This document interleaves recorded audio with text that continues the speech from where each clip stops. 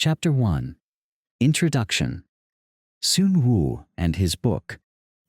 Sima Qian gives the following biography of Sun Tzu. One Sun Tzu Wu was a native of the Qi state. His art of war brought him to the notice of Ho Lu, Tu, king of Wu. Ho Lu said to him, "I have carefully perused your 13 chapters. May I submit your theory of managing soldiers to a slight test?" Sun Tzu replied, "You may." Ho Lu asked, "May the test be applied to women?" The answer was again in the affirmative, so arrangements were made to bring 180 ladies out of the palace. Sun Tzu divided them into 2 companies and placed one of the king's favorite concubines at the head of each. He then bade them all take spears in their hands and addressed them thus: "I presume you know the difference between front and back, right hand and left hand?" The girls replied, "Yes." Sun Tzu went on, "When I say eyes front, you must look straight ahead. When I say left turn, you must face towards your left hand. When I say right turn, you must face towards your right hand. When I say about turn, you must face right round towards your back." Again the girls assented. The words of command having been thus explained, he set up the halberds and battle axes in order to begin the drill. Then, to the sound of drums, he gave the order, "Right turn." But the girls only burst out laughing. Sun Tzu said, "If words of command are not clear and distinct, if orders are not thoroughly understood, then the general is to blame." So he started drilling them again, and this time gave the order, "Left turn," whereupon the girls once more burst into fits of laughter. Sun Tzu: "If words of command are not clear and distinct, if orders are not thoroughly understood, the general is to blame. But if his orders are clear, and the soldiers nevertheless disobey, then it is the fault of their officers." So saying, he ordered the leaders of the 2 companies to be beheaded. Now the king of Wu was watching the scene from the top of a raised pavilion, and when he saw that his favorite concubines were about to be executed, he was greatly alarmed and hurriedly sent down the following message: "We are now quite satisfied as to our general's ability to handle troops. If we are bereft of these 2 concubines, our meat and drink will lose their savor. It is our wish that they should not be beheaded." Sun Tzu replied, "Having once received His Majesty's commission to be the general of his forces, there are certain commands of His Majesty which, acting in that capacity, I am unable to accept." Accordingly, he had the 2 leaders beheaded, and straightway installed the pair next in order as leaders in their place. When this had been done, the drum was sounded for the drill once more, and the girls went through all the evolutions, turning to the right or to the left, marching ahead or wheeling back, kneeling or standing, with perfect accuracy and precision, not venturing to utter a sound. Then Sun Tzu sent a messenger to the king saying, "Your soldiers, sire, are now properly drilled and disciplined, and ready for your Majesty's inspection. They can be put to any use that their sovereign may desire. Bid them go through fire and water, and they will not disobey." But the king replied, "Let our general cease drilling and return to camp. As for us, we have no wish to come down and inspect the troops." Thereupon Sun Tzu said, "The king is only fond of words and cannot translate them into deeds." After that, Ho Lu saw that Sun Tzu was one who knew how to handle an army, and finally appointed him general. In the west, he defeated the Chu state and forced his way into Ying, the capital. To the north, he put fear into the states of Qi and Qin, and spread his fame abroad amongst the feudal princes. And Sun Tzu shared in the might of the king. 35 Preface. Ad fin, my family comes from Loan, and we are really descended from Sun Tzu. I am ashamed to say that I only read my ancestors' work from a literary point of view, without comprehending the military technique. So long have we been enjoying the blessings of peace. 36. Ha Wei is about 14 miles from Tongquan on the eastern border of Shenxi. The temple in question is still visited by those about the ascent of the western sacred mountain. It is mentioned in a text as being situated 5 li east of the district city of Huayin. The temple contains the Hua Shan tablet inscribed by the Tang Emperor Huan Xuan 7585. This study, probably surpassing me therein. Accordingly, I have had the whole work cut on blocks as a textbook for military men. The three individuals here referred to had evidently been occupied on the text of Sun Tzu prior to Sun Xingyen's commission, but we're left in doubt as to the work they really accomplished. At any rate, the new edition, when ultimately produced, appeared in the names of Sun Xingyen and only one co-editor, Wu Zhenxi. They took the original edition as their basis, and by careful comparison with older versions, as well as the extant commentaries and other sources of information, such as the ISUO, succeeded in restoring a very large number of doubtful passages, and turned out, on the whole, what must be accepted as the closest approximation we are ever likely to get to Sun Tzu's original work. This is what will hereafter be denominated the standard text. The copy which I have used belongs to a reissue dated 1877. It is in 6 pen, forming part of a well-printed set of 23 early philosophical works in 83 pen.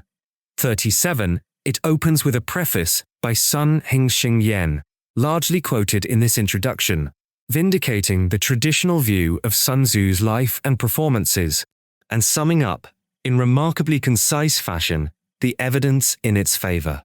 This is followed by Chao Kun's preface to his edition, and the biography of Sun Tzu from the SHIHI, both translated above. Then come, firstly, Cheng Yuhaxian's I.S. Shuo, 38 with author's preface, and next, a short miscellany of historical and bibliographical information, entitled Sun Tzu SHI, compiled by P.I.E. Sun.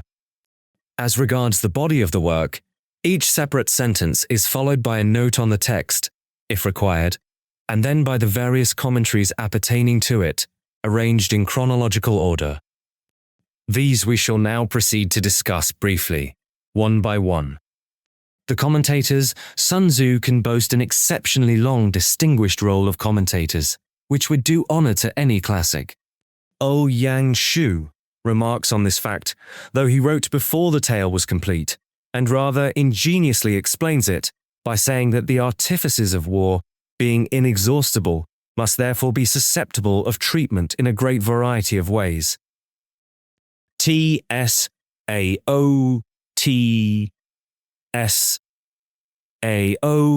or Chao Kun, afterwards known as Wei Wu T. A.D. 155-2-. There is hardly any room for doubt that the earliest commentary on Sun Tzu actually came from the pen of this extraordinary man, whose biography, in the San Ku Chi, reads like a romance.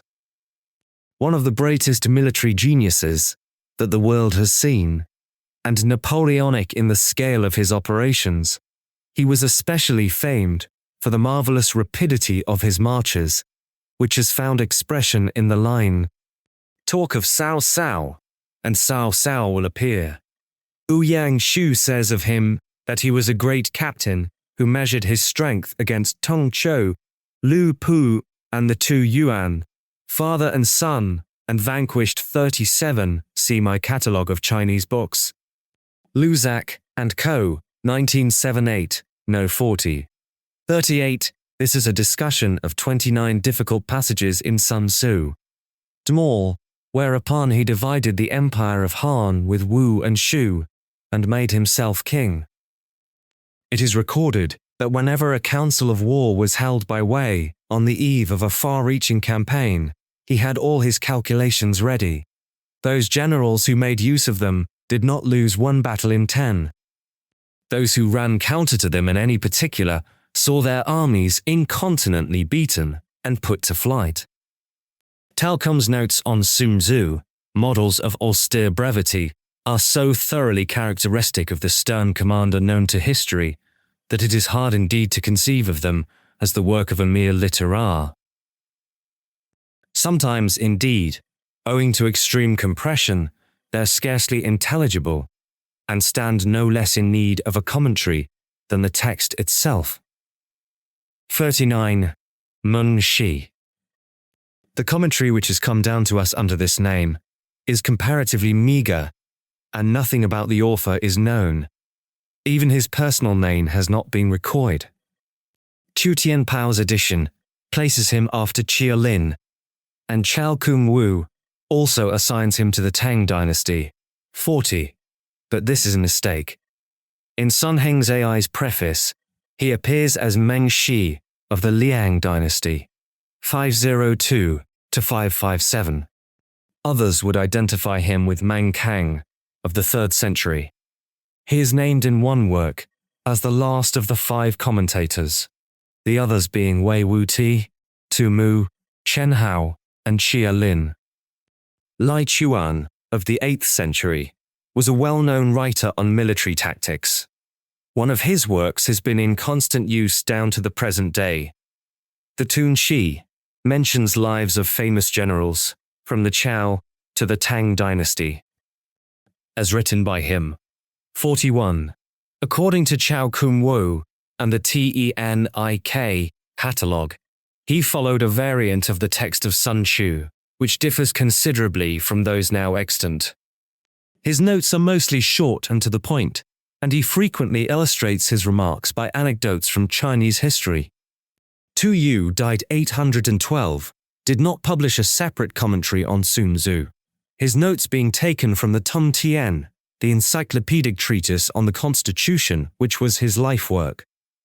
They are largely repetitions of Cao Kung and Meng Shi, besides which it is believed that he drew on the ancient commentaries of Wan Ling and others. Owing to the peculiar arrangement of Tong Tien, he has to explain each passage on its merits, apart from the context, and sometimes his own explanation does not agree with that of Cao Kung, whom he always quotes first. Though not strictly to be reckoned as one of the 10 commentators, he was added to their number by Tu Tien Pao, being wrongly placed after his grandson, Tu Mu. Tu Mu 803. 852 is perhaps the best known as a poet, a bright star even in the glorious galaxy of the Tang period. We learn from Chao Kung Wu that although he had no practical experience of war, he was extremely fond of discussing the subject, and was moreover well read in the military history of the 39C. Catalogue of the Library of Fan Family at Ningpo. His commentary is frequently obscure, it furnishes a clue, but does not fully develop the meaning. 40 WNCN Tung, Cal. Chapter 200. 41.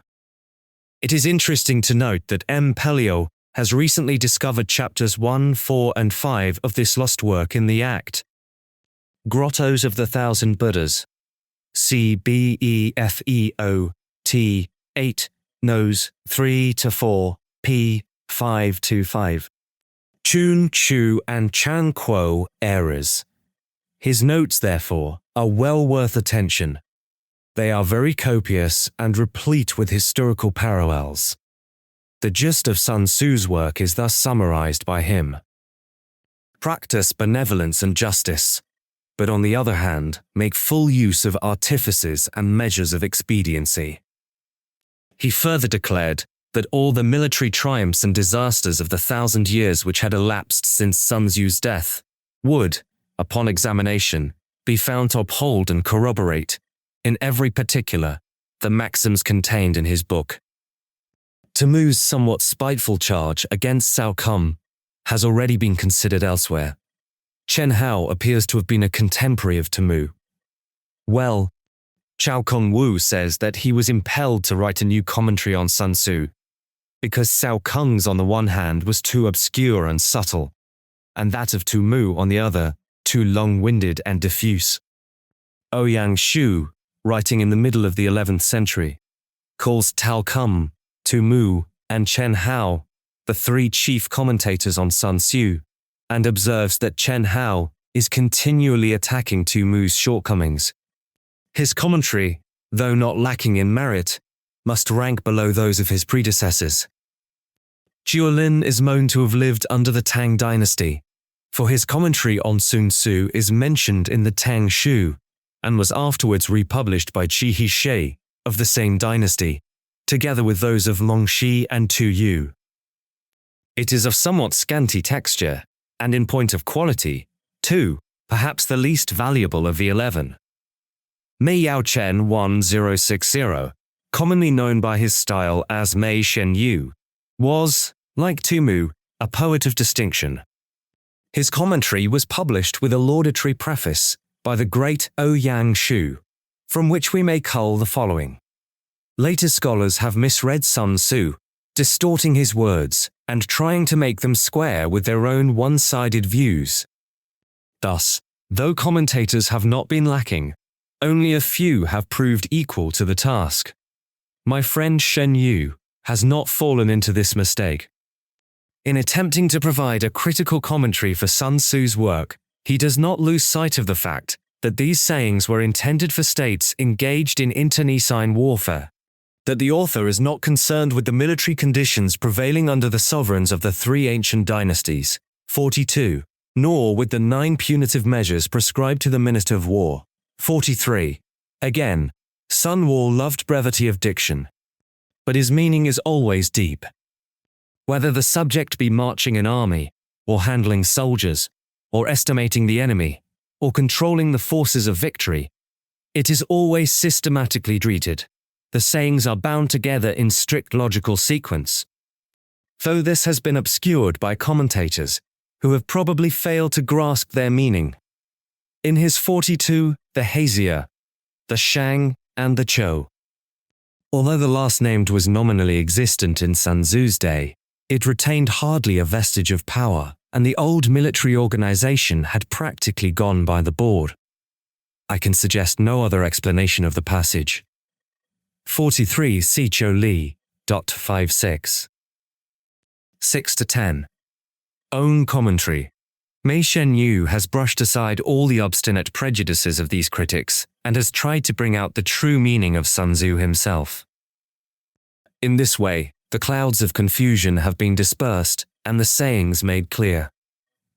I am convinced that the present work deserves to be handed down, side by side with the 3 great commentaries, and for a great deal that they find in the sayings, coming generations will have constant reason to thank my friend. Making some allowance for the exuberance of friendship, I am inclined to endorse this favorable judgment, and would certainly place him above Chen Hao in order of merit. Wang Xi, also of the Song dynasty, is decidedly original in some of his interpretations, but much less judicious than Mei Yao Chen, and on the whole, not a very trustworthy guide. He is fond of comparing his own commentary with that of Cao Kun, but the comparison is not often flattering to him. We learn from Cao Kun Wu that Wang Xi revised the ancient text of Sun Tzu, filling up lacunae and correcting mistakes. Hai Oyen-SIA of the Sum dynasty. The personal name of this commentator is given as above by Chun Chao in the Tung Chi, written about the middle of the 12th century, but he appears simply as Ho Shi in the Yu Hai. And Ma Tuan Lin quotes Cao Kun Wu as saying that his personal name is unknown. There seems to be no reason to doubt Cheng Chao's statement, otherwise I should have been inclined to hazard a guess and identify him with one Ho Chu Fei, the author of a short treatise on war, who lived in the latter part of the 11th century. Koxi's commentary, in the words of the Tian Ek catalogue, contains helpful additions here and there, but is chiefly remarkable for the copious extracts taken, in adapted form, from the dynastic histories and other sources. Chang Yu. The list closes with a commentator of no great originality perhaps, but gifted with admirable powers of lucid exposition. His commentator is based on that of Cao Kun, whose terse sentences he contrived to expand and develop in masterly fashion. Without Chang Yu, it is safe to say that much of Cao Kun's commentary would have remained cloaked in its pristine obscurity, and therefore valueless. His work is not mentioned in the Sum history, the Tung Kao, or the Yu Hai, but it finds a niche in the Tung Chi, which also names him as the author of the Lives of Famous Generals. 45. It is rather remarkable that the last named four should all have flourished within so short a space of time. Chao Kun War accounts for it by saying,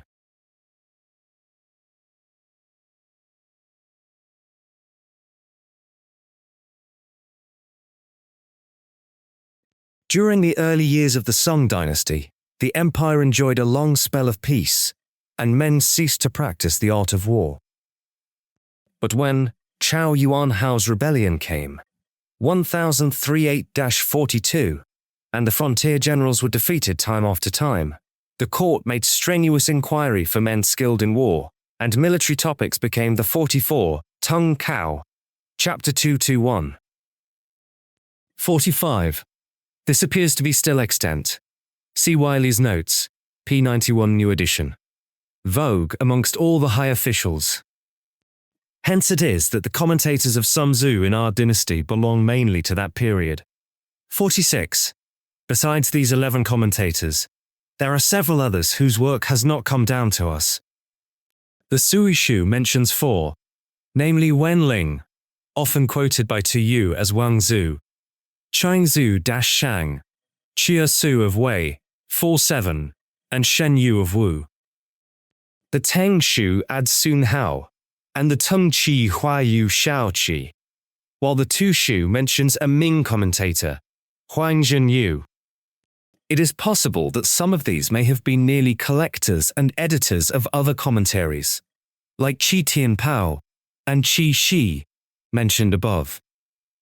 Appreciations of Sun Tzu. Sun Tzu has exercised a prudent fascination over the minds of some of China's greatest men. Among the famous generals who are known to have studied his pages with enthusiasm may be mentioned Han Xin D.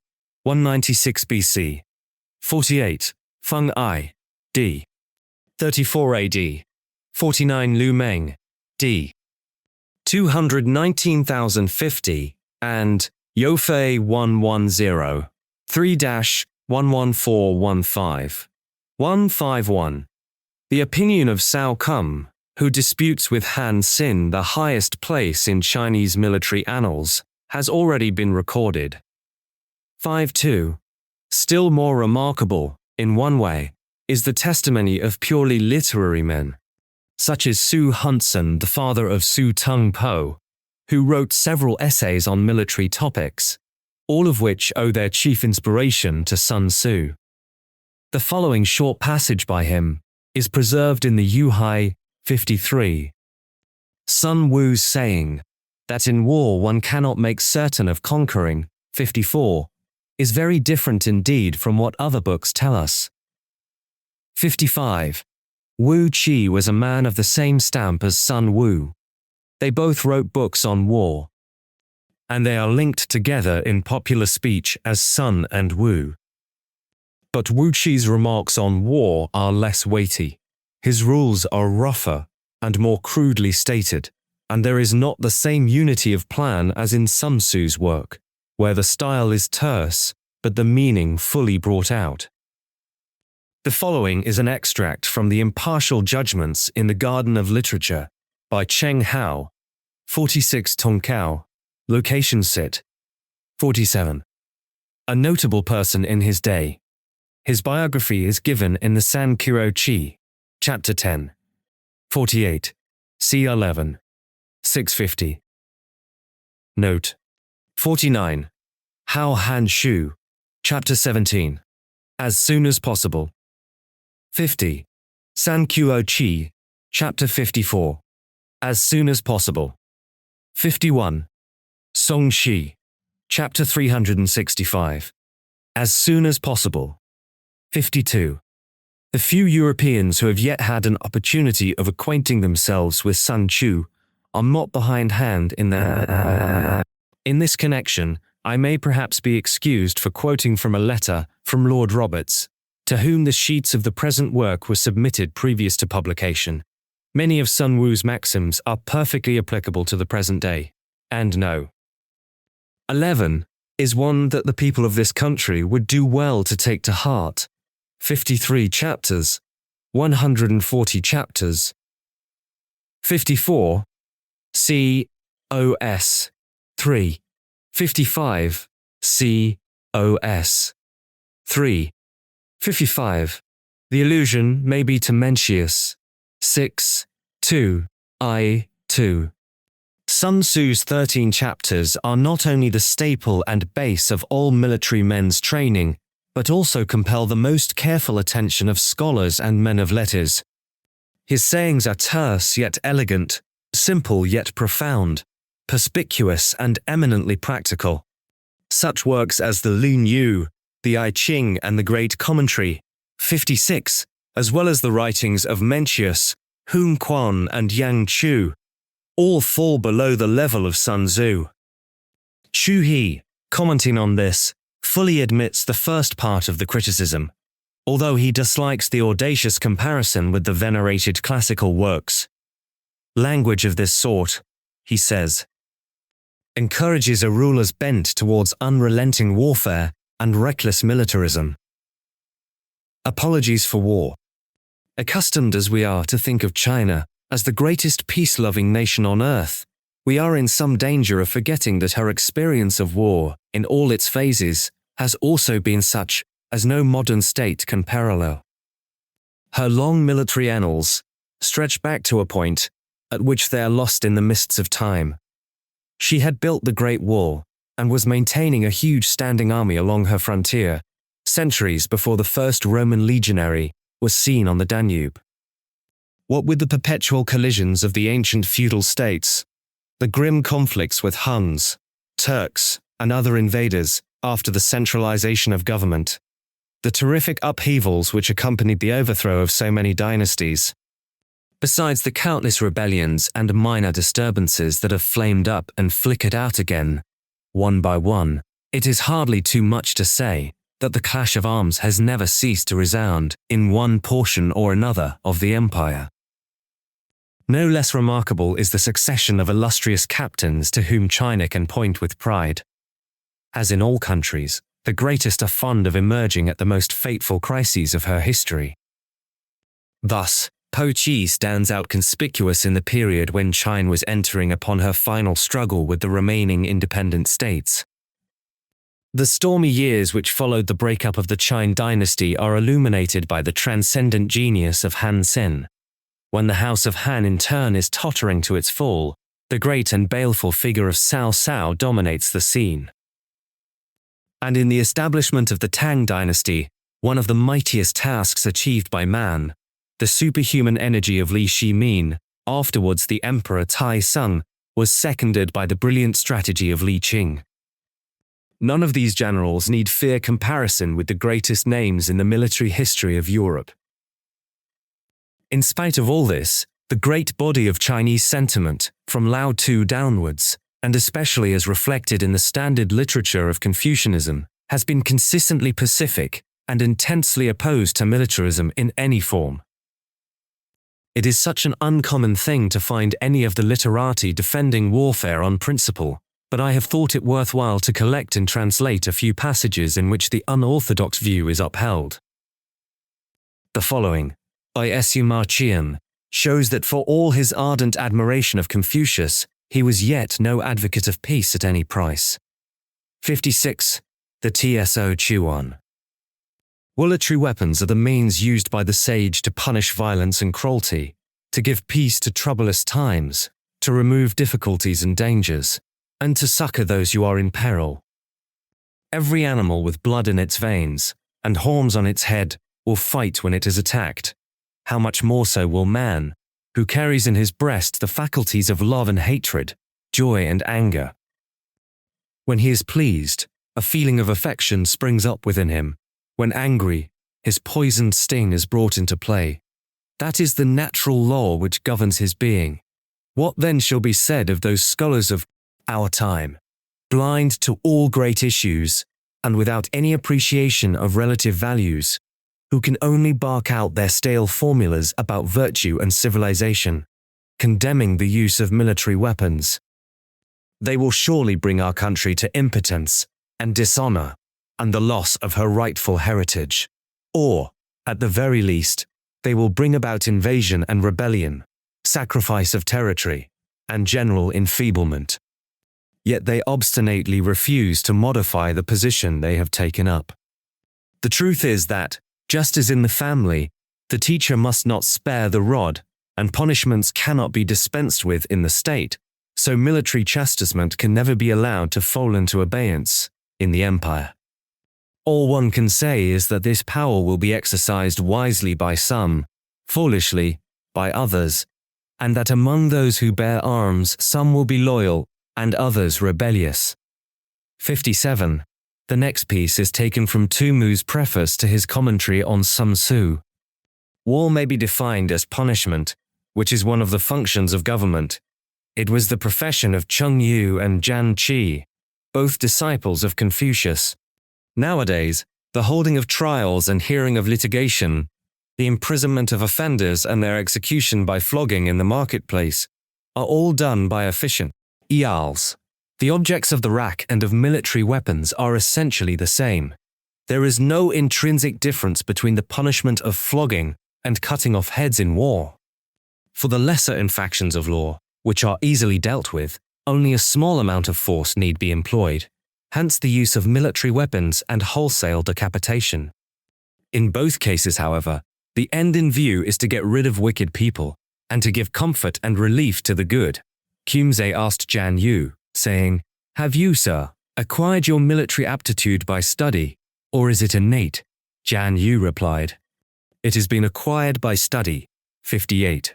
"How can that be so?" said Qumze, "seeing that you are a disciple of Confucius?" "It is a fact," replied Zhan Yu. "I was taught by Confucius." It is fitting that the great sage should exercise both civil and military functions, though to be sure my instruction in the art of fighting has not yet gone very far. 57. SHIH, Chapter 25, Fall 1. 58. Cf. SHIH, Chapter 47.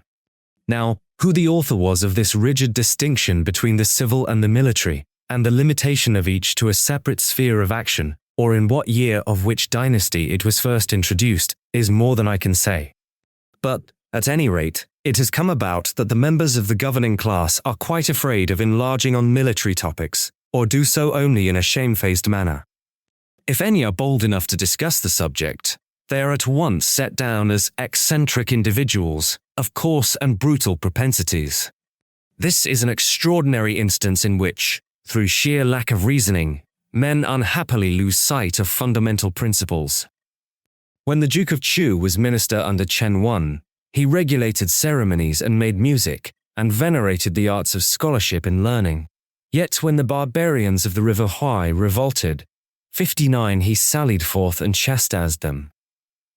When Confucius held office under the Duke of Lu, and a meeting was convened at Chiaku, 67, he said, "If pacific negotiations are in progress, warlike preparations should have been made beforehand." He rebuked and shamed the Marquis of Qi, who cowered under him and dared not proceed to violence. How can it be said that these two great sages had no knowledge of military matters? We have seen that the great Chu Hess held Sun Tzu in high esteem. He also appeals to the authority of the classics. Our master Confucius, answering Duke Ling of Wei, said, "I have never studied matters connected with armies and battalions." 61. Replying to Kung Wen Su, he said, "I have not been instructed about buffcoats and weapons. But if we turn to the meeting at Chiaku, we find that he used armed force against the men of Lai, so that the Marquis of Qi was overawed. Again, when the inhabitants of Pi revolted, they ordered his officers to attack them, whereupon they were defeated and fled in confusion. He once uttered the words, 'If I fight, I conquer.' 62. And Zhan Yu also said, "The sage exercises both civil and military functions." 63. Can it be a fact that Confucius never studied or received instruction in the art of war? We can only say that he did not specially choose matters connected with armies and fighting to be the subject of his teaching. Sun Hing Yen, the editor of Sun Tzu, writes in similar strain, Confucius said, "I am unversed in military matters." 64. He also said, "If I fight, I conquer." Confucius ordered ceremonies and regulated music. Now war constitutes one of the 5 classes of state ceremonial, 65 and 59. See Su Qing, Preface. SS. 55. 60. See Shi. Qi. 47. 61. Lun Yu. 15. 62. I failed to trace this utterance. 63. Supra. 64. Supra. 65. The other 4 being worship, mourning, entertainment of guests, and festive rites. See Su Qing, 1.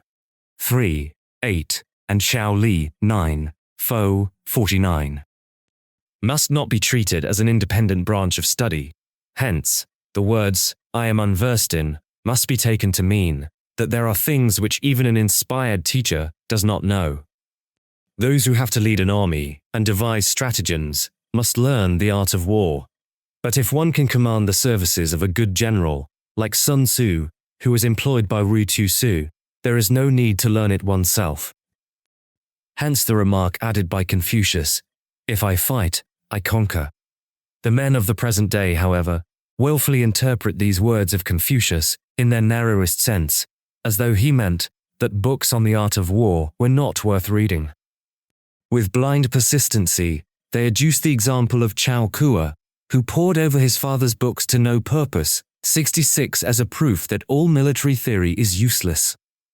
Again, seeing that books on war have to do with such things as opportunism in designing plans and the conversion of spies, they hold that the art is immoral and unworthy of a sage.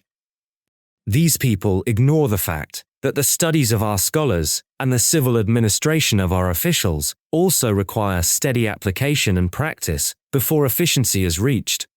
The ancients were particularly chary of allowing near novices to botch their work. 67 weapons are baneful. 67 weapons are banful. 67 weapons necessity for agencies and forces to inform the city of an good and will do overflow. Qi got a rough idea of the art in its general bearings, but would not pursue his studies to their proper outcome, the consequence being that he was finally defeated and overthrown. He did not realize that the tricks and artifices of war are beyond verbal computation. Duke Xiang of Sung and King Yan of Shu were brought to destruction by their misplaced humanity. The treacherous and underhand nature of war necessitates the use of guile and stratagem suited to the occasion. There is a case on record of Confucius himself having violated an extorted oath, 71, and also of his having left the Sung state in disguise, 72.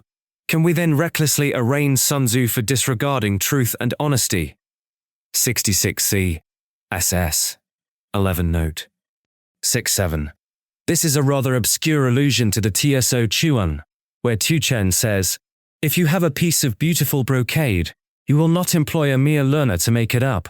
68 CF. SF. CFTO Teaching, Chapter 31. 69. Sun Hingzhen might have quoted Confucius again. C. Lun Yu, Trustee, 2930, 70, better known as Shang Yu, 233-202 BC. 71. Shi Shi, Chapter 47. 72. Shi Qi, Chapter 38. Bibliography. Wu Qi, in 1 Chuan, or 6 chapters. Wu Qi D381 D. C. Su-M AFA, in 1 Chuan, or 5 chapters. Wrongly attributed to Shi Ma Jiangchu of the 6th century DC. Its date, however, must be early, as the customs of the 3 ancient dynasties are constantly to be met within its pages. See Su Qi, Chapter 6-4. The Suq Chuan Shu, Chapter 99. Flaw. One remarks that the oldest 3 treatises on war, Sun Tzu, Wu Zhu and Su Ma Fa are, generally speaking, only concerned with things strictly military, the art of producing, collecting, training, and drilling troops, and the correct theory with regard to measures of expediency, laying plans, transport of goods, and the handling of soldiers, in strong contrast to later works, in which the science of war is usually blended with metaphysics, divination, and magical arts in general. Lu Tao, in 6 Chuan, or 60 chapters, attributed to Lu Wang or Lu Shang, also known as Tai Kum, of the 12th century BC, 73, but its style does not belong to the era of the three dynasties. Lu Taiming, 525 AD, mentions the work and enumerates the headings of the 6 sections so that the forgery cannot have been later than Sui dynasty. Wei Liao Ted, in 5 Xuan, attributed to Wei Liao, 4th century BC, who studied under the famous Kuei Qiu Tu. The work appears to have been originally in 31 chapters, whereas the text we possess contains only 24. Its matter is sound enough in the main, though the strategical devices differ considerably from those of the Warring States period. It has been furnished with a commentary by the well-known Song philosopher Chang Sai. San Lu, in 3 Chuan, attributed to Hein Shi Kum, a legendary personage who is said to have bestowed it on Chang Liang, d. 05, in Power Free or Silence, 187 BC, in an interview on a bridge. But here again the style is not that of works dating from the Qin or Han period. The Han Emperor Quan Wu, 25 to 57 AD, apparently quotes from it in one of his proclamations, but the passage in question may have been inserted later on, 73 CSS 27 note. Further details on Tai Kum will be found in the Shi, chapter 87. 32 accounts of him are there given, according to which he would appear to have been first raised from a humble private station by Wen Wang. In order to prove the genuineness of the work, we shall not be far out if we refer it to the Northern Sum period, 420 to 478 AD, or somewhat earlier. Lai Wei Kung Wen, 2, in 3 sections. Written in the form of a dialogue between Tai Sung and his great general Li Qing, it is usually ascribed to the latter. Competent authorities consider it a forgery, though the author was evidently well versed in the art of war. Li Qing Ping Fa, not to be confounded with the foregoing, is a short treatise in 8 chapters, preserved in the Tung Tien, but not published separately. This fact explains its omission from the SSU Ku Chun, Wu Qiqing, in 1 Kuan. Attributed to the legendary minister Feng Hu, with exegetical notes by Kong Soon Hung, of the Han Dynasty d. 121 BC, and said to have been eulogized by the celebrated general Ma Long, d. 300 AD. Yet the earliest mention of it is in the Sun Tzu. Although a forgery, the work is well put together. Considering the high popular estimation in which Chuko Liang has always been held, it is not surprising to find more than one work on war ascribed to his pen. Such are 1. The Shi Liu Tse. 1. Chuan, preserved in the Yung Lo Te Tien. 2. Jiang. Yuan. 1. Chuan. And 3. Xin Shu. 1. Chuan, which steals wholesale from Sun Tzu. None of these has the slightest claim to be considered genuine. Most of the large Chinese encyclopedias contain extensive sections devoted to literature of war. The following references may be found useful. Tong Tien, circa 800 AD, chapter 148 to 162. Taiping Yulan, 983, chapter 270 to 359. Wen Xian Tong Cao, 13th century, chapter 221. Yu Hai, 13th century, chapter 140 to 141. San Tzu, Huri, Quan Paul Wu Chi, 1607-32. Qian Qiu Lei Shu, 1632, ch. 75. Yuan Qian Lei Han, 1710, ch. 206-229. Ku Qin Tu Chi Chen, 1726, Espes Chi, 81-290. Hu Wen Xian Tun Cao, 1784. Hu Wang Xiaojing Shi Wen Pn, 186, Chapter 76, 77.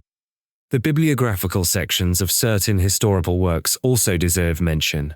Qian Han Shu, Chapter 30. Sui Shu, Chapter 32-35. Qi Tang Shu, Chapter 46-47. Xin Tang Shu, Chapter 57-60. 202-209. Tong Qi, circa 1150, Chapter 68. To these, of course, must be added the great catalogue of the Imperial Library. Su Q Chuan Shu, Tung Mu Ti Yao, 1790, Chapter 99, 100.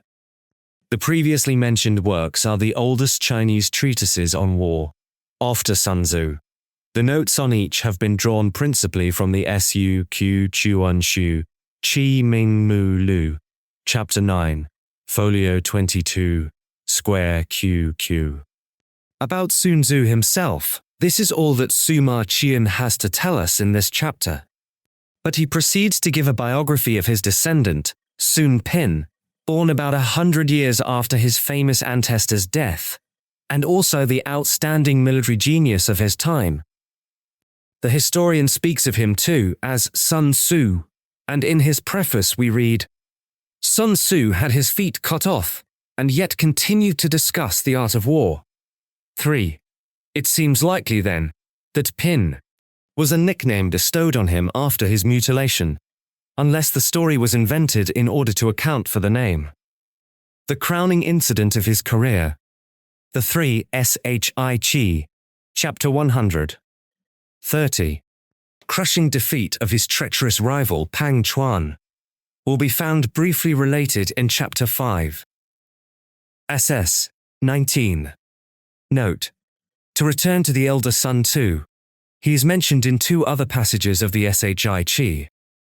In the 3rd year of his reign, 512 BC, Ho Lu, king of Wu, took the field with Su Hu and Po Pei and attacked Chu. He captured the town of Shu and slew the 2 princes' sons who had formerly been generals of Wu. He was then meditating a descent on Ying, the capital. But the general Sun Wu said, "The army is exhausted. It is not yet possible. We must wait." After further successful fighting, in the 9th year, King Ho Lu addressed Wu Su Hu and Sun Wu, saying, "Formerly, you declared that it was not yet possible for us to enter Ying. Is the time ripe now?" The 2 men replied, "Chu's general Tu Chang, is grasping and covetous, and the princes of Tang and Sai both have a grudge against him. If your majesty has resolved to make a grand attack, you must win over Tang and Sai, and then you may succeed." Ho Lu followed this advice, beat Chu in 5 pitched battles, and marched into Ying. 5. This is the latest date at which anything is recorded of Sun Wu. He does not appear to have survived his patron, who died from the effects of a wound in 496. In another chapter there occurs this passage. 6. From this time onward, a number of famous soldiers arose, one after the other: Cao, Fan, 7, who was employed by the Qin state; Wang Zhu, 8, in the service of Qi; and Sun Wu, in the service of Wu. These men developed and threw light upon the principles of war. It is obvious enough that Sima Qian, at least, had no doubt about the reality of Sun Wu as an historical personage, and, with one exception, to be noticed presently, he is by far the most important authority on the period in question. It will not be necessary, therefore, to say much of such a work as the Wu Yehe Chum Chu, which is supposed to have been written by Chao Ye of the 1st century AD. The attribution is somewhat doubtful, but even if it were otherwise, his account would be of little value, based as it is on the Shi Qi and expanded with romantic details. The story of Sun Tzu will be found, for what it is worth, in Chapter 2. The only new points in it worth noting are: 1. Sun Tzu was first recommended to Ho Lu by Wu Zuhu. 2. He is called a native of Wu. 3. He had previously lived a retired life, and his contemporaries were unaware of his ability. The following passage occurs in the Huainan Zhu. When sovereign and ministers show perversity of mind, it is impossible even for a Sun Tzu to encounter the foe. 4. The appellation of Nanhua. 5. Shiqi, Chapter 31. 6. Shiqi, Chapter 25. 7. The appellation of Hu Yen, mentioned in Chapter 39 under the year 637. 8. Wang Zhu Chen Fu, Chapter 32, year 607. Assuming that this work is genuine, and hitherto no doubt has been cast upon it, we have here the earliest direct reference for Sun Tzu, for Huainan Zhu died in 122 BC, many years before the Shi Qi was given to the world. Liu Hashang, 80–9 BC says, "The reason why Sun Tzu at the head of 30,000 men beat Chu with 200,000 is that the latter were undisciplined." Teng Mingxi informs us that the surname Sun was bestowed on Sun Wu's grandfather by Duke Qing of Qi, 547349 BC. Sun Wu's father, Sun Ping, rose to be a minister of state in Qi, and Sun Wu himself, whose style was Changqing, fled to Ru on account of the rebellion which was being fomented by the kindred of Tianpao. He had 3 sons, of whom the second, named Ming, was the father of Sun Ping. According to this account, then, Pin was the grandson of Wu, which, considering that Sun Pin's victory over Wei was gained in 341 BC, may be dismissed as chronological impossible. Whence these data were obtained by Teng Mingxi I do not know, but of course no reliance whatever can be placed in them. An interesting document which has survived from the close of the Han period is the short preface written by the great Cao Cao, or Wei Wu Ti, for his edition of Sun Tzu. I shall give it in full. I have heard that the ancients used bows and arrows to their advantage. 9. The Shuchu mentions the army among the 8 objects of government. The I Ching says, "Army indicates firmness and justice. The experienced leader will have good fortune." The Shah Ching says, "The king rose majestic in his wrath, and he marshaled his troops." The Yellow Emperor, Tang the Completer, and Wu Wang all used spears and battle axes in order to succor their generation. The Shah Ching says, "If one man slay another of set purpose, he himself may rightfully be slain. He who relies solely on warlike measures shall be exterminated. He who relies solely on peaceful measures shall perish." Instances of this are Fu Chai, Ten, on the one hand, and Yen Wang on the other. 11. In military matters, the sage's rule is normally to keep the peace, and to move his forces only when occasion requires. He will not use armed force unless driven to it by necessity. Many books have I read on the subject of war and fighting, but the work composed by Sun Wu is the profoundest of them all. Sun Tzu was a native of the Qi state. His personal name was Wu. He wrote The Art of War in 13 chapters for Ho Lu, king of Wu. Its principles were tested on women, and he was subsequently made a general. He led an army westwards, crushed the Chu state, and entered Ying, the capital. In the north, he kept Qi and Qin in awe. 100 years and more after his 9, they attached strings to wood to make bows, and sharpened wood to make arrows. The use of bows and arrows is to keep the empire in awe. 10. The son and successor of Holu. He was finally defeated and overthrown by Ku Qin, king of Yu, in 473 BC.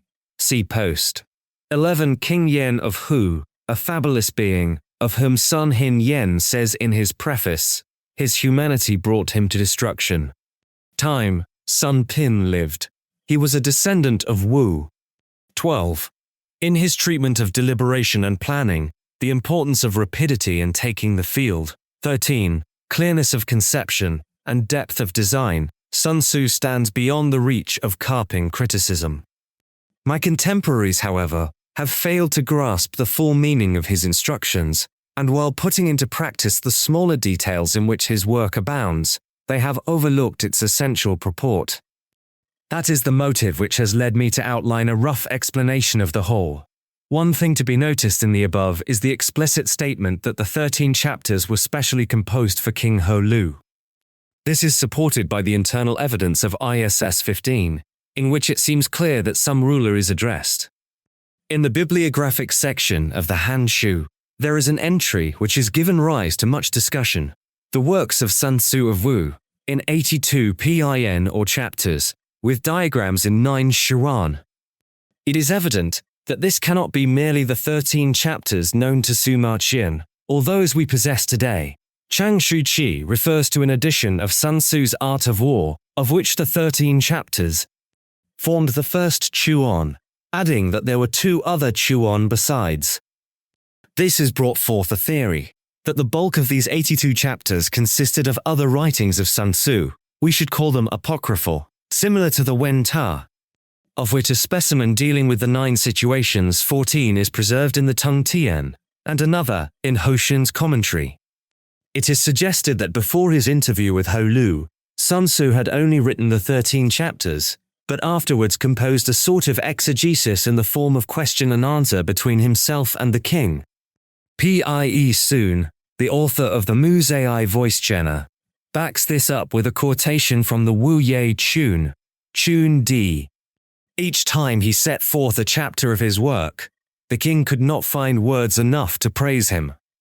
As he points out, if the whole work was expounded on the same scale as in the above-mentioned fragments, the total number of chapters could not fail to be considerable. Then the numerous other treatises attributed to Sun Tzu might be included. The fact that the Han Qi mentions no work of Sun Tzu, except the 82 pin, whereas the Sui and Tang bibliographies give the titles of others, in addition to the 13 chapters, is good proof. Pi Hu Sun thinks that all of these were contained in the 82 pin. Without pinning our faith to the accuracy of details supplied by the Wei Chun Chu, or admitting the genuineness of any of the treatises cited by Pi Hu Sun, we may see in this theory a probable solution of the mystery. Between Su Ma Qin and Pan Ku, there was plenty of time for a luxuriant crop of forgeries to have grown up under the magic name of Sun Tzu, and the 82 pie may very well represent a collected edition of these lumped together with the original work. It is also possible, though less likely, that some of them existed in the time of the earlier historian and were purposely ignored by him. 15. 12. The passage I have put in brackets is omitted in the TUSU and may be an interpolation. It was known, however, to Chang Shaoqie of the Tang dynasty and appears in the Taiping Yulan. 13. Cao Kung seems to be thinking of the first part of Chapter 2, perhaps especially of Section 8. 14. See Chapter 11. 15. On the other hand, it is noteworthy that Ruchu, which is not in 6 chapters, has 48 assigned to it in the Hanqi. Likewise, the Chung Yum is credited with 49 chapters, though now only in 1 only. Tumu's conjecture seems to be based on a passage which states, Wei Wu Ti strung together Sun Wu's Art of War, which in turn may have resulted from a misunderstanding of the final words of Cao King's preface. This, as Sun Hing Yen points out, is only a modest way of saying that he made an explanatory paraphrase, or in other words, wrote a commentary on it. On the whole, this theory has met with very little acceptance. Thus, the SSU Ku Chiron Shu says, the mention of the 13 chapters in the Shihi Chi Shu shows that they were in existence before the Hanshi, and that latter accretions are not to be considered part of the original work. Tu Mu's assertion can certainly not be taken as proof. There is every reason to suppose, then, that the 13 chapters existed in the time of Suma Chun, practically as we have them now. That the work was then well known, he tells us in so many words. Sun Tzu's 13 chapters and Wu Chi's Art of War are the two books that people commonly refer to on the subject of military matters. Both of them are widely distributed, so I will not discuss them here. But as we go further back, serious difficulties begin to arise. The salient fact which has to be faced is that the Tiso Chuan, the greatest contemporary record, makes no mention whatsoever of Sun Wu, either as a general or as a writer. It is natural, in view of this awkward circumstance, that many scholars should not only cast doubt on the story of Sun Wu as given in the Shifi, but even show themselves frankly skeptical as to the existence of the man at all. The most powerful presentment of this side of the case is to be found in the following disposition by Ye Shui Hin, 16. It is stated in Suma Qian's history that Sun Wu was a native of the Qi state and employed by Wu, and that in the reign of Ho Lu he crushed Chu, entered Ying, and was a great general. But in So's commentary, no Sun Wu appears at all. It is true that So's commentary need not contain absolutely everything that other histories contain. But So has not omitted to mention vulgar plebeians and hireling ruffians, such as Ying Kaoshu, 17 Cao Kui, 18, Chu Chi Wu, and Chuan Shechu, 19. In the case of Sun Wu, whose fame and achievements were so brilliant, the omission is much more glaring. Again, details are given, in their due order, about his contemporaries, Wu Yuan and the minister Pei. 20. Is it credible that Sun Wu alone should have been passed over? In point of literary style, Sun Tzu's work belongs to the same school as Quan Zhu, 21, Lu Tao, 22, and the UAU 23, and may have been the production of some private scholar living towards the end of the spring May. The case of very short works, one is tempted to think that PN might simply mean leaves. 16 Ye Shi, of the Sung dynasty, 1051 to 1203. 17. He hardly deserves to be bracketed with assassins.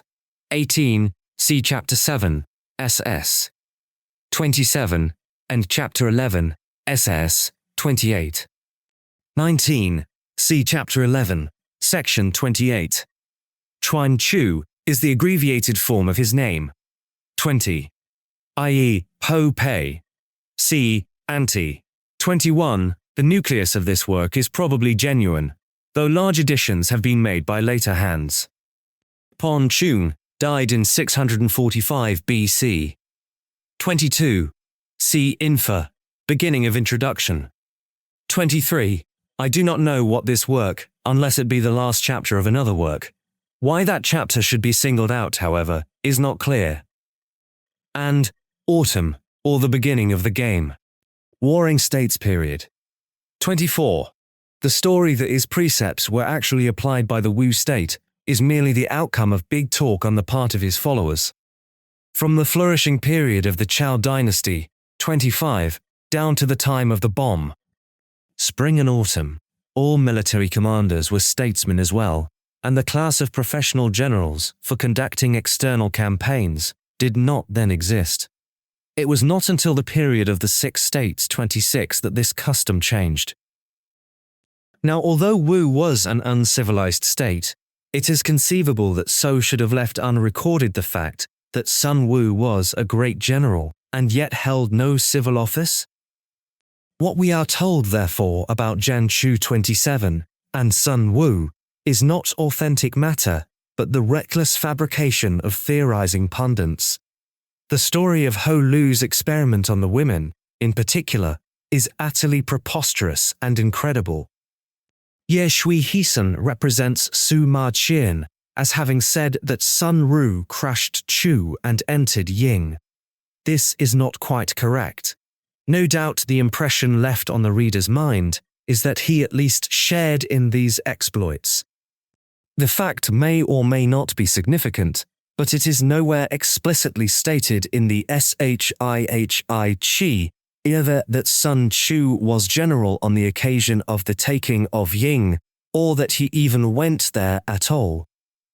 Moreover, as we know that Wu Yuan and Po Pei both took part in the expedition, and also that its success was largely due to the dash and enterprise of Fu Kai, Ho Lu's younger brother, it is not easy to see how yet another general could have played a very prominent part in the same campaign. Chen Sun of the Sung dynasty has the note, "Military writers look upon Sun Wu as the father of their art."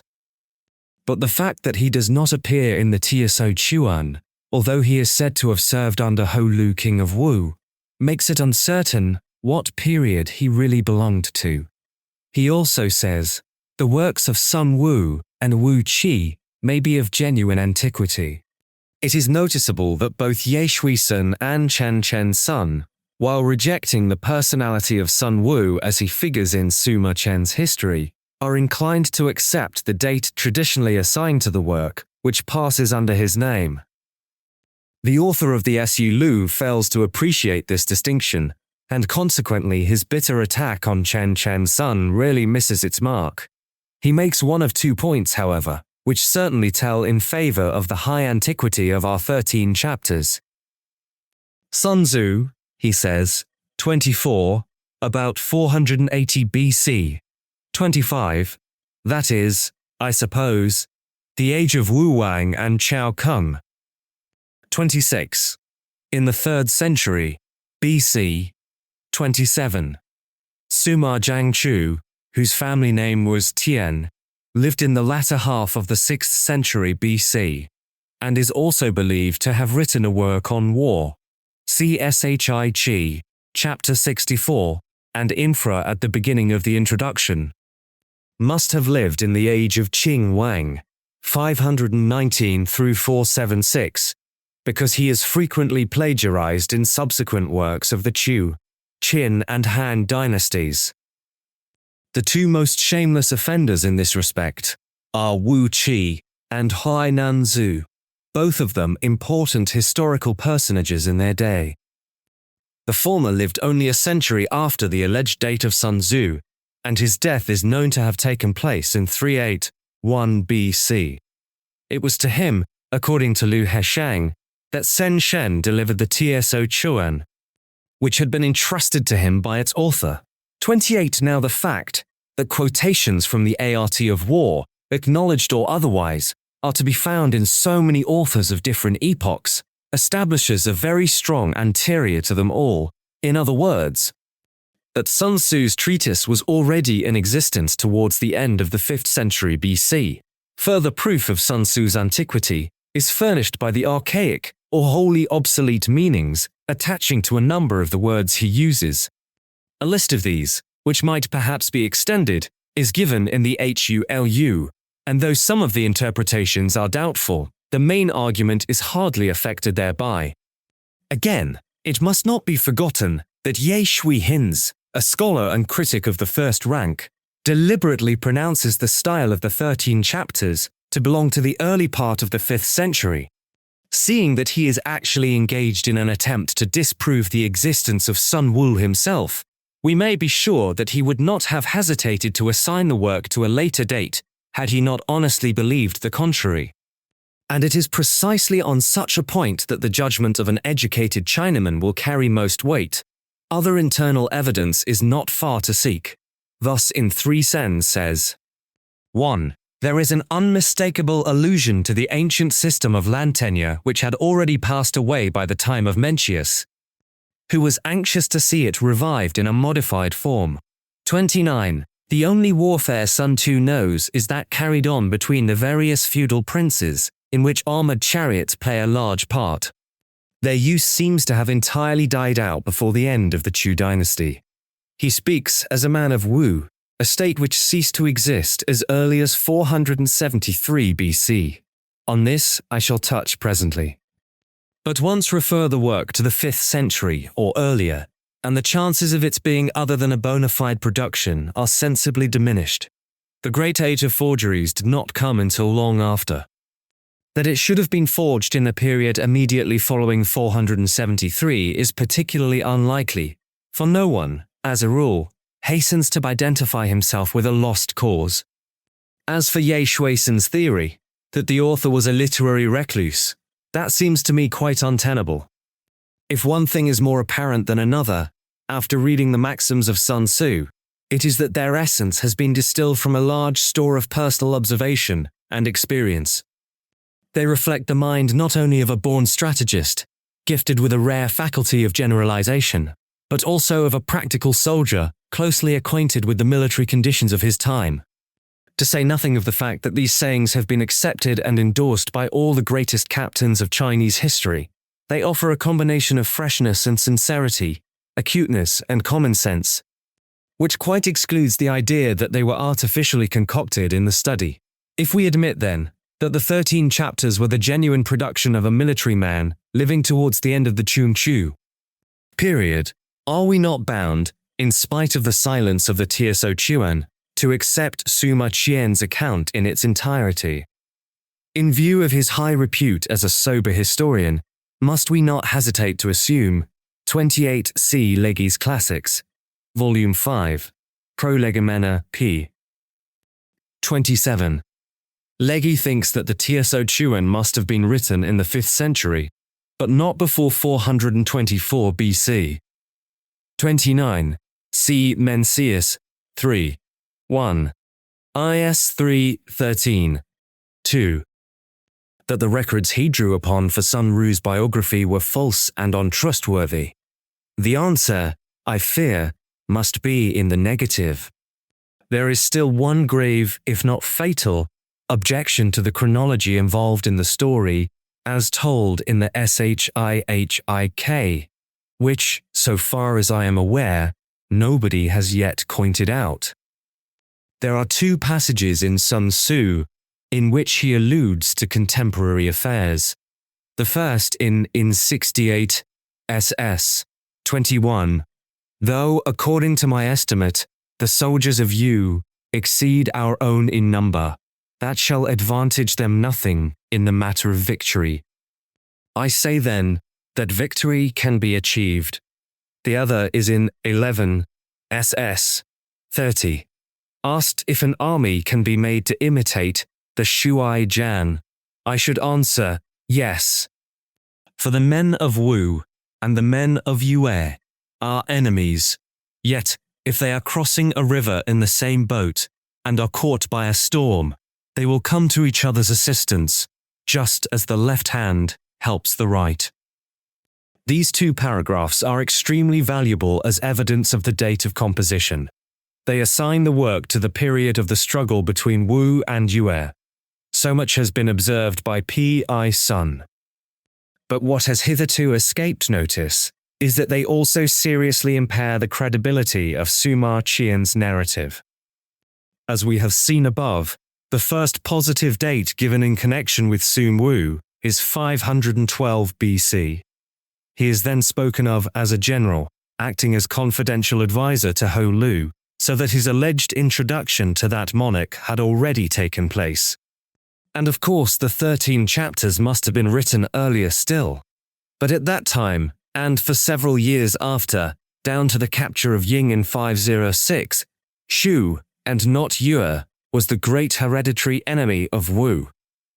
The 2 states, Chu and Wu, had been constantly at war for over half a century, 30, whereas the first war between Wu and Yue was waged only in 510, 31, and even then was no more than a short interlude sandwiched in the midst of the fierce struggle with Chu.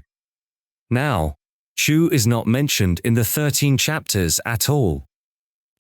The natural inference is that they were written at a time when Yue had become the prime antagonist of Wu, that is, after Chu had suffered the great humiliation of 506. At this point, a table of dates may be found useful. 30. When Wu first appears in the Chonchu, in 584, it is already at variance with its powerful neighbor. The Chonchu first mentions Yue in 537, the Tso Chuan in 601. 31. This is explicitly stated in the Tso Chuan, XX4, 2. BC. 500 A session of Ho Lu. 512. Ho Lu attacks Chu, but is dissuaded from entering Ying, the capital. Shiqi. 501. Another attack on Chu. 503. Wu makes a successful attack on Yu. This is the first war between 508 or 509. Chu invades Wu, but is signally defeated at Yuchang. 506. Ho Lu attacks Chu with the aid of Tang and Sai. Decisive battle of Pochu and capture of Yi. 505. Yue makes a raid on Wu in the absence of its army. Wu is beaten by Qin. 504. Ho Lu sends Fu Chai to attack Chu. 497. Ku Chi becomes king of Ye. 496. Wu attacks Ye, is defeated by Ku Qin at Sui Li. Ho Lu. 494. Fu Chi defeats Ku Qin in the Great Battle of Fu Chayo, and enters 385 or 484. Ku Qin renders homage to Wu. Death of Wu Tu-Hes. 482. Ku Qin invades Wu in the absence of Fu Chi. 478 to 476. Further attacks by Ye on Wu. 475. Ku Qin lays siege to the capital of Wu. 473. Final defeat and extinction. The sentence quoted above, from 5 SS 21, hardly strikes me as one that could have been written in the full flush of victory. It seems rather to imply that, for the moment at least, the tide had turned against Wu, and that she was getting the worst of the struggle. Hence we may conclude that our treatise was not in existence in 505, before which date Yu does not appear to have scored any notable success against Wu. Hu Lu died in 496, so that if the book was written for him, it must have been during the period 505 to 496, when there was a lull in the hostilities, Wu having presumably exhausted by its supreme effort against Chu.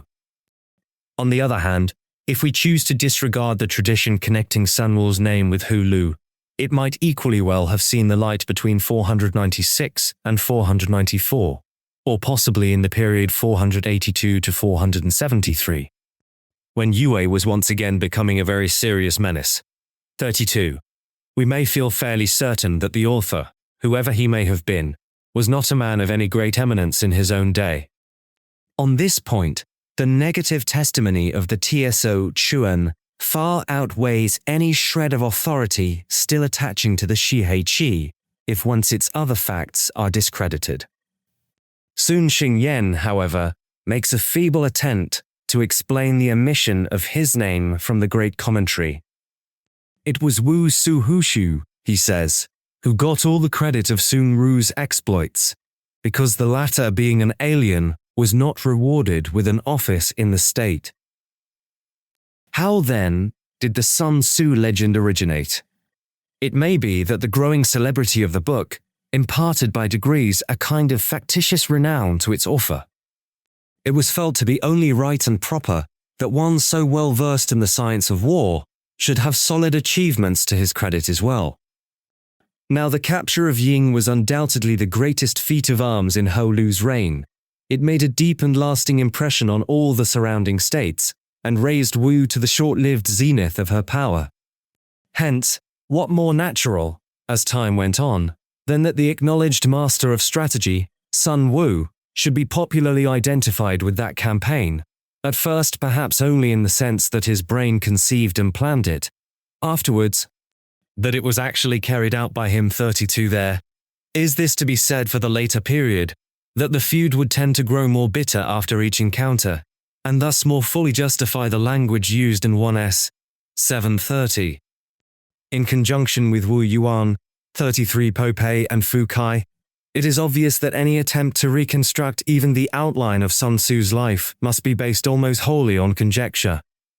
With this necessary proviso, I should say that he probably entered the service of Wu about the time of Ho Lu's accession, and gathered experience, though only in the capacity of a subordinate officer. During the intense military activity, which marked the first half of the prince's reign, 34. If he rose to be a general at all, he certainly was never on an equal footing with the three above mentioned. He was doubtless present at the investment and occupation of Ying, and witnessed Wu's sudden collapse in the following year. Yu's attack at this critical juncture, when her rival was embarrassed on every side, seems to have convinced him that this upstart kingdom was the great enemy against whom every effort would henceforth have to be directed. Sun Tzu was thus a well-seasoned warrior when he sat down to write his famous book, which according to my reckoning must have appeared towards the end rather than the beginning of Ho Lu's reign. The story of the women may possibly have grown out of some real incident occurring about the same time. As we hear no more of Sun Tzu after this from any source, he is hardly likely to have survived his patron or to have taken part in the death struggle with Ya, which began with a disaster at Suili. If these inferences are approximately correct, there is a certain irony in the fate which decreed that China's most illustrious man of peace should be contemporary with her greatest writer on war. The text of Sun Tzu. I have found it difficult to glean much about the history of Sun Tzu's text. The quotations that occur in early authors go to show that the 13 chapters, of which Sima Qian speaks, were essentially the same as those now extant. We have his word for it that they were widely circulated in his day, and can only regret that he refrained from discussing them on that account. Sun Tzu says in his preface, "During the Qin and Han dynasties, Sun Tzu's art of war was in general use amongst military commanders, but they seem to have treated it as a work of mysterious import, and were unwilling to expound it for the benefit of posterity. Thus it came about that Wei Wu was the first to write a commentary on it. As we have already seen, there is no reasonable ground to suppose that Cao Kong tampered with the text. But the text itself is often so obscure, and the number of editions which appeared from that time onwards so great, especially during the Tang and Song dynasties, that it would be surprising if numerous corruptions had not managed. 33. With Wu Yuan himself the case is just the reverse. A spurious treatise on war has been fathered on him, simply because he was a great general. Here we have an obvious inducement to forgery. Sun Tzu, on the other hand, cannot have been widely known to fame in the 5th century. 34. From Tiso Chaoan, from the date of King Chao's accession, there was no year in which Chu was not attacked by Wu. To creep in.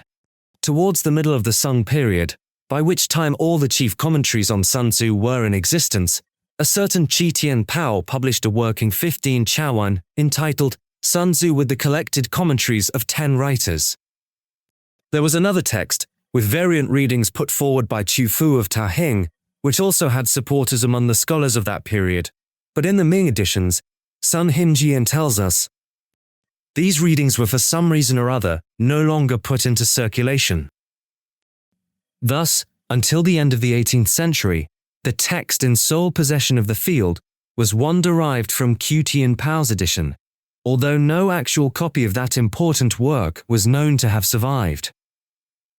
That, therefore, is the text of Sun Tzu which appears in the war section of the Great Imperial Encyclopedia, printed in 1726, the Qiu Qin Tu Shu Qi Cheng.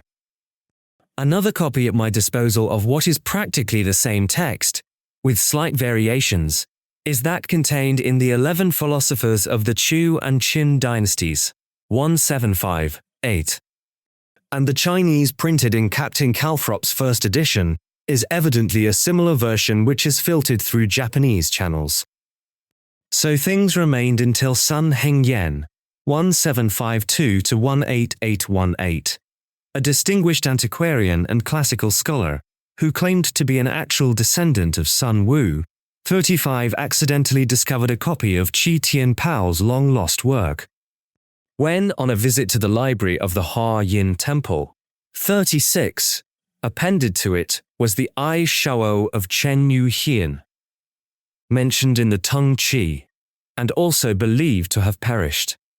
This is what Sun Xingyan designates as the original edition or text, a rather misleading name, for it cannot by any means claim to set before us the text of Sun Tzu in its pristine purity.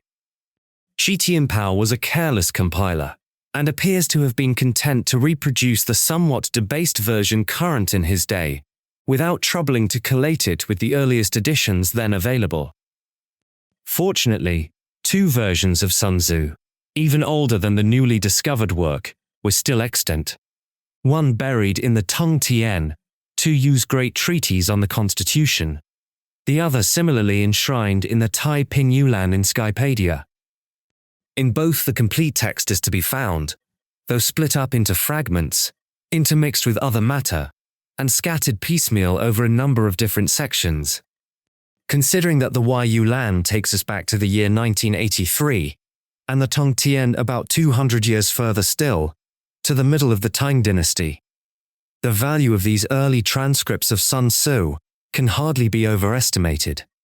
Yet the idea of utilizing them does not seem to have occurred to anyone until Sun Hengyan, acting under government instructions, undertook a thorough recension of the text. This is his own account. Because of the numerous mistakes in the text of Sun Tzu, which his editors had handed down, the government ordered that the ancient edition of Qi Tianpao should be used, and that the text should be revised and corrected throughout. It happened that Wu Mianhu, the governor Pi Kua, and he, a graduate of the second degree, had all devoted themselves to Chapter 2. Laying Plans. Chao Kum, in defining the meaning of the Chinese for the title of this chapter, says it refers to the deliberations in the temple selected by the general for his temporary use, or as we should say, in his tent. C. SS. 26. Sun Tzu said, "The art of war is of vital importance to the state. It is a matter of life and death, a road either to safety or to ruin. Hence it is a subject of inquiry which can on no account be neglected." The art of war, then, is governed by 5 constant factors, to be taken into account in one's deliberations, when seeking to determine the conditions obtaining in the field. These are 1. The moral law, 2. Heaven, 3. Earth, 4. The commander, 5. Method and discipline. It appears from what follows that Sun Tzu means by moral law a principle of harmony, not unlike the Tao of Lao Tzu in its moral aspect. One might be tempted to render it by morale, were it not considered as an attribute of the ruler in SS 13. Reading the morale law. 6. The morale law causes the people to be in complete accord with their ruler, so that they will follow him regardless of their lives, undismayed by any danger. Tu quotes Wang Su as saying, "Without constant practice, the officers will be nervous and undecided when mustering for battle. Without constant practice, the general will be wavering and irresolute when the crisis is at hand." Heaven signifies night and day, cold and heat, times and seasons. The commentators, I think, make an unnecessary mystery of 2 words here. Mengshi refers to the hard and the soft, waxing and waning of 29 heaven. Wan Shi, however, may be right in saying that what is meant is the general economy of heaven, including the 5 elements, the 4 seasons, wind and clouds, and other phenomena. Earth comprises distances, great and small, danger and security, open ground and narrow passes, the chances of life and death. The commander stands for the virtues of wisdom, sincerity, benevolence, courage, and strictness. The 5 cardinal virtues of the Chinese are 1. Humanity, or benevolence. 2. Uprightness of mind. 3. Self-respect, self-control, or proper feeling. 4. Wisdom. 5. Sincerity or good faith. Here wisdom and sincerity are put before humanity or benevolence, and the 2 military virtues of courage and strictness substituted for uprightness of mind and self-respect, self-control, or proper feeling. By method and discipline are to be understood the marshalling of the army in its proper subdivisions, the graduations of rank among the officers, the maintenance of roads by which supplies may reach the army, and the control of military expenditure. These 5 heads should be familiar to every general. He who knows them will be victorious. He who knows them not will fail. Therefore, in your deliberations, when seeking to determine the military conditions, let them be made the basis of a comparison, in this wise. 1. Which of the 2 sovereigns is imbued with the moral law, i.e., is in harmony with his subjects? GFSS 5. Which of the 2 generals has most ability? With whom lie the advantages derived from heaven and earth? CSS 7-8. On which side is discipline most rigorously enforced? Tamu alludes to the remarkable story of Tao Tel AD 155-220, who was such a strict disciplinarian that once, in accordance with his own severe regulations against injury to standing crops, he condemned himself to death for having allowed him horse to shy into a field of corn. However, in lieu of losing his head, he was persuaded to satisfy his sense of justice by cutting off his hair. Cao Cao's own comment on the present passage is characteristically curt. When you lay down a law, see that it is not disobeyed. If it is disobeyed, the offender must be put to death. Which army is stronger, morally as well as physically? As Mei Yao Chen puts it, freely rendered, esprit de corps and big battalions. Without constant practice, the officers will be nervous and undecided when mustering for battle. Without constant practice, the general will be wavering and irresolute when the crisis is at hand. In which army is there the greater constancy both in reward and punishment? On which side is there the most absolute certainty that merit will be properly rewarded and misdeeds summarily punished? By means of these 7 considerations, I can forecast victory or defeat. The general that hearkens to my counsel and acts upon it will conquer. Let such a one be retained in command. The general that hearkens not to my counsel nor acts upon it will suffer defeat. Let such a one be dismissed. The form of this paragraph reminds us that Sun Tzu's treatise was composed expressly for the benefit of his patron Ho Lu, king of the Wu state. While heading the profit of my counsel, avail yourself also of any helpful circumstances over and beyond the ordinary rules. According as circumstances are favorable, one should modify one's plans. Sun Tzu, as a practical soldier, will have none of the bookish theoric. He cautions us here not to pin our faith to abstract principles, for, as Chang Yu puts it, while the main laws of strategy can be stated clearly enough for the benefit of all and sundry, you must be guided by the actions of the enemy in attempting to secure a favorable position in actual warfare. On the eve of the Battle of Waterloo, Lord Uxbridge, commanding the cavalry, went to the Duke of Wellington in order to learn what his plans and calculations were for the morrow, because, as he explained, he might suddenly find himself commander-in-chief and would be unable to frame new plans in a critical moment. The Duke listened quietly and then said, "Who will attack the first tomorrow, I or Bonaparte?" "Bonaparte," replied Lord Uxbridge. "Well," continued the Duke, "Bonaparte has not given me any idea of his projects, and as my plans will depend upon his, how can you expect me to tell you what mine are? 1. All warfare is based on deception. 1. Words on Wellington, by Sir West. Fraser. The truth of this pithy and profound saying will be admitted by every soldier. Cole Kenderson tells us that Wellington, great in so many military qualities, was especially distinguished by the extraordinary skill with which he concealed his movements and deceived both friend and foe. Hence, when able to attack, we must seem unable. When using our forces, we must seem inactive. When we are near, we must make the enemy believe we are far away. When far away, we must make him believe we are near. hold out baits to entice the enemy, feign disorder, and crush him. All commentators, except Chang Yu, say, when he is in disorder, crush him. It is more natural to suppose that Sun Tzu is still illustrating the uses of deception in war. If he is secure at all points, be prepared for him. If he is in superior strength, evade him.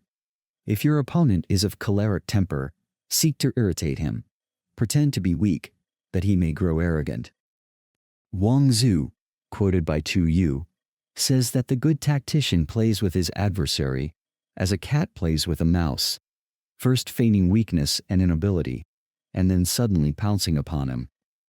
If he is taking his ease, give him no rest. This is probably the meaning, though Mei Yao Chen has the note, while we are taking our ease, wait for the enemy to tire himself out. The Yulan has lure him on and tire him out. If his forces are united, separate them.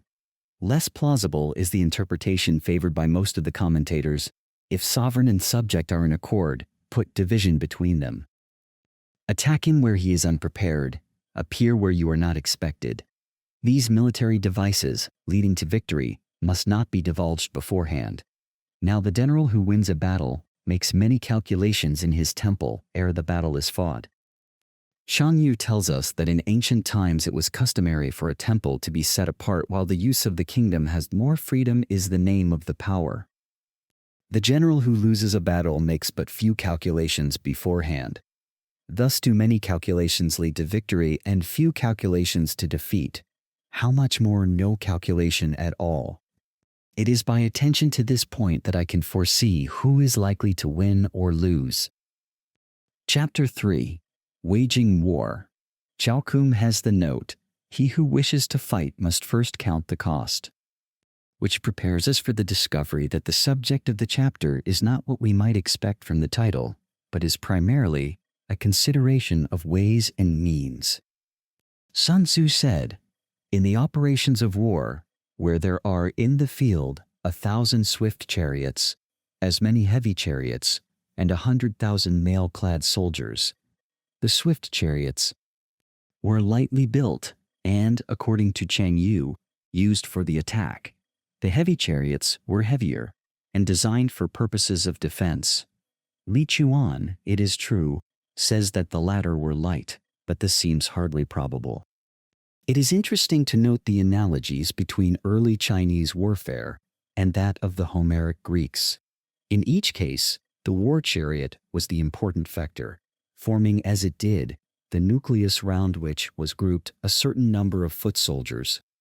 With regard to the numbers given here, we are informed that each swift chariot was accompanied by 75 footmen, and each heavy chariot by 25 footmen, so that the whole army would be divided up into 1,000 battalions, each consisting of 2 chariots and 100 men, with provisions enough to carry them 1,000 li, 2.78 modern li go to a mile. The length may have varied slightly since Sun Tzu's time. The expenditure at home and at the front, including entertainment of guests, small items such as glue and paint, and some spent on chariots and armor, will reach the total of 1,000 ounces of silver per day. Such is the cost of raising an army of 107,000 men. When you engage in actual fighting, if victory is long in coming, then men's weapons will grow dull and their ardor will be damped. If you lay siege to a town, you will exhaust your strength. Again, if the campaign is protracted, the resources of the state will not be equal to the strain. Now, when your weapons are dulled, your ardor damped, your strength exhausted, and your treasure spent, other chieftains will spring up to take advantage of your extremity. Then no man, however wise, will be able to avert the consequences that must ensue. Thus, though we have heard of stupid haste in war, cleverness has never been seen associated with long delays. This concise and difficult sentence is not well explained by any of the commentators. Tao Kum, Li Chuan, Mang Shi, Tu Yu, Tu Mu, and Mei Yao Chen have notes to the effect that a general, though naturally stupid, may nevertheless conquer through sheer force of rapidity. Hoshi says, "Haste may be stupid, but at any rate it saves expenditure of energy and treasure. Protracted operations may be very clever, but they bring calamity in their train." Wan Shi evades the difficulty by remarking, "Lengthy operations mean an army growing old, wealth being expended, an empty exchequer in distress among the people. True cleverness ensures against the occurrence of such calamities." Chan Yu says, "So long as victory can be attained, stupid haste is preferable to clever dilatoriness." Now Sun Tzu says nothing whatever, except possibly by implication, about ill-considered haste being better than ingenious but lengthy operations. What he does say is something much more guarded, namely that, while speed may sometimes be injudicious, tardiness can never be anything but foolish, if only because it means impoverishment to the nation. In considering the point raised here by Sun Tzu, the classic example of Fabius Cunctator will inevitably occur to the mind. That general deliberately measured the endurance of Rome against that of Hannibal's isolated army, because it seemed to him that the latter was more likely to suffer from a long campaign in a strange country. But it is quite a moot question whether his tactics would have proved successful in the long run. Their reversal, it is true, led to Cannae, but this only establishes a negative presumption in their favor. There is no instance of a country having benefited from prolonged warfare. It is only one who is thoroughly acquainted with the evils of war that can thoroughly understand the profitable way of carrying it on, that is, with rapidity. Only one who knows the disastrous effects of a long war can realize the supreme importance of rapidity in bringing it to a close. Only two commentators seem to favor this interpretation, but it fits well into the logic of the context, whereas the rendering, "He who does not know the evils of war cannot appreciate its benefits," is distinctly pointless. The skillful soldier does not raise a second levy, neither are his supply wagons loaded more than twice. Once war is declared, he will not waste precious time in waiting for reinforcements, nor will he return his army back for fresh supplies, but crosses the enemy's frontier without delay. This may seem an audacious policy to recommend, but with all great strategists, from Julius Caesar to Napoleon Bonaparte, the value of time, that is, being a little ahead of your opponent, has counted for more than either numerical superiority or the nicest calculations with regard to commissaria. Bring war material with you from home, but forage on the enemy. Thus the army will have food enough for its needs. The Chinese word translated here as war material literally means things to be used, and is meant in the widest sense. It includes all the impedimenta of an army, apart from provisions.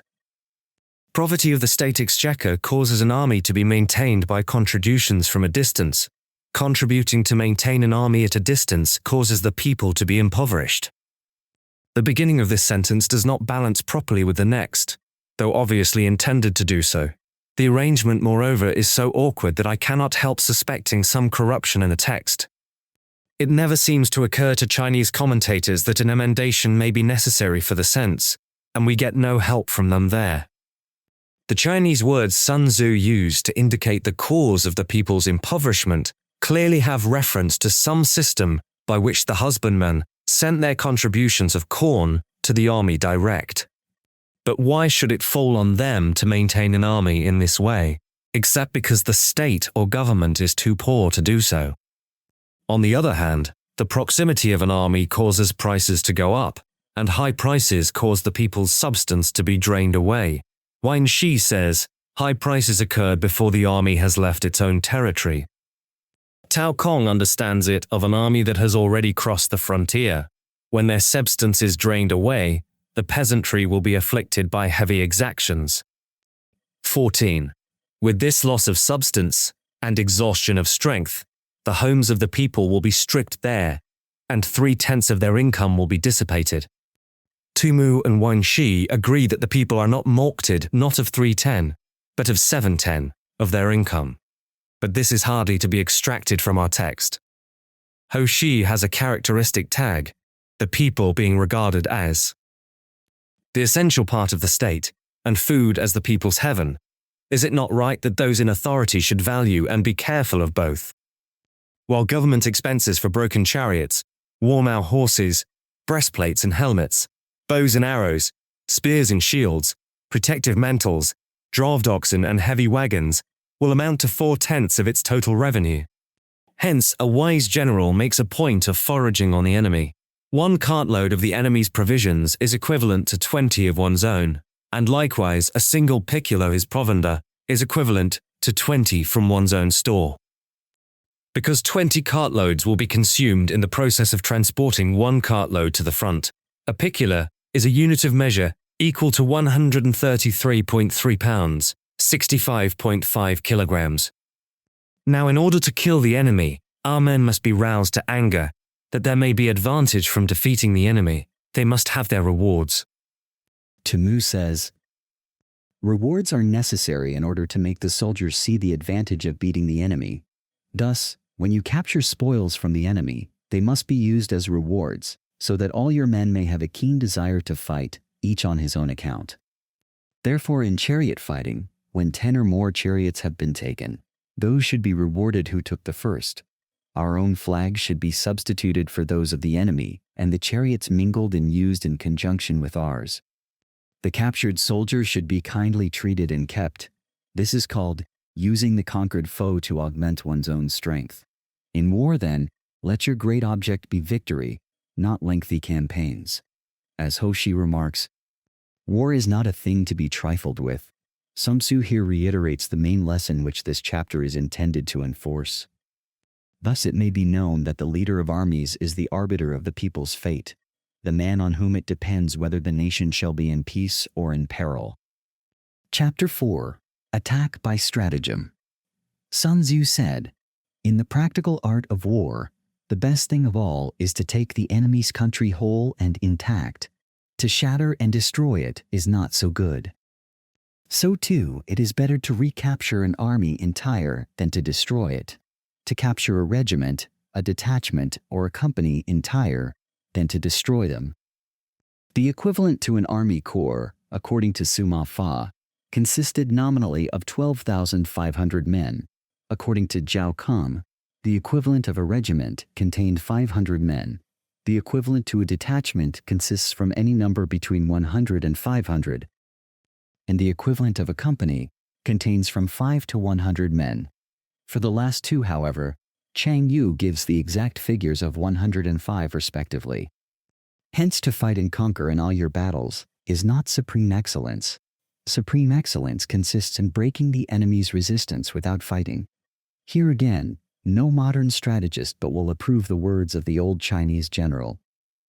Moltke's greatest triumph, the capitulation of the huge French army at Sedan, was won practically without bloodshed. Thus, the highest form of generalship is to balk the enemy's plans. Perhaps the word balk falls short of expressing the full force of the Chinese word, which implies not an attitude of defense, whereby one might be content to foil the enemy's stratagems one after another, but an active policy of counterattack. Hoshi puts this very clearly in his note. When the enemy has made a plan of attack against us, we must anticipate him by delivering our own attack first. The next best is to prevent the junction of the enemy's forces, isolating him from his allies. We must not forget that Sun Tzu, in speaking of hostilities, always has in mind the numerous states or principalities into which the China of his day was split up. 37. The next in order is to attack the enemy's army in the field, and the worst policy of all is to besiege walled cities. The rule is not to besiege walled cities if it can possibly be avoided. Another sound piece of military theory. Had the Boers acted upon it in 1899 and refrained from dissipating their strength before Kimberley, Mafeking, or even Ladysmith, it is more than probable that they would have been masters of the situation before the British were ready seriously to oppose them. The preparation, mantles, movable shelters, and various implements of war will take up 3 whole months. It is not quite clear what the Chinese word, here translated as mantles, described. Saokum simply defines them as large shields.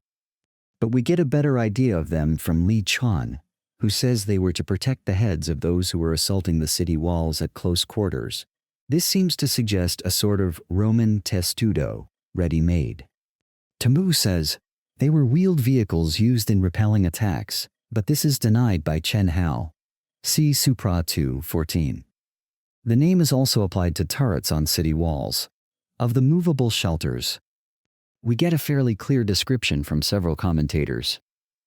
They were wooden missile-proof structures on 4 wheels, propelled from within, covered over with raw hides, and used in sieges to convey parties of men to and from the walls, for the purpose of filling up the encircling moat with earth.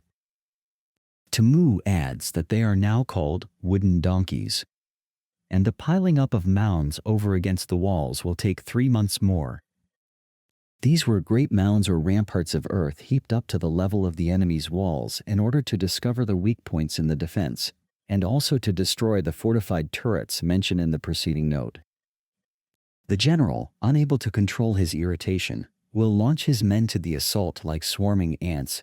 This vivid simile of chalk comb is taken from the spectacle of an army of ants climbing a wall. The meaning is that the general, losing patience at the long delay, may make a premature attempt to storm the place before his engines of war are ready, with the result that 1/3 of his men are slain, while the town still remains untaken. Such are the disastrous effects of a siege. We are reminded of the terrible losses of the Japanese before Port Arthur, in the most recent siege which history has to record. Therefore, the skillful leader subdues the enemy's troops without any fighting. He captures their cities without laying siege to them. He overthrows their kingdom without lengthy operations in the field. Chialin notes that he only overthrows the government, but does no harm to individuals. The classical instance is Wu Wang, who, after having put an end to the Yin dynasty, was acclaimed father and mother of the people. With his forces intact, he will dispute the mastery of the empire, and thus, without losing a man, his triumph will be complete. Owing to the double meanings in the Chinese text, the latter part of the sentence is susceptible of quite a different meaning, and thus, the weapon not being blunted by use, its keenness remains perfect.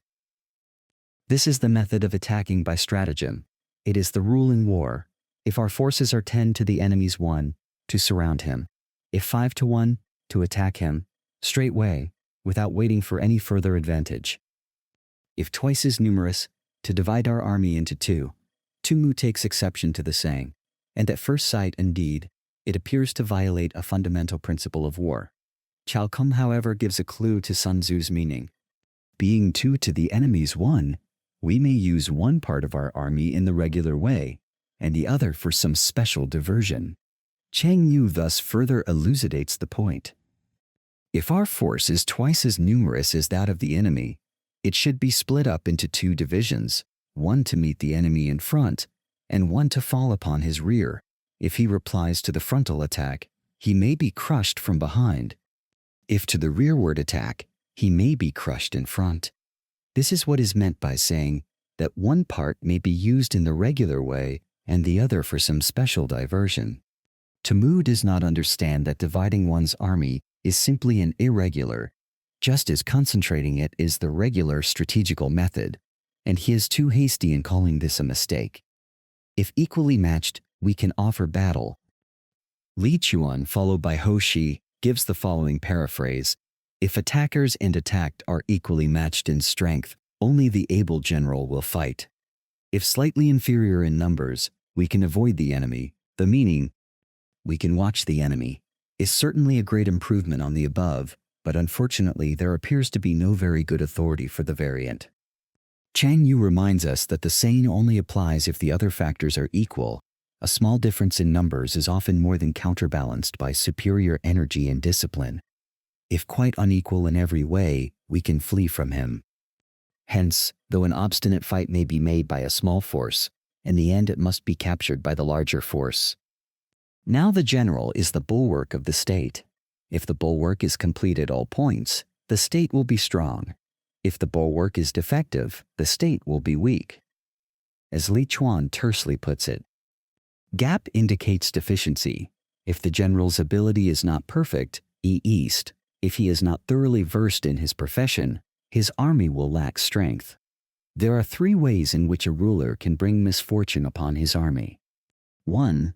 By commanding the army to advance or to retreat, being ignorant of the fact that it cannot obey.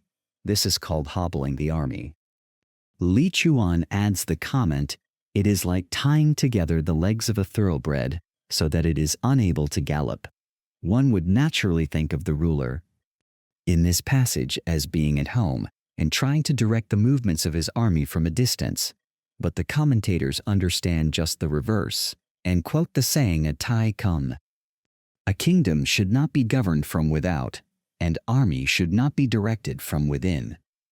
Of course, it is true that, during an engagement, or when in close touch with the enemy, the general should not be in the thick of his own troops, but a little distance apart.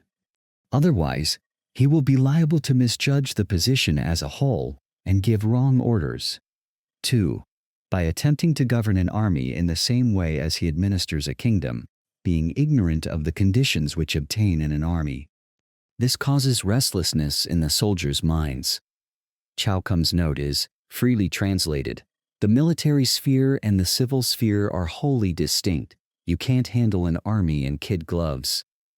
And Chang Yu says, "Humanity and justice are the principles on which to govern a state, but not an army.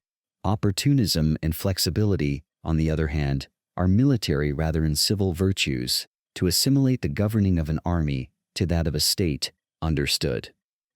3. By employing the officers of his army without discrimination, that is, he is not careful to use the right man in the right place, through ignorance of the military principle of adaptation to circumstances. This shakes the confidence of the soldiers.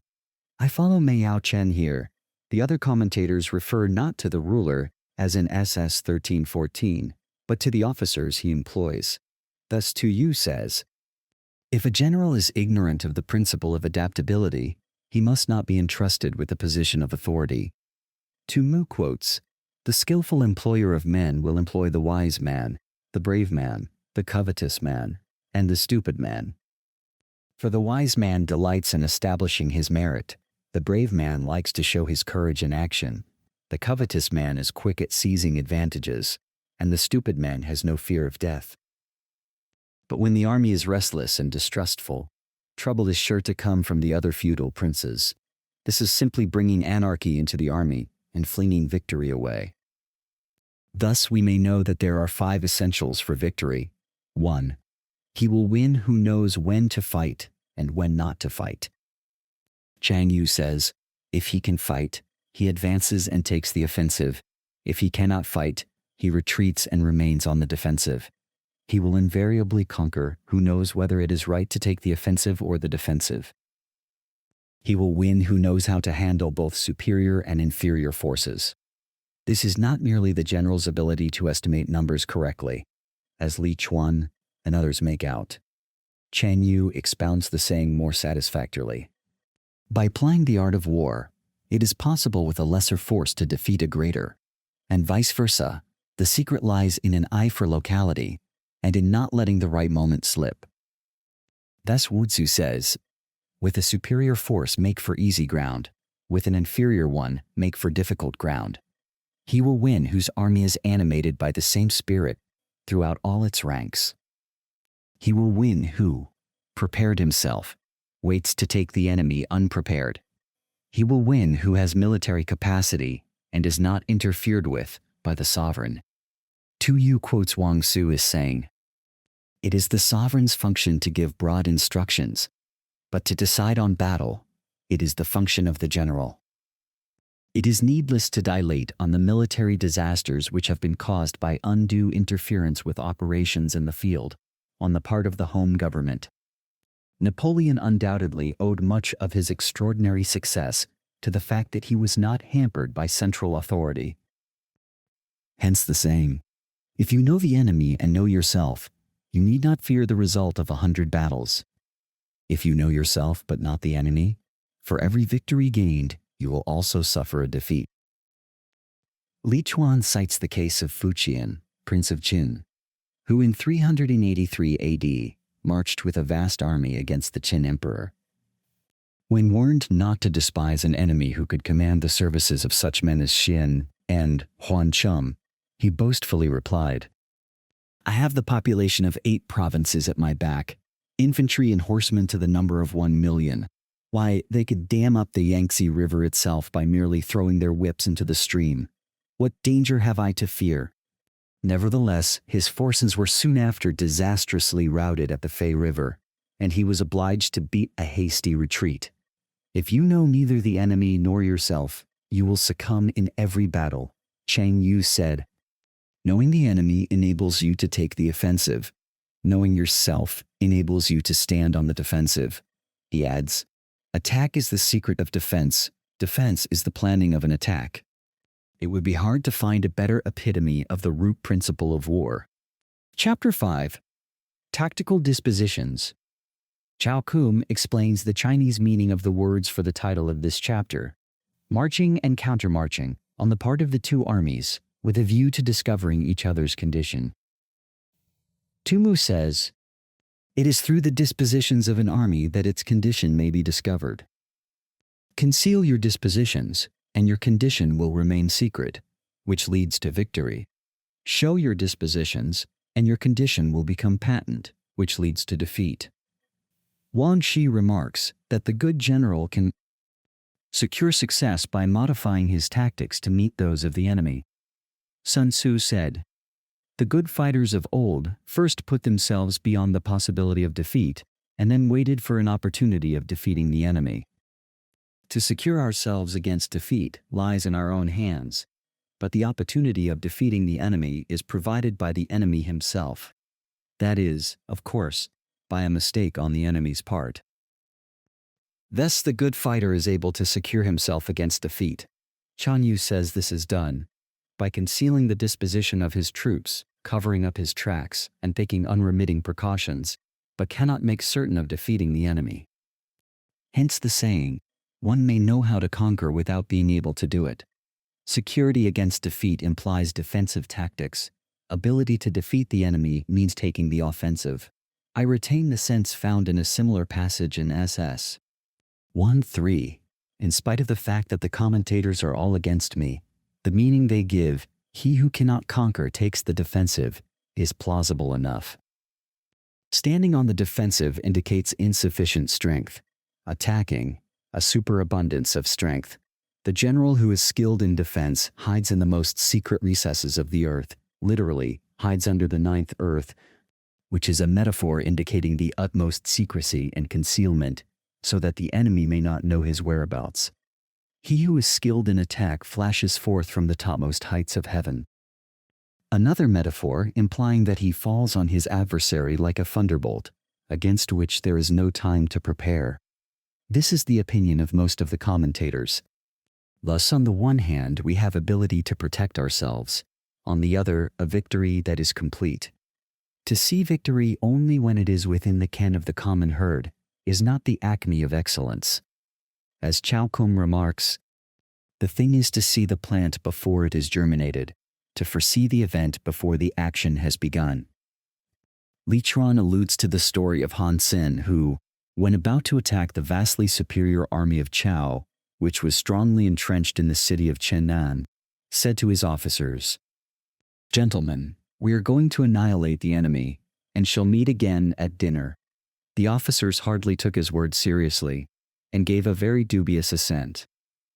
But Han Xin had already worked out in his mind the details of a clever stratagem, whereby, as he foresaw, he was able to capture the city and inflict a crushing defeat on his adversary. Neither is it the acme of excellence if you fight and conquer and the whole empire says, "Well done." True excellence being, as Tumu says, to plan secretly, to move surreptitiously, to foil the enemy's intentions and balk his schemes, so that at last the day may be won without shedding a drop of blood. Sun Tzu reserves his approbation for things that the world's coarse thumb and finger fail to plumb. To lift an autumn hair is no sign of great strength. Autumn hair is explained as the fur of a hare, which is finest in autumn when it begins to grow afresh. The phrase is a very common one in Chinese writers.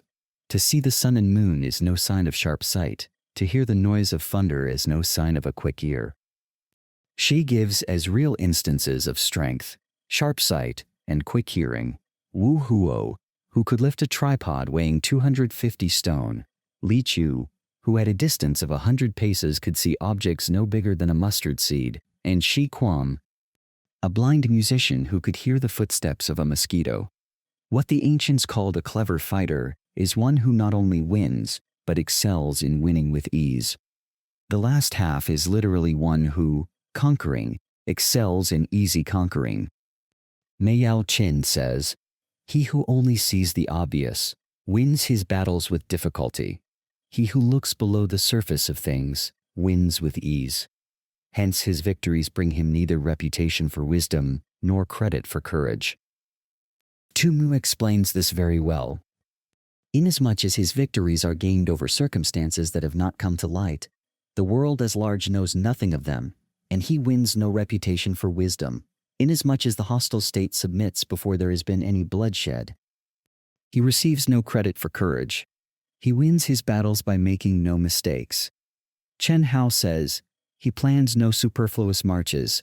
He devises no futile attacks." The connection of ideas is thus explained by Chang Yu. One who seeks to conquer by sheer strength, clever though he may be at winning pitched battles, is also liable on occasion to be vanquished, whereas he who can look into the future and discern conditions that are not yet manifest will never make a blunder and therefore invariably win.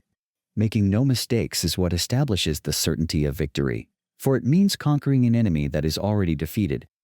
Hence the skillful fighter puts himself into a position which makes defeat impossible, and does not miss the moment for defeating the enemy. A counsel of perfection, as Sun Tzu truly observes. Position need not be confined to the actual ground occupied by the troops. It includes all the arrangements and preparations which a wise general will make to increase the safety of his army. Thus it is that in war, the victorious strategist only seeks battle after the victory has been won, whereas he who is destined to defeat first fights and afterwards looks for victory. Ho Shi thus expounds the paradox. In warfare, first lay plans which will ensure victory, and then lead your army to battle. If you will not begin with stratagem but rely on brute strength alone, victory will no longer be assured. The consummate leader cultivates the moral law and strictly adheres to method and discipline. Thus, it is in his power to control success. In respect of military method, we have, firstly, measurement. Secondly, estimation of quantity. Thirdly, calculation. Fourthly, balancing of chances. Fifthly, victory. Measurement owes its existence to earth. Estimation of quantity to measurement. Calculation to estimation of quantity.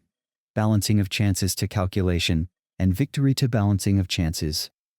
It is not easy to distinguish the four terms very clearly in the Chinese. The first seems to be surveying and measurement of the ground, which enable us to form an estimate of the enemy's strength, and to make calculations based on the data thus obtained. We are thus led to a general weighing up, or comparison of the enemy's chances with our own. If the latter turn the scale, then victory ensues. The chief difficulty lies in third term, which in the Chinese some commentators take as a calculation of numbers, thereby making it nearly synonymous with the second term. Perhaps the second term should be thought of as a consideration of the enemy's general position or condition, while the third term is the estimate of his numerical strength. On the other hand, Sun Tzu says, the question of relative strength having been settled, we can bring the varied resources of cunning into play. Ho Shi seconds this interpretation, but weakens it. However, it points to the third term as being a calculation of numbers. A victorious army opposed to a routed one is as a pound's weight placed in the scale against a single grain. Literally, a victorious army is like an eye 20 ounces weight against a shoe 124 ounces. A routed army is a shoe weight against an eye. The point is simply the enormous advantage which a disciplined force, flushed with victory, has over one demoralized by defeat. Legge, in his note on Mencius, I 29. 2000 makes the eye to be 24 Chinese ounces, and corrects Chu He's statement that it equaled 20 ounces only. But Li Chuan of the Tang dynasty here gives the same figure as Chu He's. The onrush of a conquering force is like the bursting of pent-up waters into a chasm 1,000 fathoms deep. Chapter 6. Energy. Sun Tzu said, "The control of a large force is the same principle as the control of a few men. It is merely a question of dividing up their numbers. That is, cutting up the army into regiments, companies, etc., with subordinate officers in command of each." Tu Mu reminds us of Han Sen's famous reply to the first Han emperor, who once said to him, "How large an army do you think I could lead?" "Not more than 100,000 men, your majesty." "And you?" asked the emperor. "Oh," he answered, "the more the better. Fighting with a large army under your command is no wise different from fighting with a small one. It is merely a question of instituting signs and signals. To ensure that your whole host may withstand the brunt of the enemy's attack and remain unshaken, this is effected by maneuvers, direct and indirect." We now come to one of the most interesting parts of Sun Tzu's treatise, the discussion of the Cheng and the Qi. As it is by no means easy to grasp the full significance of these two terms, or to render them consistently by good English equivalents, it may be as well to tabulate some of the commentators' remarks on the subject before proceeding further. Li Chuan, facing the enemy, is Cheng. Making lateral diversion is Qi. Qi Lin, in presence of the enemy, your troops should be arrayed in normal fashion, but in order to secure victory, abnormal maneuvers must be employed. Mei Yao Chen. Chai is active, Sheng is passive. Passivity means waiting for an opportunity. Activity means the victory itself. Ho Shi.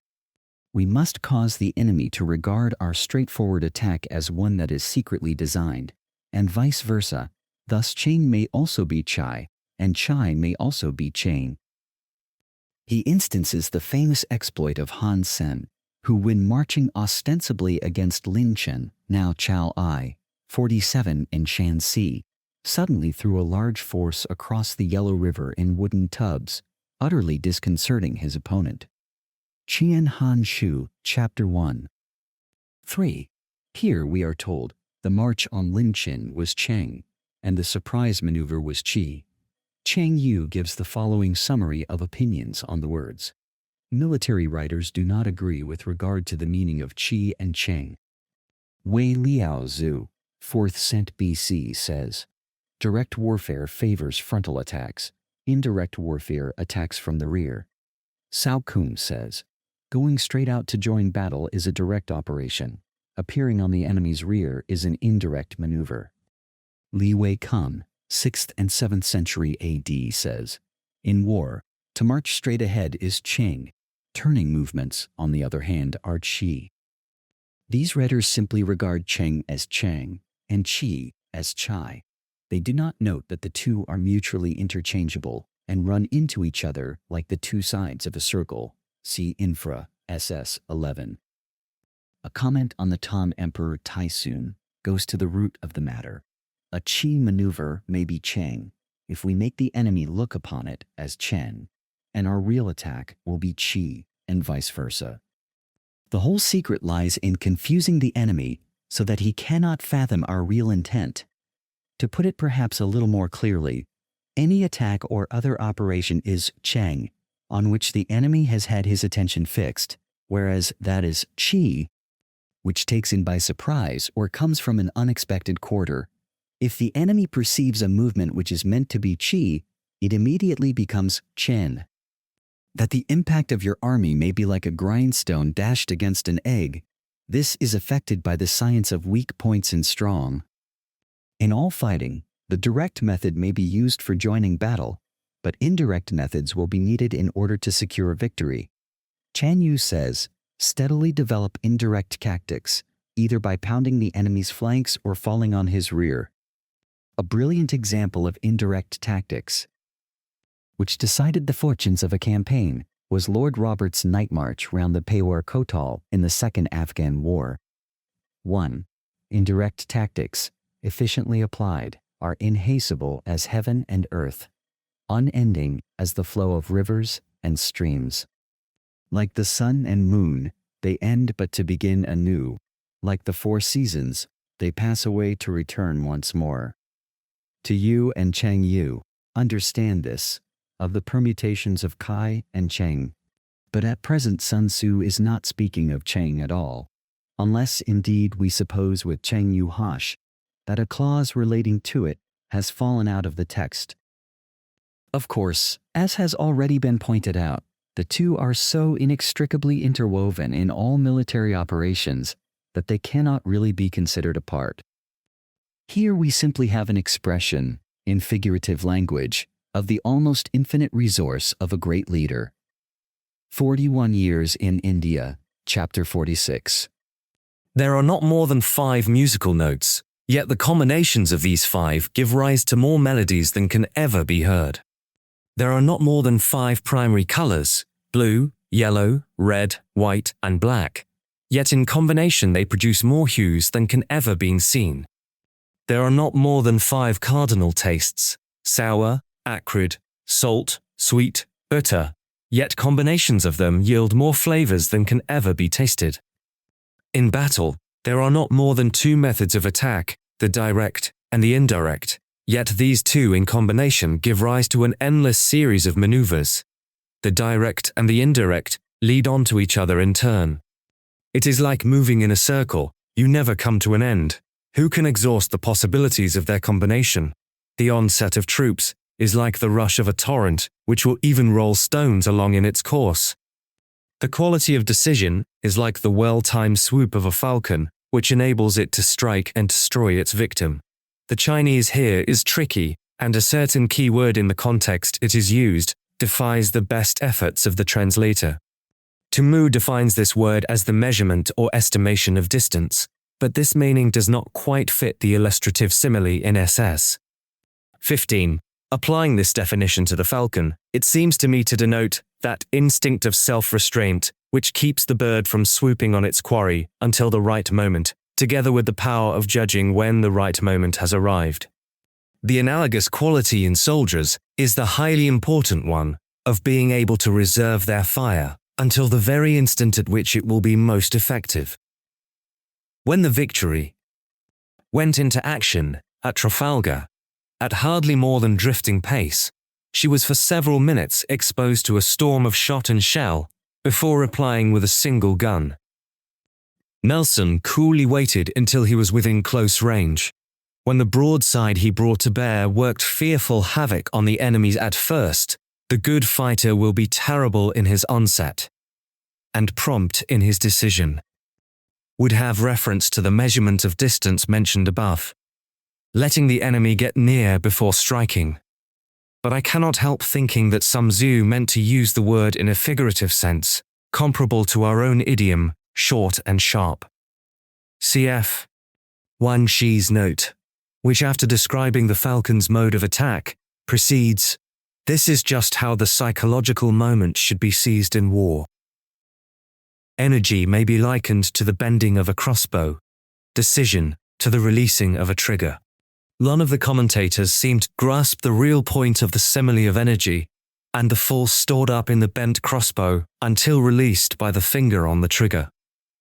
Amid the turmoil and tumult of battle, there may be seeming disorder, and yet no real disorder at all. Amid confusion and chaos, your array may be without head or tail, yet it will be proof against defeat. Mei Yao Chen says, "The subdivisions of the army having been previously fixed, and the various signals agreed upon, the separating and joining, the dispersing and collecting, which will take place in the course of a battle, may give the appearance of disorder, when no real disorder is possible. Your formation may be without head or tail, your disposons all topsy-turvy, and yet a rout of your force is quite out of the question. Simulated disorder postulates perfect discipline. Simulated fear postulates courage. Simulated weakness postulates strength." In order to make the translation intelligible, it is necessary to tone down the sharply paradoxical form of the original. Chowkum throws out a hint of the meaning in his brief note. These things all serve to destroy formation and conceal one's condition. But Mu is the first to put it quite plainly. If you wish to feign confusion in order to lure the enemy on, you must first have perfect discipline.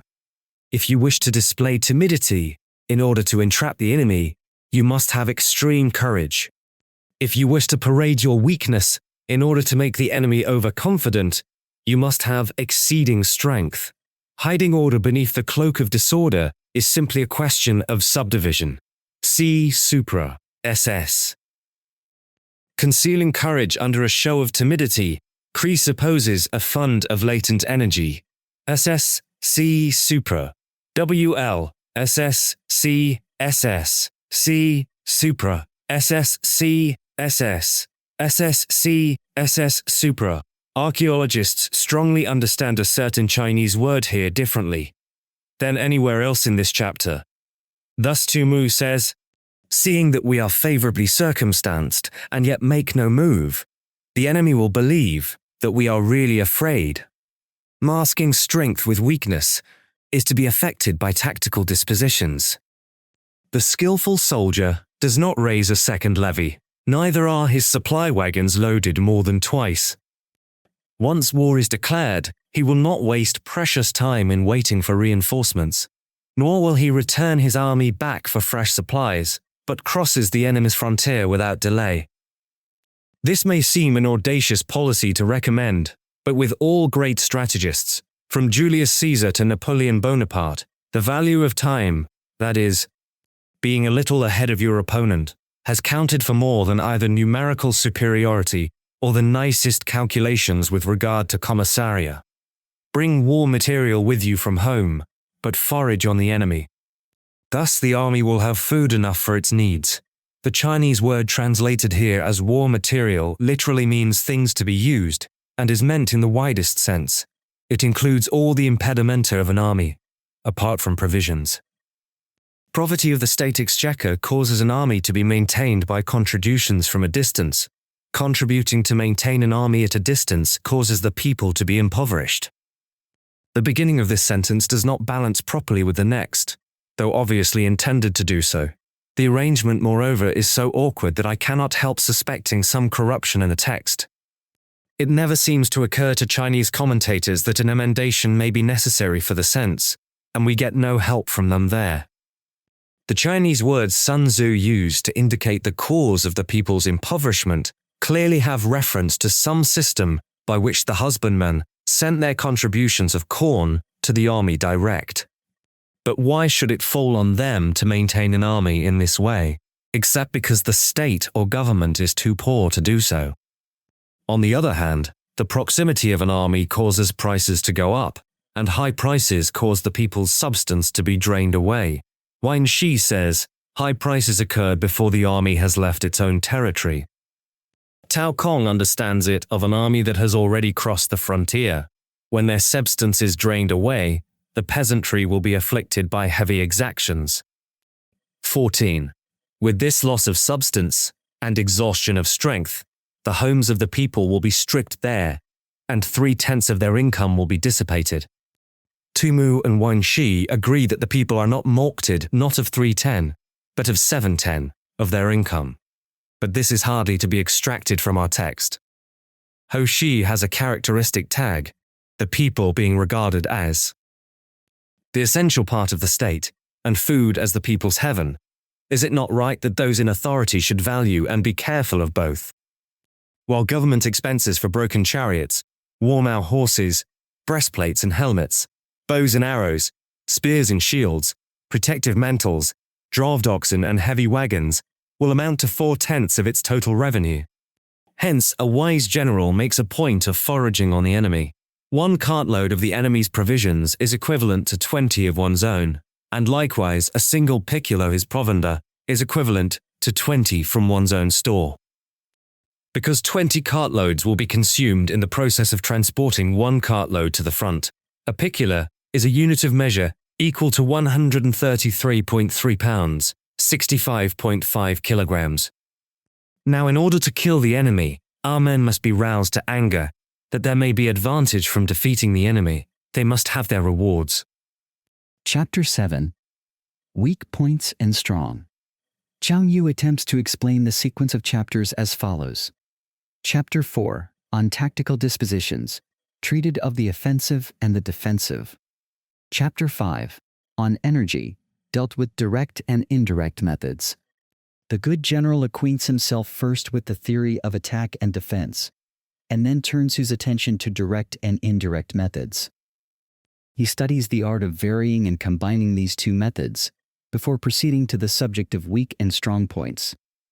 For the use of direct or indirect methods arises out of attack and defense, and the perception of weak and strong points depends again on the above methods. Hence, the present chapter comes immediately after the chapter on energy. Sun Tzu said, "Whoever is first in the field and awaits the coming of the enemy will be fresh for the fight. Whoever is second in the field and has to hasten to battle will arrive exhausted." Therefore, the clever combatant imposes his will on the enemy, but does not allow the enemy's will to be imposed on him. One mark of a great soldier is that he fight on his own terms, or fights not at all. 1. By holding out advantages to him, he can cause the enemy to approach of his own accord, or, by inflicting damage, he can make it impossible for the enemy to draw near. In the first case, he will entice him with a bait. In the second, he will strike at some important point which the enemy will have to defend. If the enemy is taking his ease, he can harass him. 1. Colonel Henderson's biography of Stonewall Jackson, 1902 ed., Volume 2, p. 490. 53. This passage may be cited as evidence against Mei Yao Chen's interpretation of IS 23. If well supplied with food, he can starve him out. If quietly encamped, he can force him to move. Appear at points which the enemy must hasten to defend. March swiftly to places where you are not expected. An army may march great distances without distress. If it marches through country where the enemy is, the penance may work for pending. Adhere with light and face. Russian and white blood. Strike at vulnerable points. Shun places that are defended. Attack in unexpected quarters. You can be sure of succeeding in your attacks if you only attack places which are undefended. Wang Xi explains undefended places as weak points, that is to say, where the general is lacking in capacity, or the soldiers in spirit, where the walls are not strong enough, where the precautions not strict enough, where relief comes too late, or provisions are too scanty, or the defenders are variants amongst themselves. You can ensure the safety of your defense if you only hold positions that cannot be attacked, i.e., east, where there are none of the weak points mentioned above. There is rather a nice point involved in the interpretation of this later clause. Tu Mu, Shen Hao, and Mei Yao Chen assume the meaning to be, in order to make your defense quite safe, you must defend even those places that are not likely to be attacked. And Tu Mu adds, how much more then, those that will be attacked?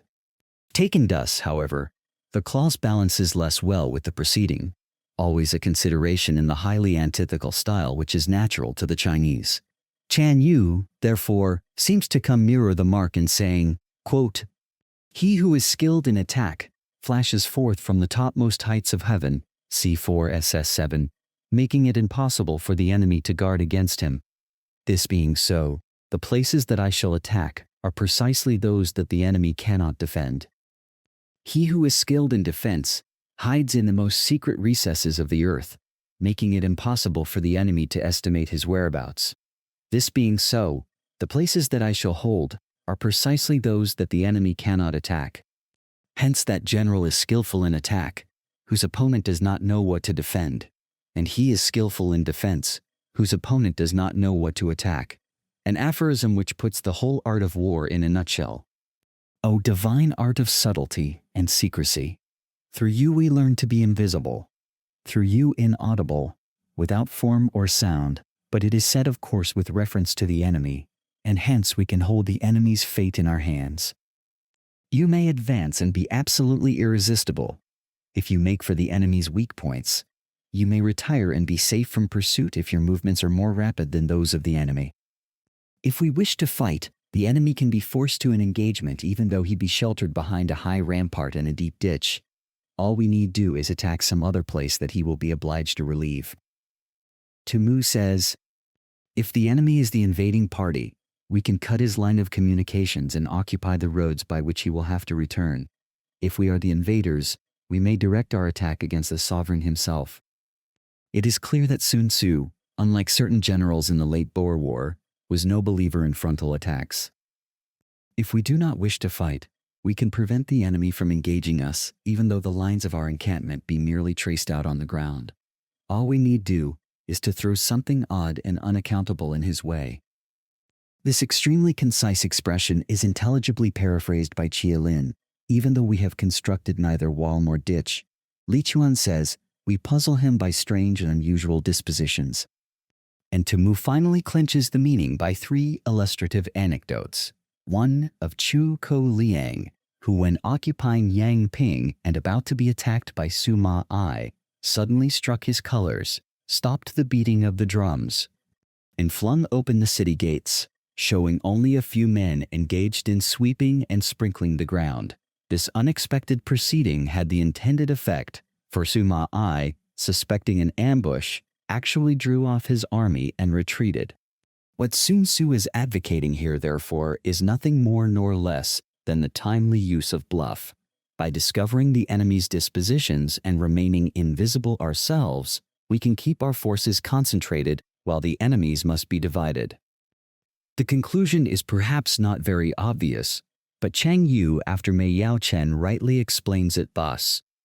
If the enemy's dispositions are visible, we can make for him in one body, whereas, our own dispositions being kept secret, the enemy will be obliged to divide his forces in order to guard against attack from every quarter. We can form a single united body, while the enemy must split up into fractions. Hence there will be a whole, pitted against separate parts of a whole, which means that we shall be many to the enemy's few. And if we are able thus to attack an inferior force with a superior one, our opponents will be in dire straits. The spot where we intend to fight must not be made known, for then the enemy will have to prepare against a possible attack at several different points. Sheridan once explained the reason of General Grant's victories by saying that, while his opponents were kept fully employed wondering what he was going to do, he was thinking most of what he was going to do himself. And his forces being thus distributed in many directions, the numbers we shall have to face at any given point will be proportionately few. For should the enemy strengthen his van, he will weaken his rear. Should he strengthen his rear, he will weaken his van. Should he strengthen his left, he will weaken his right. Should he strengthen his right, he will weaken his left. If he sends reinforcements everywhere, he will everywhere be weak. In Frederick the Great's instructions to his generals we read, "A defensive war is apt to betray us into too frequent detachment."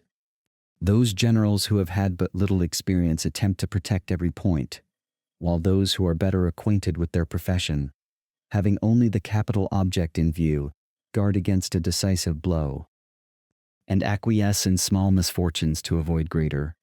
Numerical weakness comes from having to prepare against possible attacks. Numerical strength, from compelling our adversary to make these preparations against us. The highest generalship, in Colonel Henderson's words, is to compel the enemy to disperse his army and then to concentrate superior force against each fraction in turn.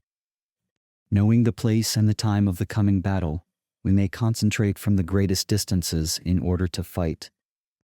What Sun Tzu evidently has in mind is that nice calculation of distances and that masterly employment of strategy which enable a general to divide his army for the purpose of a long and rapid march, and afterwards to effect a junction at precisely the right spot and the right hour in order to confront the enemy in overwhelming strength. Among many such successful junctions which military history records, one of the most dramatic and decisive was the appearance of Blücher just at the critical moment on the field of Waterloo. But if neither time nor place be known, then the left wing will be impotent to succor the right equally impotent to succor the left, the van unable to relieve the rear, or the rear to support the van. How much more so if the furthest portions of the army are anything under 100 li apart, and even the nearest are separated by several li. The Chinese of this last sentence is a little lacking in precision. but the mental picture we are required to draw is probably that of an army advancing towards a given rendezvous in separate columns, each of which has orders to be there on a fixed date. If the general allows the various detachments to proceed at haphazard, without precise instructions as to the time and place of meeting, the enemy will be able to annihilate the army in detail. Sun Tzu's note may be worth quoting here. If we do not know the place where our opponents mean to concentrate, or the day on which they will join battle, our unity will be forfeited through our preparations for defense, and the positions we hold will be insecure. Suddenly happening upon a powerful foe, we shall be brought to battle in a flurried condition, and no mutual support will be possible between wings, vanguard, or rear, especially if there is any great distance between the foremost and hindmost divisions of the army. Though according to my estimate, the soldiers of UEC exceed our own in number, that shall advantage them nothing in the matter of victory. I say then that victory can be achieved. Alas for these brave words! The long feud between the two states ended in 473 BC with the total defeat of Wu by Ku Qian and its incorporation in Yu. This was doubtless long after Sun's death. With his present assertion, compare 5 SS 4. Chang Yu is the only one to point out the seeming discrepancy, which he thus goes on to explain. In the chapter on tactical dispositions it is said, one may know how to conquer without being able to do it, whereas here we have the statement that victory can be achieved. The explanation is that in the former chapter, where the offensive and defensive are under discussion, it is said that if the enemy is fully prepared, one cannot make certain of beating him. But the present passage refers particularly to the soldiers of Yue, who, according to Sun Tzu's calculations, will be kept in ignorance of the time and place of the impending struggle. That is why he says here that victory can be achieved. Though the enemy be stronger in numbers, we may prevent him from fighting, scheme so as to discover his plans and the likelihood of their success. An alternative reading offered by Chia Lin is, know beforehand all plans conducive to our success and to the enemy's failure, rouse him, and learn the principle of his activity or inactivity. The Chang Yu tells us that by noting the joy or anger shown by the enemy on being thus disturbed, we shall be able to conclude whether his policy is to lie low or the reverse. He instances the action of Choku Liang, who sent the scornful present of a woman's headdress to Sima Ai in order to goad him out of his Fabian tactics, force him to reveal himself so as to find out his vulnerable spots. 24. Carefully compare the opposing army with your own, so that you may know where strength is superabundant and where it is deficient. Key F 4 SS 6. In making tactical dispositions, the highest pitch you can attain is to conceal them. The piquancy of the paradox evaporates in translation. Concealment is perhaps not so much actual invisibility, see Supra SS 9, as showing no sign of what you mean to do, of the plans that are formed in your brain. Conceal your dispositions, and you will be safe from the prying of the subtlest spies, from the machinations of the wisest brains. Tumu explains, though the enemy may have clever and capable officers, they will not be able to lay any plans against us. How victory may be produced for them out of the enemy's own tactics, that is what the multitude cannot comprehend. All men can see the tactics whereby I conquer, but what none can see is the strategy out of which victory is evolved. Chapter 8. Maneuvering. Sun Tzu said, in war, the general receives his commands from the sovereign. Having collected an army and concentrated his forces, he must blend and harmonize the different elements thereof before pitching his camp. Chang Yu says, the establishment of harmony and confidence between the higher and lower ranks before venturing into the field, and he quotes a saying of Wu Su, Chapter 1, Ad Amici. Without harmony in the state, no military expedition can be undertaken. Without harmony in the army, no battle array can be formed. In an historical romance, Sun Tzu is represented as saying to Wu Yuan, as a general rule, those who are waging war should get rid of all the domestic troubles before proceeding to attack the external foe. After that, comes tactical maneuvering, than which there is nothing more difficult. I have departed slightly from the traditional interpretation of Sun Tzu, who says, from the time of receiving the sovereign's instructions until our encampment over against the enemy, the tactics to be pursued are most difficult. It seems to me that the tactics or maneuvers can hardly be said to begin until the army has sallied forth and encamped, and Chien Hao's note gives color to this view. For levying, concentrating, harmonizing, and entrenching an army, there are plenty of old rules which will serve. The real difficulty comes when we engage in tactical operations. Yu also observes that the great difficulty is to be beforehand with the enemy in seizing favorable position. The difficulty of tactical maneuvering consists in turning the devious into the direct and misfortune into gain. This sentence contains one of those highly condensed and somewhat enigmatical expressions of which Sun Tzu is so fond. This is how it is explained by Sun Tzu. Make it appear that you are a long way off, then cover the distance rapidly and arrive on the scene before your opponent. Tu Mu says, hoodwink the enemy so that he may be remiss and leisurely while you are dashing along with utmost speed. Ho Shi gives a slightly different turn. Although you may have difficult ground to traverse and natural obstacles to encounter, this is a drawback which can be turned into actual advantage by celerity of movement. Signal examples of this saying are afforded by the two famous passages across the Alps, that of Hannibal, which laid Italy at his mercy, and that of Napoleon 2,000 years later, which resulted in the great victory of Marengo. Thus, to take a long and circuitous route, after enticing the enemy out of the way, and those starting after him to contrive to reach the goal before him, shows knowledge of the artifice of deviation. Tu Mu cites the famous march of Chao Shi in 270 BC to relieve the town of Ou, which was closely invested by a Qin army. The king of Chao first consulted Lian Po on the advisability of attempting a relief, but the latter thought the distance too great and the intervening country too rugged and difficult. His Majesty then turned to Chao Shi, who fully admitted the hazardous nature of the march, but finally said, "We shall be like two rats fighting in a hole, and the pluckier one will win."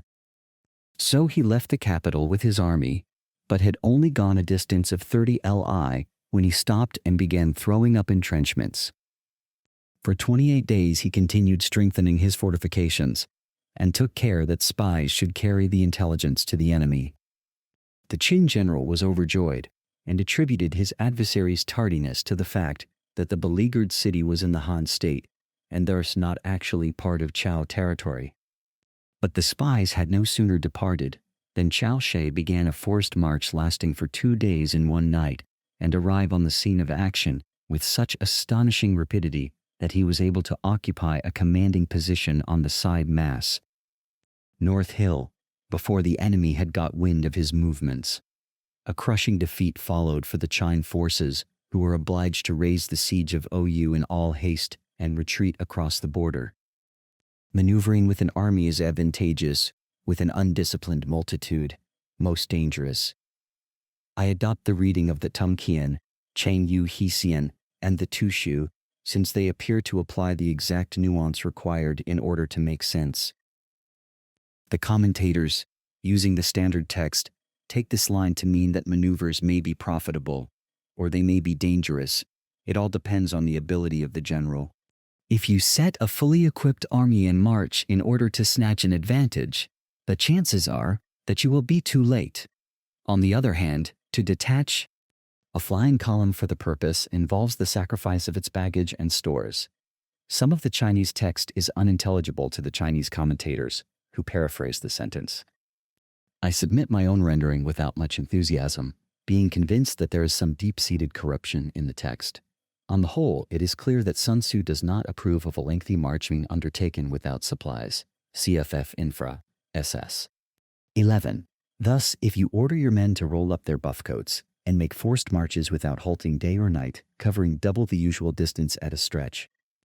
The ordinary day's march, according to Tu Mu, was 30 li, but on one occasion, when pursuing Lu Pei, Cao Cao is said to have covered the incredible distance of 300 li within 24 hours. Doing 100 li in order to wrest an advantage, the leaders of all your 3 divisions will fall into the hands of the enemy. The stronger men will be in front, the jaded ones will fall behind, and on this plan only 1/10 of your army will reach its destination.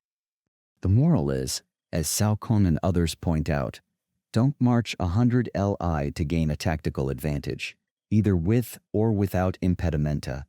Maneuvers of this description should be confined to short distances. Stonewall Jackson said, "The hardships of forced marches are often more painful than the dangers of battle." He did not often call upon his troops for extraordinary exertions. It was only when he intended a surprise, or when a rapid retreat was imperative, that he sacrificed everything for speed. 1.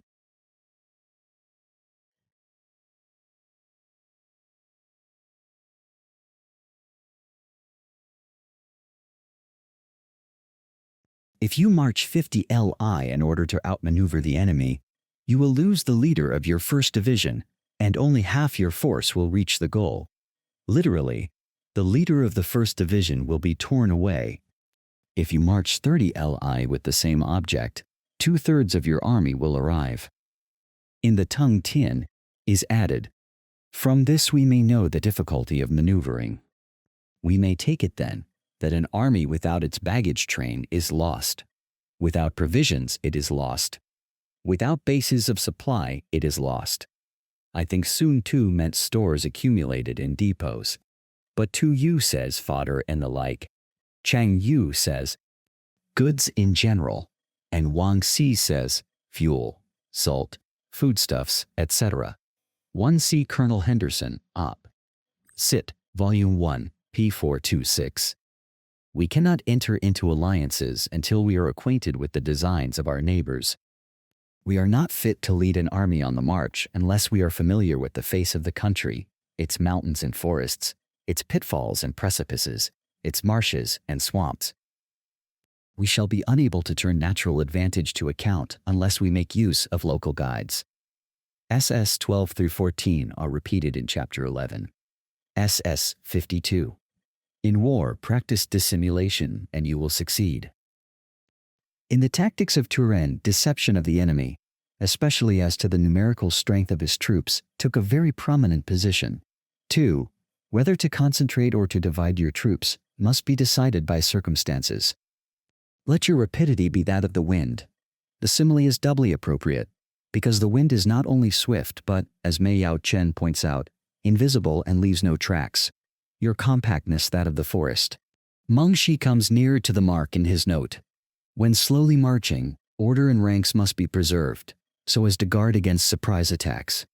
But natural forests do not grow in rows, whereas they do generally possess the quality of density, or compactness.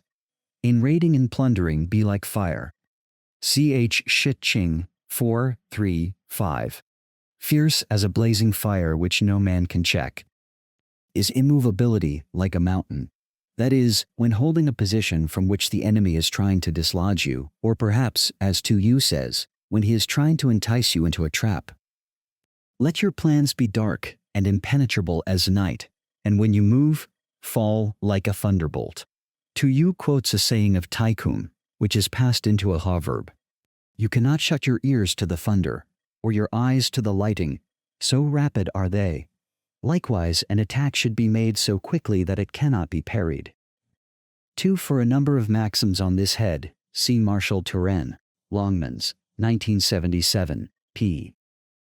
129. When you plunder a countryside, let the spoil be divided amongst your men. Sun Tzu wishes to lessen the abuses of indiscriminate plundering by insisting that all booty shall be thrown into a common stock, which may afterwards be fairly divided amongst all. When you capture new territory, cut it up into allotments for the benefit of the soldiery. Chen Hao says, quarter your soldiers on the land and let them sow and plant it.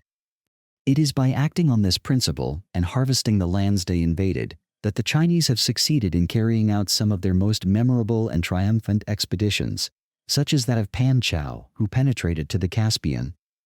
and in more recent years, those of Fu Kam An and So Soon Tom. Ponder and deliberate before you make a move. Chan Yu quotes Wei Liao Zhu as saying that we must not break camp until we have gained the resisting power of the enemy and the cleverness of the opposing general. Cf. the 7 comparisons in ISS 13. He will conquer who has learned the artifice of deviation. See Super SS 3-4. Such is the art of maneuvering. With these words, the chapter would naturally come to an end. But there now follows a long appendix in the shape of an extract from an earlier book on war, now lost, but apparently extant at the time when Sun Tzu wrote. The style of this fragment is not noticeable different from that of Sun Tzu himself, but no commentator raises a doubt as to its genuineness.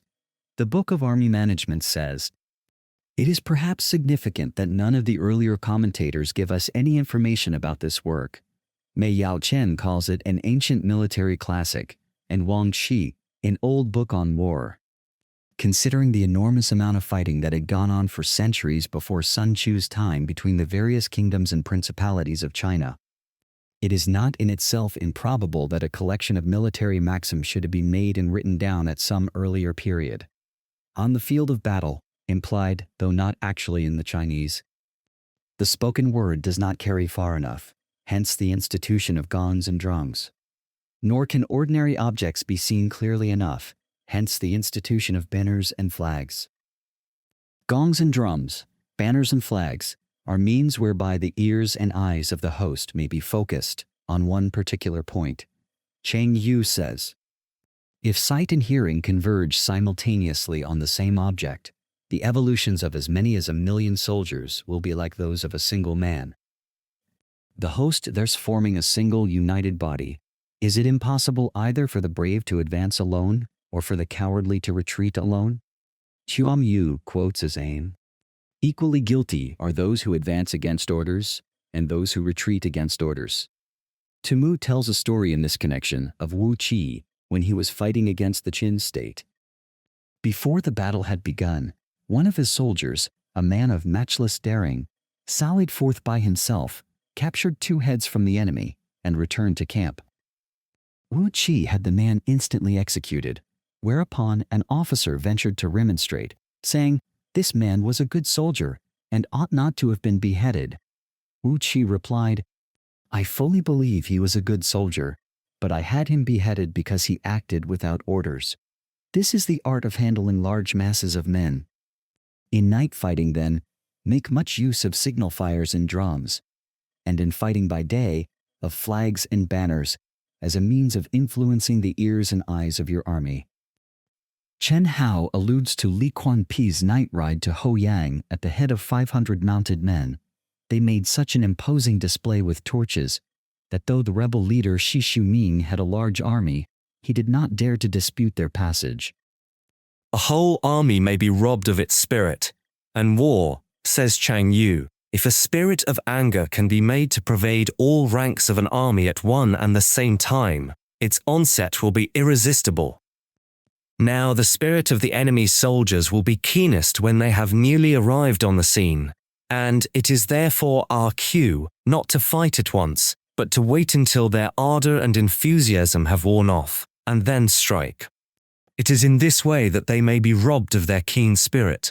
Li Chuan and others tell an anecdote, to be found in the TSO Chuan, Year 10, SS 1, of Chao Kuei, a protégé of Duke Chao of Lu.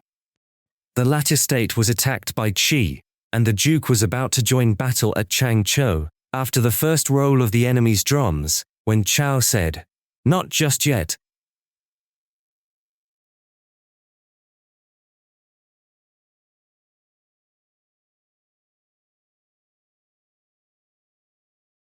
Only after their drums had beaten for the 3rd time did he give the word for attack. Then they fought, and the men of Qi were utterly defeated. Questioned afterwards by the Duke as to the meaning of his delay, Chao Kuei replied, "In battle, a courageous spirit is everything. Now the first roll of the drum tends to create this spirit, but with the second it is already on the wane, and after the third it is gone altogether. I attacked when their spirit was gone, and ours was at its height, Hansar victory. Rusu Chapter 4 puts spirit first among the 4 important influences in war, and continues. The value of a whole army, a mighty host of 1,000,000 men, is dependent on one man alone. Such is the influence of spirit. A commander-in-chief may be robbed of his presence of mind. Chang Yu says, presence of mind is the general's most important asset. It is the quality which enables him to discipline disorder and to inspire courage into the panic-stricken. The great General Li Ching A. 65712-649 has a saying. Attacking does not merely consist in assaulting walled cities or striking at an army in battle array. It must include the art of assailing the enemy's mental equilibrium. Now, a soldier's spirit is keenest in the morning. Always provided, I suppose, that he has had breakfast. At the Battle of the Trebia, the Romans were foolishly allowed to fight fasting, whereas Hannibal's men had breakfasted at their leisure. See Livy, 21, Liv. 8, LV. 1 and 8. By noonday it has begun to flag, and in the evening, his mind is bent only on returning to camp. A clever general, therefore, avoids an army where its spirit is keen, but attacks it when it is sluggish and inclined to return. This is the art of studying moods, disciplined and calm, to await the appearance of disorder and hubbub amongst the enemy. This is the art of retaining self-possession. To be near the goal while the enemy is still far from it, to wait at ease while the enemy is toiling and struggling, to be well fed while the enemy is famished. This is the art of husbanding one's strength. To refrain from intercepting an enemy whose banners are in perfect order, to refrain from attacking an army drawn up in calm and confident array. This is the art of studying circumstances. It is a military axiom not to advance uphill against the enemy, nor to oppose him when he comes downhill. Do not pursue an enemy who simulates flight. Do not attack soldiers whose temper is keen. Do not swallow bait offered by the enemy. Li Chuan and Tu Mu, with extraordinary inability to see a metaphor, take these words quite literally of food and drink that have been poisoned by the enemy. Chen Hao and Chang Yu carefully point out that the saying has a wider application. Do not interfere with an army that is returning home. The commentators explain this rather singular piece of advice by saying that a man whose heart is set on returning home will fight to the death against any attempt to bar his way, and is therefore too dangerous an opponent to be tackled. Chang Yu quotes the words of Han Xin, "Invincible is the soldier who hath his desire and returneth homewards." A marvelous tale is told of Cao Cao's courage and resource in Chapter 1 of the San Kuo Chi. In 1980 AD, he was besieging Changsu in Jiang, when Lu Piao sent reinforcements with a view to cutting off Cao's retreat. The latter was obliged to draw off his troops, only to find himself hemmed in between 2 enemies, who were guarding each outlet of a narrow pass in which he had engaged himself. In this desperate plight, Cao waited until nightfall, when he bored a tunnel into the mountainside and laid an ambush in it. As soon as the whole army had passed by, the hidden troops fell on his rear, while Cao himself turned and met his pursuers in front, so that they were thrown into confusion and annihilated. Cao said afterwards, "The brigands tried to check my army in its retreat and brought me to battle in a desperate position. Hence I knew how to overcome them. When you surround an army, leave an outlet free." This does not mean that the enemy is to be allowed to escape. The object, as Tu Mu puts it, is to make him believe that there is a road to safety, and thus prevent his fighting with the courage of despair. Tu Mu adds pleasantly, "After that, you may crush him. Do not press a desperate foe too hard." Chen Hao quotes the saying, "Birds and beasts when brought to bay will use their claws and teeth." Chang Yu says, "If your adversary has burned his boats and destroyed his cooking pots, and is ready to stake all on the issue of a battle, he must not be pushed to extremities." Ho Shi illustrates the meaning by a story taken from the life of Yan Qing. That general, together with his colleague Tu Chengwei, was surrounded by a vastly superior army of Khitans in the year 945 AD. The country was bare and desert-like, and the little Chinese force was soon in dire straits for want of water. The wells they bored ran dry, and the men were reduced to squeezing lumps of mud and sucking out the moisture. Their ranks thinned rapidly, until at last Fu Yanqing exclaimed, "We are desperate men. Far better to die for our country than to go with fettered hands into captivity." A strong gale happened to be blowing from the northeast and darkening the air with dense clouds of sandy dust. Chung Wei was for waiting until this had abated before deciding on a final attack, but luckily another officer, Li Xiaocheng by name, was quicker to see an opportunity and said, "They are many and we are few, but in the midst of this sandstorm our numbers will not be discernible. Victory will go to the strenuous fighter, and the wind will be our best ally." Accordingly, Fu Yanqing made a sudden and wholly unexpected onslaught with his cavalry, routed the barbarians, and succeeded in breaking through to safety. Such is the art of warfare. Chapter 9. Variation in Tactics. The heading means literally, the 9 variations, but as Sun Tzu does not appear to enumerate these, and as, indeed, he has already told us VSS 6-11, that such deflections from the ordinary course are practically innumerable, we have little option but to follow Long Shi, who says that 9 stands for an indefinitely large number. All it means is that in warfare we ought to vary our tactics to the utmost degree. I do not know what So Kung makes these 9 variations out to be, but it has been suggested that they are connected with the 9 situations of Chapter 11.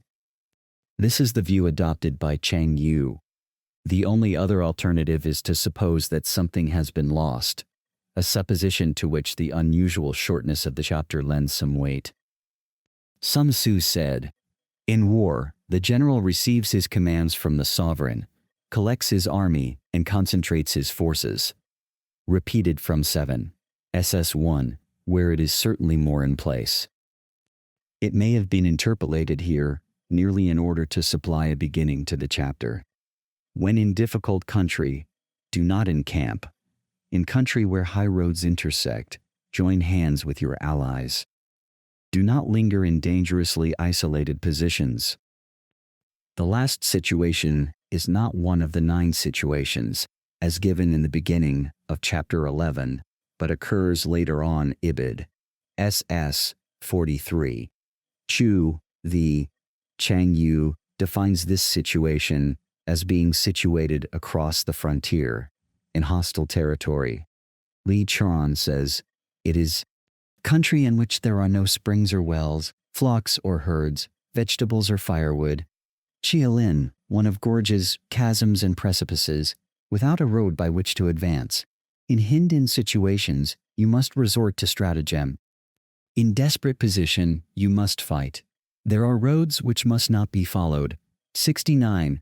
Especially those leading through narrow defiles, says Li Chuan, where an ambush is to be feared. Armies which must be not attacked. More correctly, perhaps, there are times when an army must not be attacked. Chen Hao says, when you see your way to obtain a rival advantage, but are powerless to inflict a real defeat, refrain from attacking, for fear of overtaxing your men's strength. Towns which must not be besieged, key FIS. For Cao Kum gives an interesting illustration from his own experience. When invading the territory of Shu Chao, he ignored the city of Ha Pi, which lay directly in his path, and pressed on into the heart of the country. This excellent strategy was rewarded by the subsequent capture of no fewer than 14 important district cities. Chan Yu says, no town should be attacked which, if taken, cannot be held, or if left alone, will not cause any trouble. Shun Ying, when urged to attack Piyang, replied, the city is small and well fortified. Even if I succeed in taking it, it will be no great feat of arms, whereas if I fail, I shall make myself a laughingstock. In the 17th century, sieges still formed a large proportion of war. It was Turenne who directed attention to the importance of marches, countermarches, and maneuvers. He said, It is a great mistake to waste men in taking a town when the same expenditure of soldiers will gain a province. 1. Positions which must not be contested, commands of the sovereign which must not be obeyed. This is a hard saying for the Chinese, with their reverence for authority, and Wei Liao Tu, quoted by Tu Mu, is moved to exclaim, "Weapons are baleful instruments. Strife is antagonistic to virtue. A military commander is the negation of civil order." The unpalatable fact remains, however, that even imperial wishes must be subordinated to military necessity. The general who thoroughly understands the advantages that accompany variation of tactics knows how to handle his troops. The general who does not understand these may be well acquainted with the configuration of the country, yet he will not be able to turn his knowledge to practical account. Literally, get the advantage of the ground, which means not only securing good positions, but availing oneself of natural advantages in every possible way.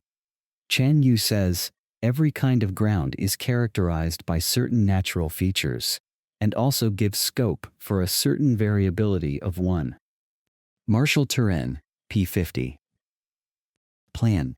How it is possible to turn these natural features to account unless topographical knowledge is supplemented by versatility of mind. So, the student of war who is unversed in the art of war, of varying his plans, even though he be acquainted with the 5 advantages, will fail to make the best use of his men. Chialin tells us that these imply 5 obvious and generally advantageous lines of action, namely, if a certain road is short, it must be followed. If an army is isolated, it must be attacked. If a town is in a parlous condition, it must be besieged. If a position can be stormed, it must be attempted. And if consistent with military operations, the ruler's commands must be obeyed. But there are circumstances which sometimes forbid a general to use these advantages. For instance, a certain road may be the shortest way for him, but if he knows that it abounds in natural obstacles, or that the enemy has laid an ambush on it, he will not follow that road. A hostile force may be open to attack, but if he knows that it is hard-pressed and likely to fight with desperation, he will refrain from striking, and so on. Hence, in the wise leader's plans, considerations of advantage and of disadvantage will be blended together. Whether in an advantageous position or a disadvantageous one, says Salcombe, the opposite state should be always present to your mind.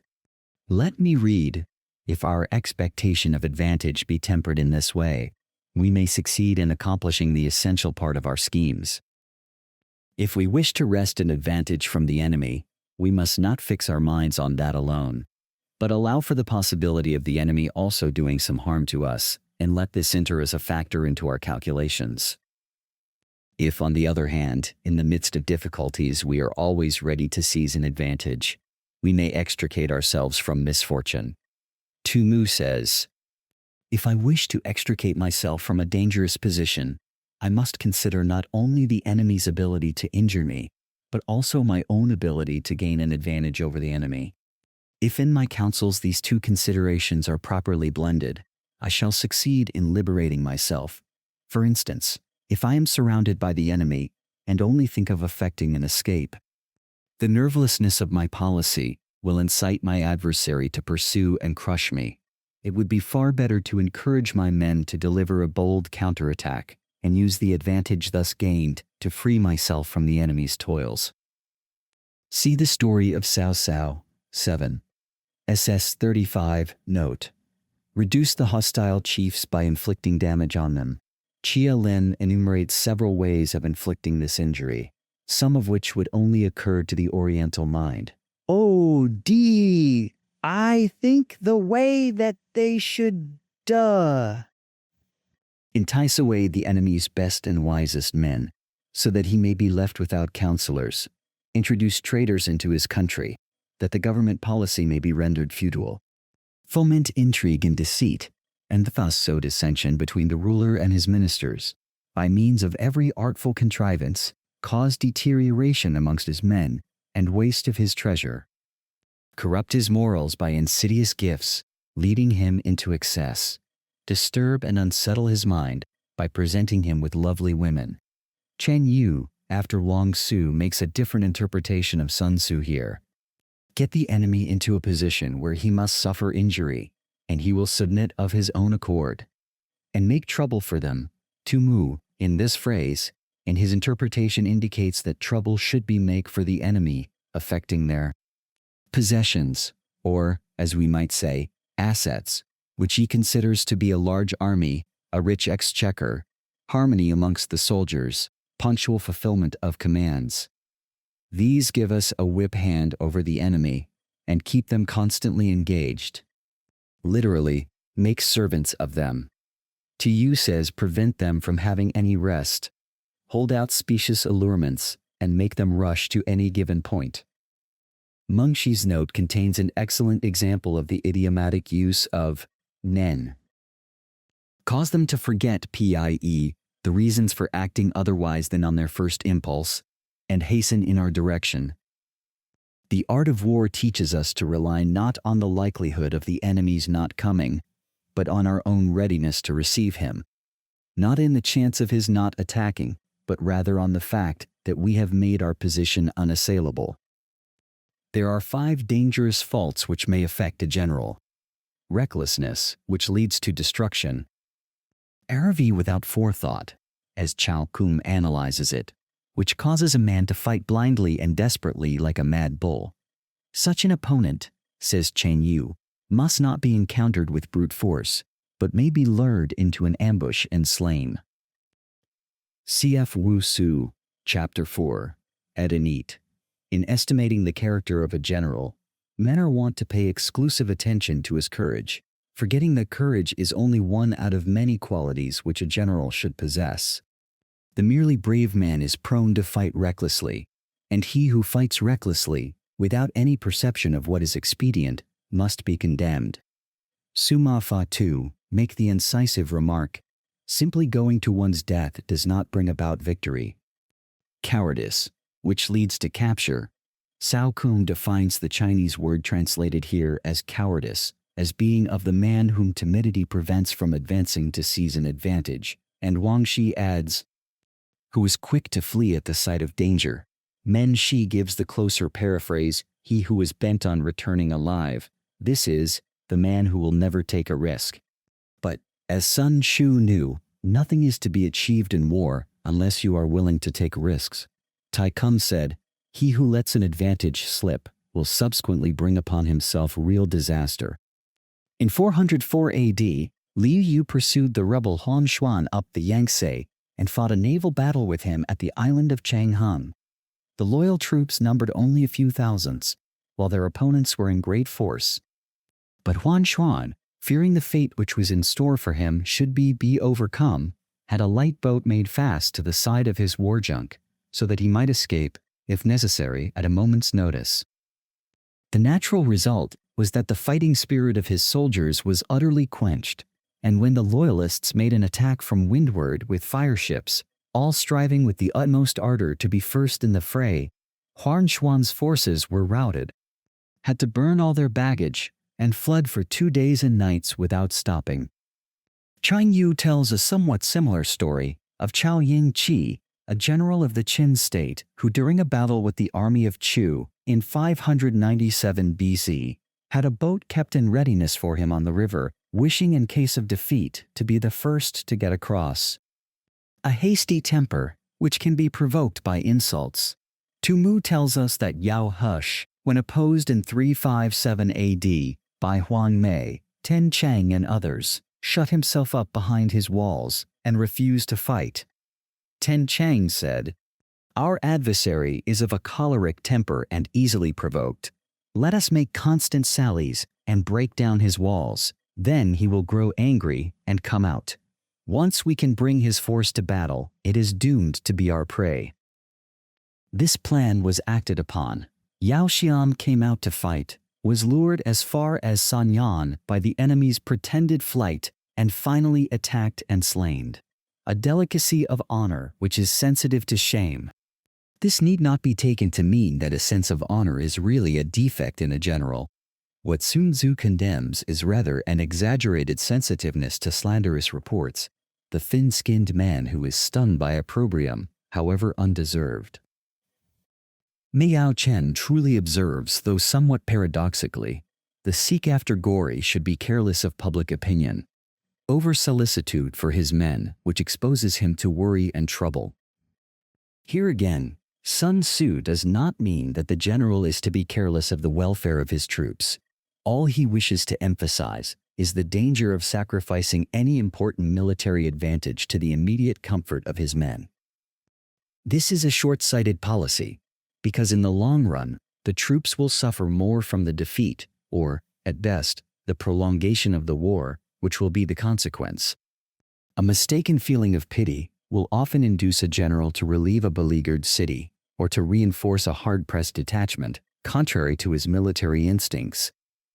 It is now generally admitted that our repeated efforts to relieve Ladysmith in the South African War were so many strategical blunders which defeated their own purpose. And in the end, relief came through the very man who started out with the distinct resolve no longer to subordinate the interests of the whole to sentiment in favor of a part. An old soldier of one of our generals who failed most conspicuously in this war tried once, I remember, to defend him to me on the ground that he was always so good to his men. By this plea, had he but known it, he was only condemning him out of Sun Tzu's mouth. These are the 5 besetting sins of a general, ruinous to conduct of war. When an army is overthrown and its leader slain, the cause will surely be found among these 5 dangerous faults. Let them be a subject of meditation. I.e., everybody can see superficially how a battle is won. What they cannot see is the long series of plans and combinations which has preceded the battle. Do not repeat the tactics which have gained you one victory, but let your methods be regulated by the infinite variety of circumstances.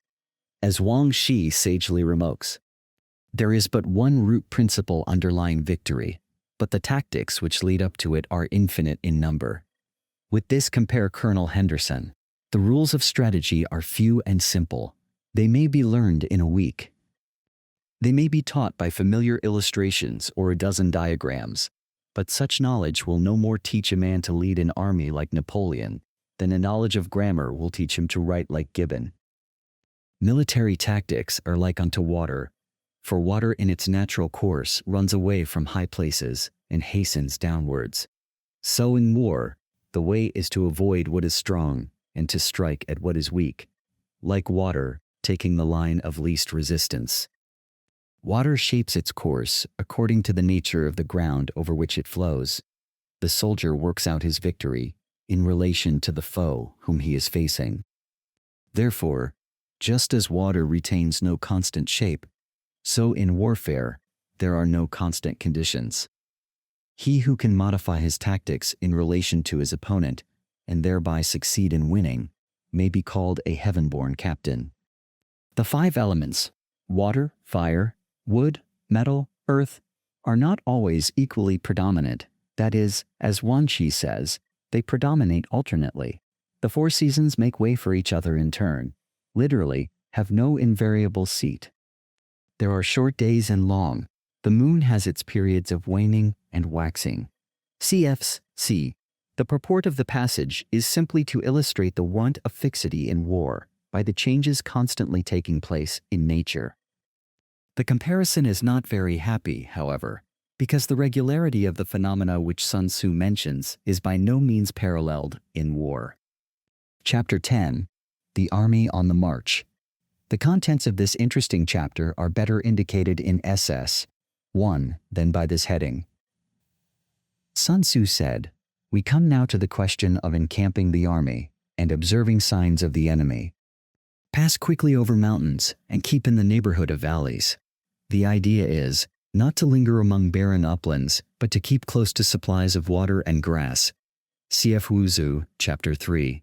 Abide not in natural ovens, i.e., east the openings of valleys. Chang Yu tells the following anecdote.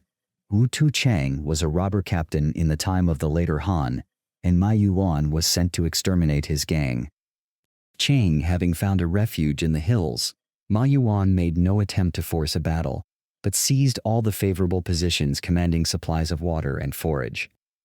Chang was soon in such a desperate plight for want of provisions that he was forced to make a total surrender. He did not know the advantage of keeping in the neighborhood of valleys. Camp in high places. Not on high hills, but on knolls or hillocks elevated above the surrounding country, facing the sun. Mu takes this to mean facing south, and Chen Hao facing east. Cf. Infra, SS 11-13. Do not climb heights in order to fight. So much for mountain warfare. After crossing a river, you should get far away from it, in order to tempt the enemy to cross after you, according to Zhao Kung, and also, says Chang Yu, in order not to be impeded in your evolutions. The Tong Tin reads, if the enemy crosses a river, etc. But in view of the next sentence, this is almost certainly an interpolation. It will be best to let half the army get across, and then deliver your attack. Li Chuan alludes to the great victory won by Han Xin over Lung Chu at the Wei River. Turning to the Qin Han Shu, chapter 34, Fall. 6 verso, we find the battle described as follows. The two armies were drawn up on opposite sides of the river. In the night, Han Xin ordered his men to take some 10,000 sacks filled with sand and construct a dam higher up. Then, leading half his army across, he attacked Lung Chu, but after a time, pretending to have failed in his attempt, he hastily withdrew to the other bank. Lung Chu was much elated by this unlooked-for success, and exclaiming, I felt sure that Han Xin was really a coward. He pursued him and began crossing the river in his turn. Han Xin now sent a party to cut open the sandbags, thus releasing a great volume of water, which swept down and prevented the greater portion of Lung Chu's army from getting across. He then turned upon the force which had been cut off and annihilated it, Lung Chu himself being amongst the slain. The rest of the army, on the further bank, also scattered and fled in all directions. If you are anxious to fight, you should not go to meet the invader near a river which he has to cross. For fear of preventing his crossing, moor your craft higher up than the enemy and facing the sun. See Supra, SS. 2. The repetition of these words in connection with water is very awkward. Chang Yu has the note. Said either of troops marshaled on the riverbank or of boats anchored in the stream itself. In either case, it is essential to be higher than the enemy and facing the sun. The other commentators are not at all explicit. Do not move upstream to meet the enemy. Mu says, as water flows downwards, we must not pitch our camp on the lower reaches of a river, for fear the enemy should open the sluices and sweep us away in a flood. Chuko Wuhao has remarked that, in river warfare, we must not advance against the stream, which is as much as to say that our fleet must not be anchored below that of the enemy, for then they would be able to take advantage of the current and make short work of us. There is also the danger, noted by other commentators, that the enemy may throw poison on the water to be carried down to us. So much for river warfare. In crossing salt marshes, your sole concern should be to get over them quickly, without any delay. Because of the lack of fresh water, the poor quality of the herbage, and last but not least, because they are low, flat, and exposed to attack. If forced to fight in a salt marsh, you should have water and grass near you, and get your back to a clump of trees. Li Chuan remarks that the ground is less likely to be treacherous where there are trees, while Mu says that they will serve to protect the rear. So much for operations as salt marshes. In dry, level country, take up an easily accessible position with rising ground to your right and on your rear. Mu quotes Tai Kum as saying, an army should have a stream or a marsh on its left, and a hill or tumulus on its right, so that the danger may be in front, and safety lie behind. So much for campaigning in flat country. These are the 4 useful branches of military knowledge, those, namely, concerned with 1 mountains, 2 rivers, 3 marshes, and 4 plains. Compare Napoleon's military maxims, number 1, which enabled the Yellow Emperor to vanquish 4 several sovereigns. Regarding the Yellow Emperor, Mei Yao Chen asks, with some plausibility, whether there is an error in the text, as nothing is known of Huan Ti having conquered 4 other emperors. The Shihit speaks only of his victories over Yen Ti and Qiyu. In the Liu Tao it is mentioned that he fought 70 battles and pacified the empire. Salcombe's explanation is that the Yellow Emperor was the first to institute the feudal system of vassals, princes, each of whom to the number of 4 originally bore the title of emperor. Li Chuan tells us that the art of war originated under Huan Ti, who received it from his minister Feng Hu. All armies prefer high ground to low. High ground, says Mei Yao Chen, is not only more agreement and salubrious, but more convenient from a military point of view. Low ground is not only damp and unhealthy, but also disadvantageous for fighting.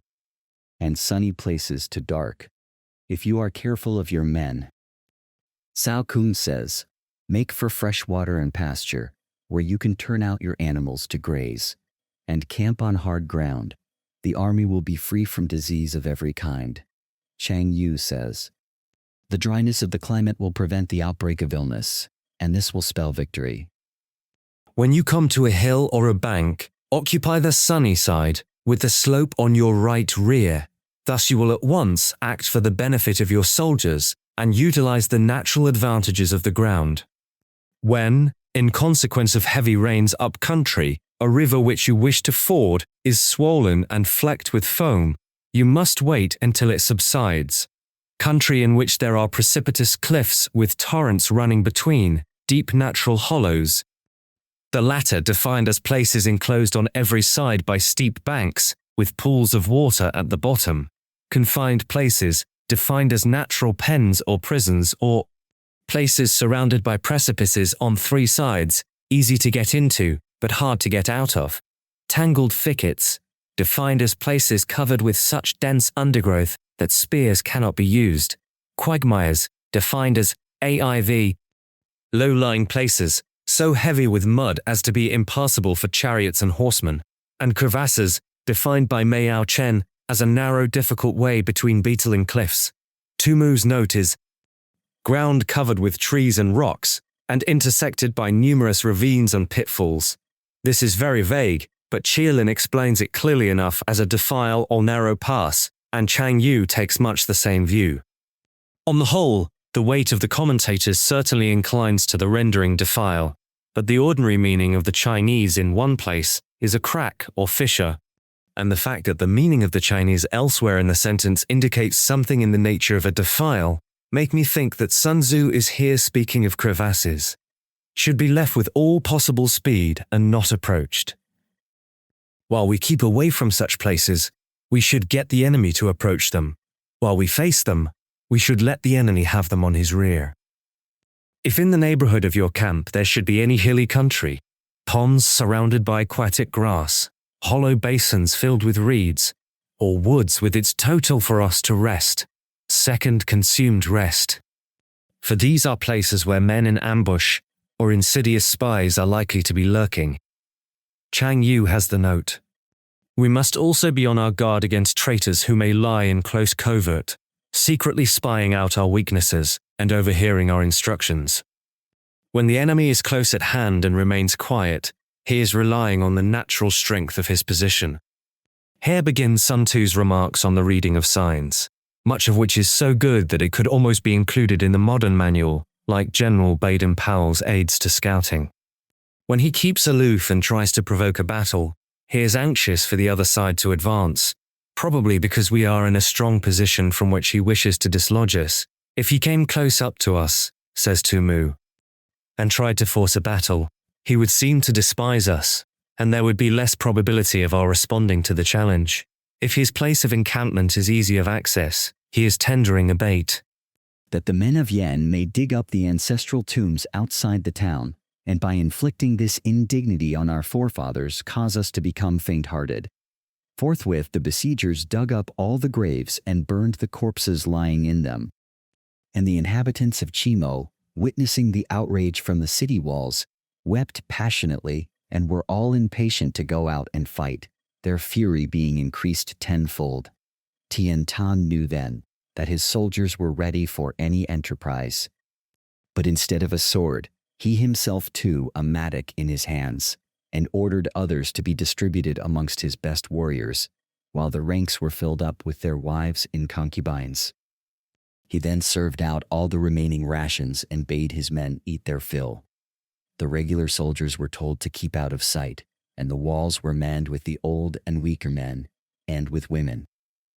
This done, envoys were dispatched to the enemy's camp to arrange terms of surrender, whereupon the Yen army began shouting for joy.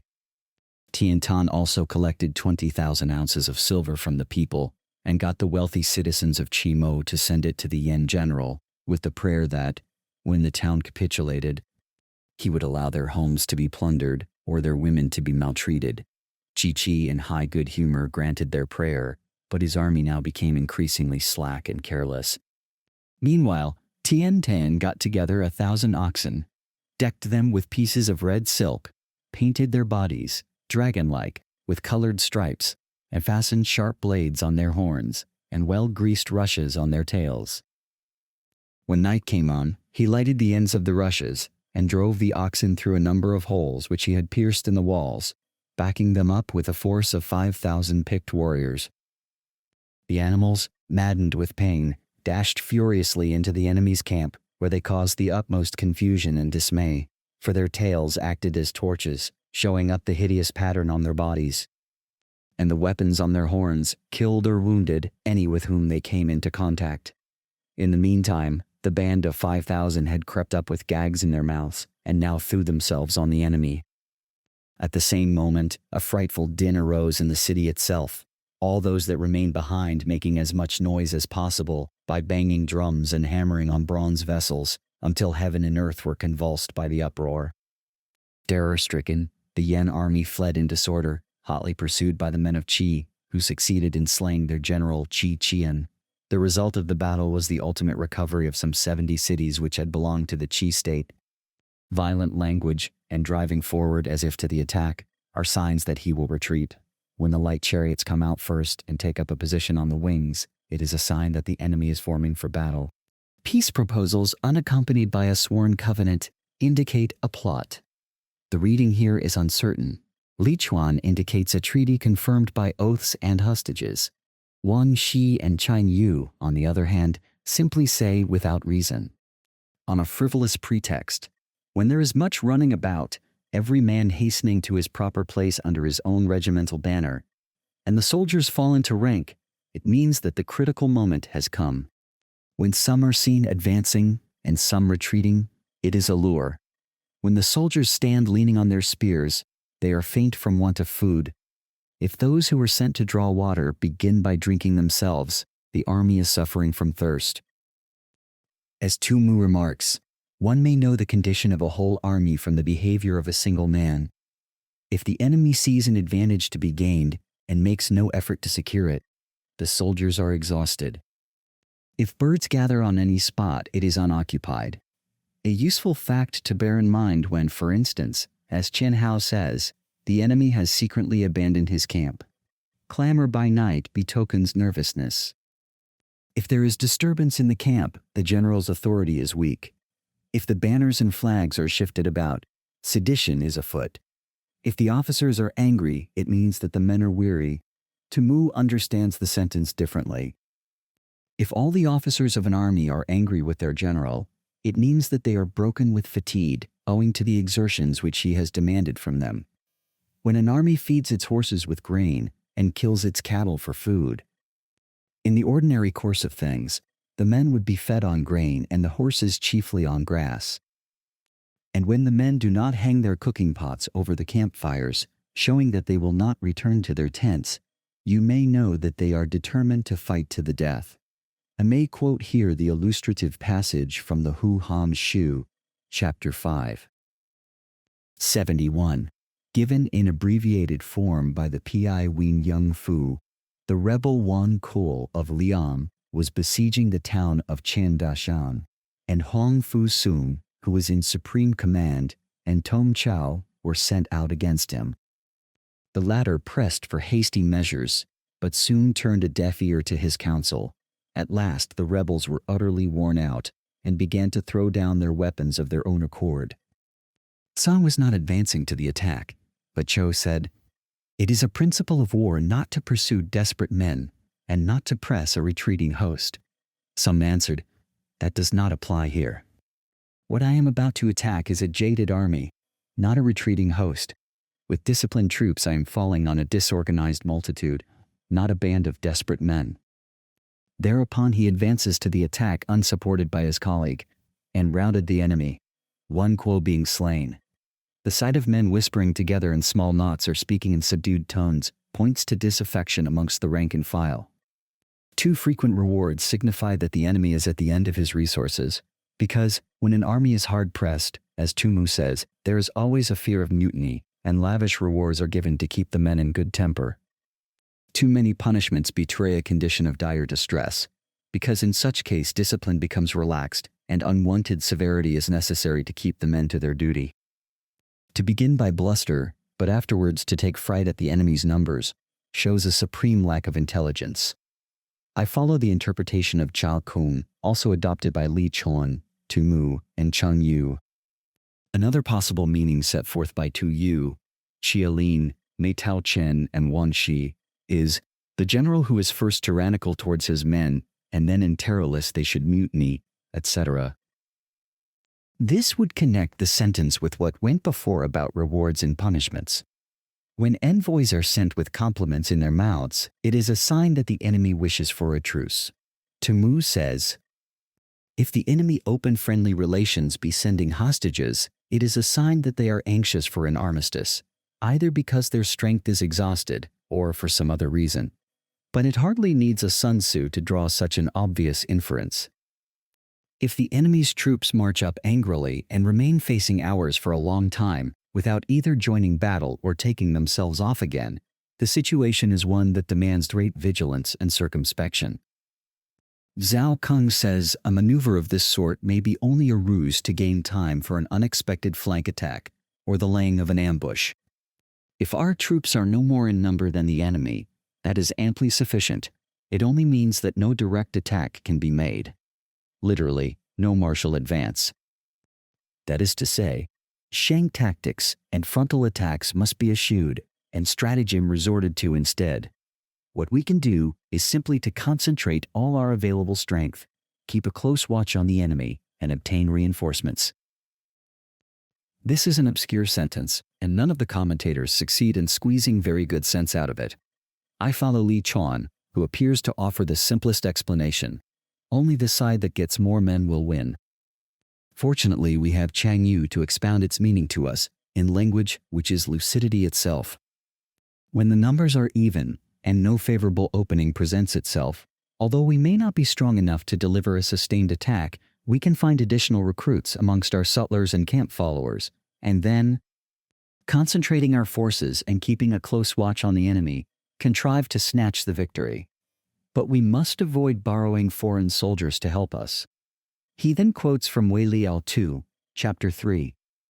"The nominal strength of mercenary troops may be 100,000, but their real value will be not more than half that figure. He who exercises no forethought but makes light of his opponents is sure to be captured by them." Chen Hao, quoting from the TSO Chuan, says, "If bees and scorpions carry poison, how much more will a hostile state? Even a puny opponent, then, should not be treated with contempt. If soldiers are punished before they have grown attached to you, they will not prove submissive, and, unless submissive, then will be practically useless. If, when the soldiers have become attached to you, punishments are not enforced, they will still be unless. Therefore, soldiers must be treated in the first instance with humanity, but kept under control by means of iron discipline." Yanzu, BC. 493, said of Sima Jiangchu, "His civil virtues endeared him to the people. His martial prowess kept his enemies in awe." Cf. Wuzu, Chapter 4 in it. The ideal commander unites culture with a warlike temper. The profession of arms requires a combination of hardness and tenderness. This is a certain road to victory. If in training soldiers commands are habitually enforced, the army will be well disciplined. If not, its discipline will be bad. If a general shows confidence in his men, but always insists on his orders being obeyed, Sun Tzu says, a general ought in time of peace to show kindly confidence in his men, and also make his authority respected, so that when they come to face the enemy, orders may be executed and discipline maintained, because they all trust and look up to him. What Sun Tzu has said in section 44, however, would lead one rather to expect something like this. If a general is always confident that his orders will be carried out, etc., the gain will be mutual. Chang Yu says, the general has confidence in the men under his command, and the men are docile, having confidence in him. Thus the gain is mutual. He quotes a pregnant sentence from Wei Liaozu, chapter 4. The art of giving orders is not to try to rectify minor blunders, and not to be swayed by petty doubts. Vacillation and fussiness are the surest means of sapping the confidence of an army. Chapter 11. Terrain. Only about a third of the chapter, comprising S1 to 13, deals with terrain, the subject being more fully treated in Chapter 11.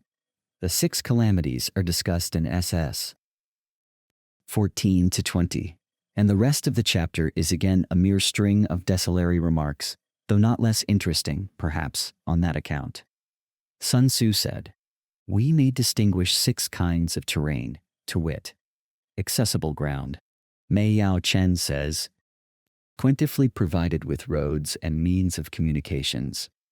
Entangling ground, says, net-like country, venturing into which you become entangled. Temporizing ground, ground which allows you to stave off or delay. Narrow passes, precipitous heights, positions at a great distance from the enemy. It is hardly necessary to point out the faultiness of this classification. A strange lack of logical perception is shown in the Chinaman's unquestioning acceptance of glaring cross-divisions such as the above. Ground which can be freely traversed by both sides is called accessible. With regard to ground of this nature, be before the enemy in occupying the raised and sunny spots, and carefully guard your line of supplies. 86.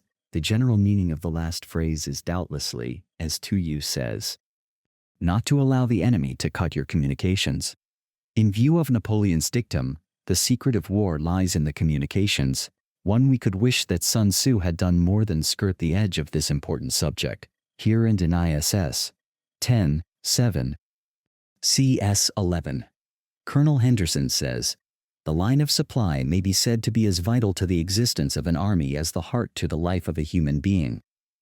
Just as the duelist who finds his adversary's point menacing him with certain death, and his own guard astray, is compelled to conform to his adversary's movements, and to content himself with warding off his thrusts, so the commander whose communications are suddenly threatened finds himself in a false position, and he will be fortunate if he has not to change all his plans, to split up his force into more or less isolated detachments, and to fight with inferior numbers on ground which he has not had time to prepare, and where defeat will not be an ordinary failure, but will entail the ruin or surrender of his whole army. 2. Then you will be able to fight with advantage. Ground which can be abandoned but is hard to reoccupy is called entangling. From a position of this sort, if the enemy is unprepared, you may sally forth and defeat him.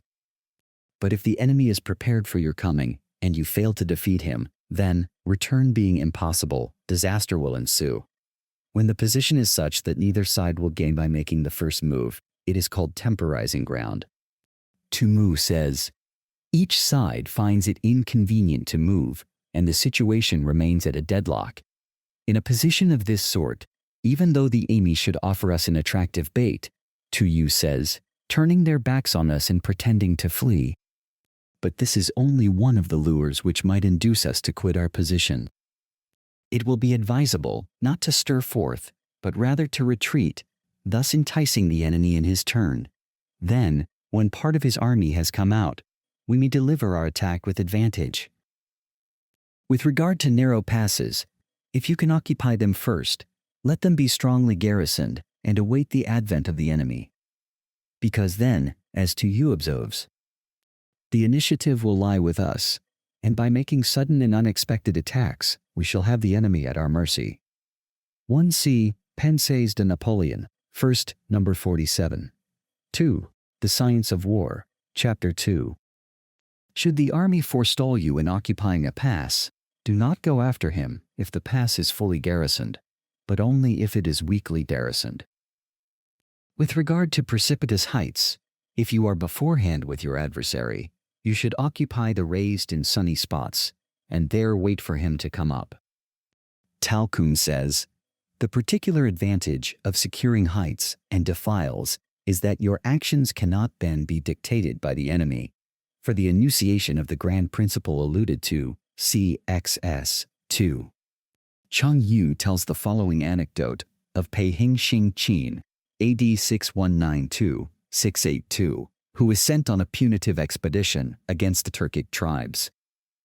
At night, he pitched his camp as usual, and it had already been completely fortified by wall and ditch, when suddenly he gave orders that the army should shift its course to a hill nearby. This was highly displeasing to his officers, who protested loudly against the extra fatigue which it would entail on the men. Pei Hing-Xing Qin, however, paid no heed to their remonstrances and had the camp moved as quickly as possible. The same night, a terrific storm came on, which flooded their former place of encampment to the depth of over 12 feet. The recalcitrant officers were amazed at the sight and owned that they had been in the wrong. "How did you know what was going to happen?" they asked. Pei Hing-Qin replied, "From this time forward be content to obey orders without asking unnecessary questions." From this it may be seen, Chang Yu continues, that high and sunny places are advantageous not only for fighting, but also because they are immune from disastrous floods. If the enemy has occupied them before you, do not follow him, but retreat and try to entice him away.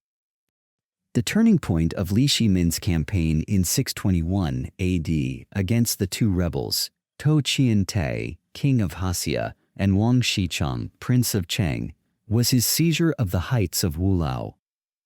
In spite of which Tou Qian-tai persisted in his attempt to relieve his ally in Luoyang, was defeated and taken prisoner. See Chu Tang, Chapter 2, Folio 5 Verso, and also Chapter 54. If you are situated at a great distance from the enemy, and the strength of the two armies is equal, it is not easy to provoke a battle. The point is that we must not think of undertaking a long and wearisome march, at the end of which, as Tzu says, we should be exhausted and our adversary fresh and keen, and fighting will be to your disadvantage. These 6 are the principles connected with earth, or perhaps the principles relating to ground. See, however, IS 8. The general who has attained a responsible post must be careful to study them. Now an army is exposed to 6 several calamities, not arising from natural causes, but from faults for which the general is responsible. These are flight, insubordination, collapse, ruin, disorganization, rout. Other conditions being equal, if one force is hurled against another 10 times its size, the result will be the flight of the former. When the common soldiers are too strong, and their officers too weak, the result is insubordination. Tzu cites the unhappy case of Tian Pu, Sintangsu, Chapter 148, who was sent to Wei in 821 AD with orders to lead an army against one Ting Chu.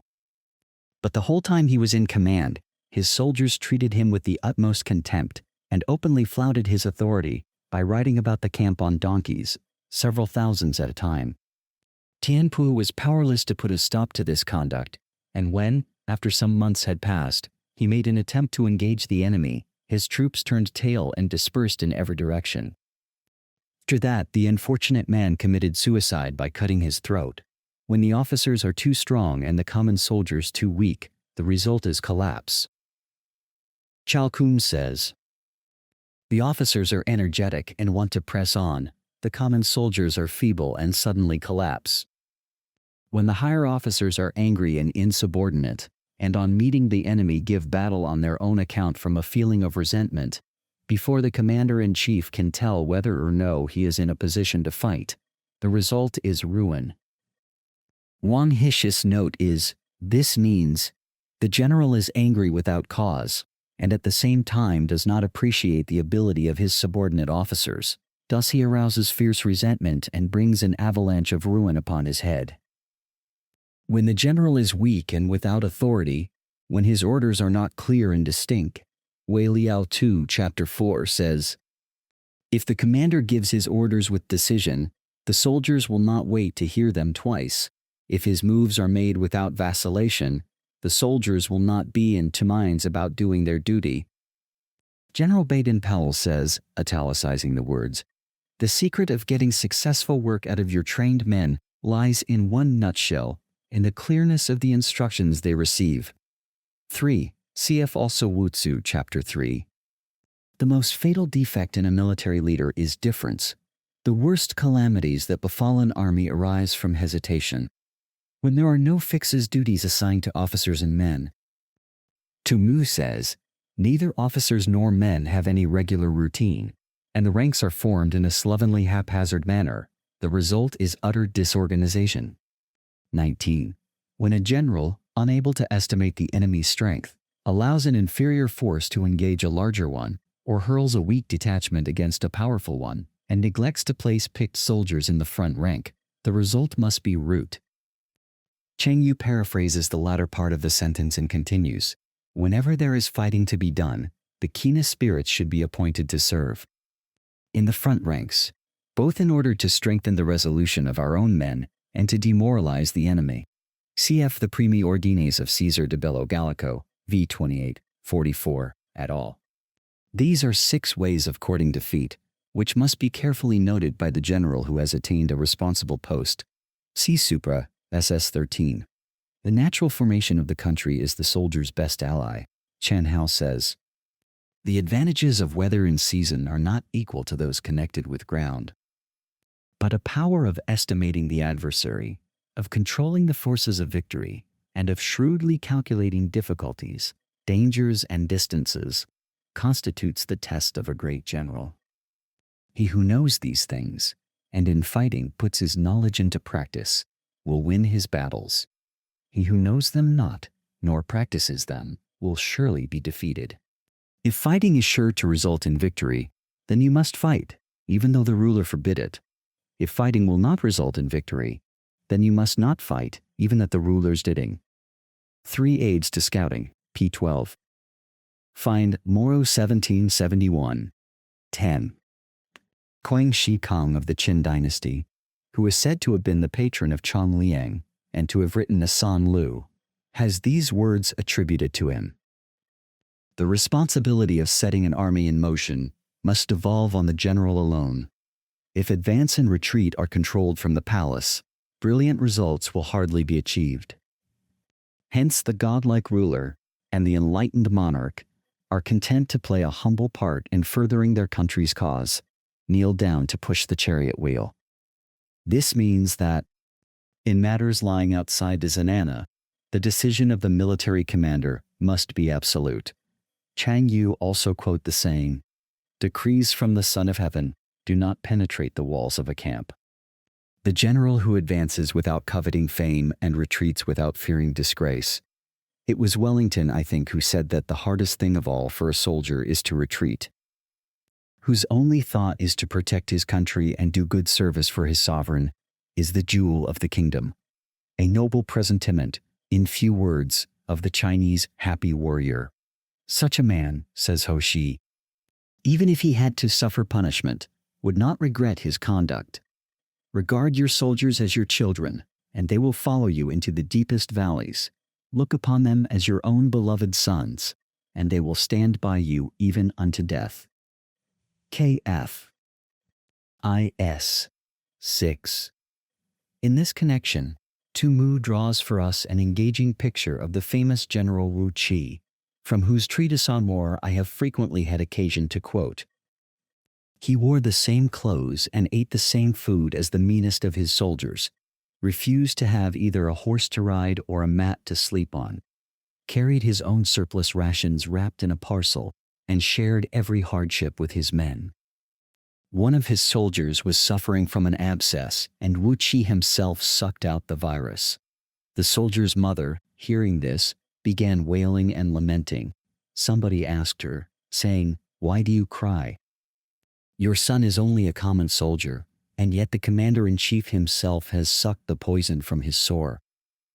The woman replied, "Many years ago Lord Wu performed a similar service for my husband, who never left him afterwards, and finally met his death at the hands of the enemy. And now that he has done the same for my son, he too will fall fighting, I know not where." Li Chuan mentions the Viscount of Chu, who invaded the small state of Shao during the winter. The Duke of Shen said to him, "Many of the soldiers are suffering severely from the cold." So he made a round of the whole army, comforting and encouraging the men, and straightway they felt as if they were clothed in garments lined with floss silk. If, however, you are indulgent, but unable to make your authority felt, kind-hearted, but unable to enforce your commands, and incapable, moreover, of quelling disorder, then your soldiers must be likened to spoiled children. They are useless for any practical purpose. Li Qin once said that if you could make your soldiers afraid of you, they would not be afraid of the enemy. Mu recalls an instance of stern military discipline which occurred in 219 AD, when Lu Meng was occupying the town of Qiangling. He had given stringent orders to his army not to molest the inhabitants, nor take anything from them by force. A certain officer serving under his banner, who happened to be a fellow townsman, ventured to appropriate a bamboo hat belonging to one of the people, in order to wear it over his regulation helmet as a protection against the rain. Lu Meng considered that the fact of his being also a native of Junan should not be allowed to palliate a clear breach of discipline, and accordingly, he ordered his summary execution, the tears rolling down his face, however, as he did so. This act of severity filled the army with wholesome awe, and from that time forth even articles dropped in the highway were not picked up. If we know that our own men are in a condition to attack, but are unaware that the enemy is not open to attack, we have gone only halfway towards victory. That is, Salkun says, the issue in this case is uncertain. If we know that the enemy is open to attack, but are unaware that our own men are not in a condition to attack, we have gone only halfway towards victory. Cf. 3 Ses. 13:1. If we know that the enemy is open to attack, and also know that our men are in a condition to attack, but are unaware that the nature of the ground makes fighting impracticable, we have still gone only halfway towards victory. Hence the experienced soldier, once in motion, is never bewildered. Once he has broken camp, he is never at a loss. The reason being, according to Mu, that he has taken his measures so thoroughly as to ensure victory beforehand. He does not move recklessly, says Cheng Yu, so that when he does move, he makes no mistakes. Hence the saying, if you know the enemy and know yourself, your victory will not stand in doubt. If you know heaven and know earth, you may make your victory complete. Li Chuan sums up as follows. Given the knowledge of three things, the affairs of men, the seasons of heaven, and the natural advantages of earth, victory will invariably crown your battles. Chapter 12. The 9 Situations. Sun Tzu said, "The art of war recognizes 9 varieties of ground: dispersive ground, facile ground, contentious ground, open ground, ground of intersecting highways, serious ground, difficult ground, hemmed-in ground, desperate ground. When a chieftain is fighting in his own territory, it is dispersive ground." So called because the soldiers, being near to their homes and anxious to see their wives and children, are likely to seize the opportunity afforded by a battle and scatter in every direction. In their advance, observes Mu, they will lack the valor of desperation, and when they retreat, they will find harbors of refuge. When he has penetrated into hostile territory, but to no great distance, it is facile ground. Li Chuan and Ho Shi say, because of the facility for retreating, and the other commentators give similar explanations. Mu remarks, when your army has crossed the border, You should burn your boats and bridges, in order to make it clear to everybody that you have no hankering after home. 93. Ground the possession of which imports great advantage to either side is contentious ground. Tamu defines the ground as ground to be contended for. Salkun says, ground on which the few and the weak can defeat the many and the strong, such as the neck of a pass, instanced by Li Chuan. Thus, Thermopylae was of this classification, because the possession of it, even for a few days only, meant holding the entire invading army in check, and thus gaining invaluable time. Cf. Wu Tzu, Chapter 5. As soon as possible, for those who have to fight in the ratio of 1 to 10, there is nothing better than a narrow pass. When Lu Quam was returning from his triumphant expedition to Turkestan in 385 AD and had got as far as Aiho, laden with spoils, Liang Shi, administrator of Liang Chao, taking advantage of the death of Fu Qian, king of Qin, plotted against him and was for barring his way into the province. Yang Han, governor of Kaochang, counseled him, saying, Lu Quang is fresh from his victories in the west, and his soldiers are vigorous and mettlesome. If we oppose him in the shifting sands of the desert, we shall be no match for him, and we must therefore try a different plan. Let us hasten to occupy the defile at the mouth of the Kaowul Pass, thus cutting him off from supplies of water, and when his troops are prostrated with thirst, we can dictate our own terms without moving. Or if you think that the pass I mention is too far off, we could make a stand against him at the Ai Wu Pass, which is nearer. The cunning and resource of Tufang himself would be expended in vain against the enormous strength of these two positions. Liang Shi, refusing to act on this advice, was overwhelmed and swept away by the invader. Ground on which each side has liberty of movement is open ground. There are various interpretations of the Chinese adjective for this type of ground. Salkum says it means ground covered with a network of roads, like a chessboard. Ho Shi suggested ground on which intercommunication is easy. Ground which forms the key to 3 contiguous states. Salkun defines this as our country adjoining the enemies and a third country conterminous with both. Mengshi instances the small principality of Cheng, which was bounded on the northeast by Qi, on the west by Qin, and on the south by Chu, so that he who occupies it first has most of the empire at his command. The belligerent who holds this dominating position can constrain most of them to become his allies. Is a ground of intercepting highways. When an army has penetrated into the heart of a hostile country, leaving a number of fortified cities in its rear, it is serious ground. Wan Shi explains the name by saying that when an army has reached such a point, its situation is serious.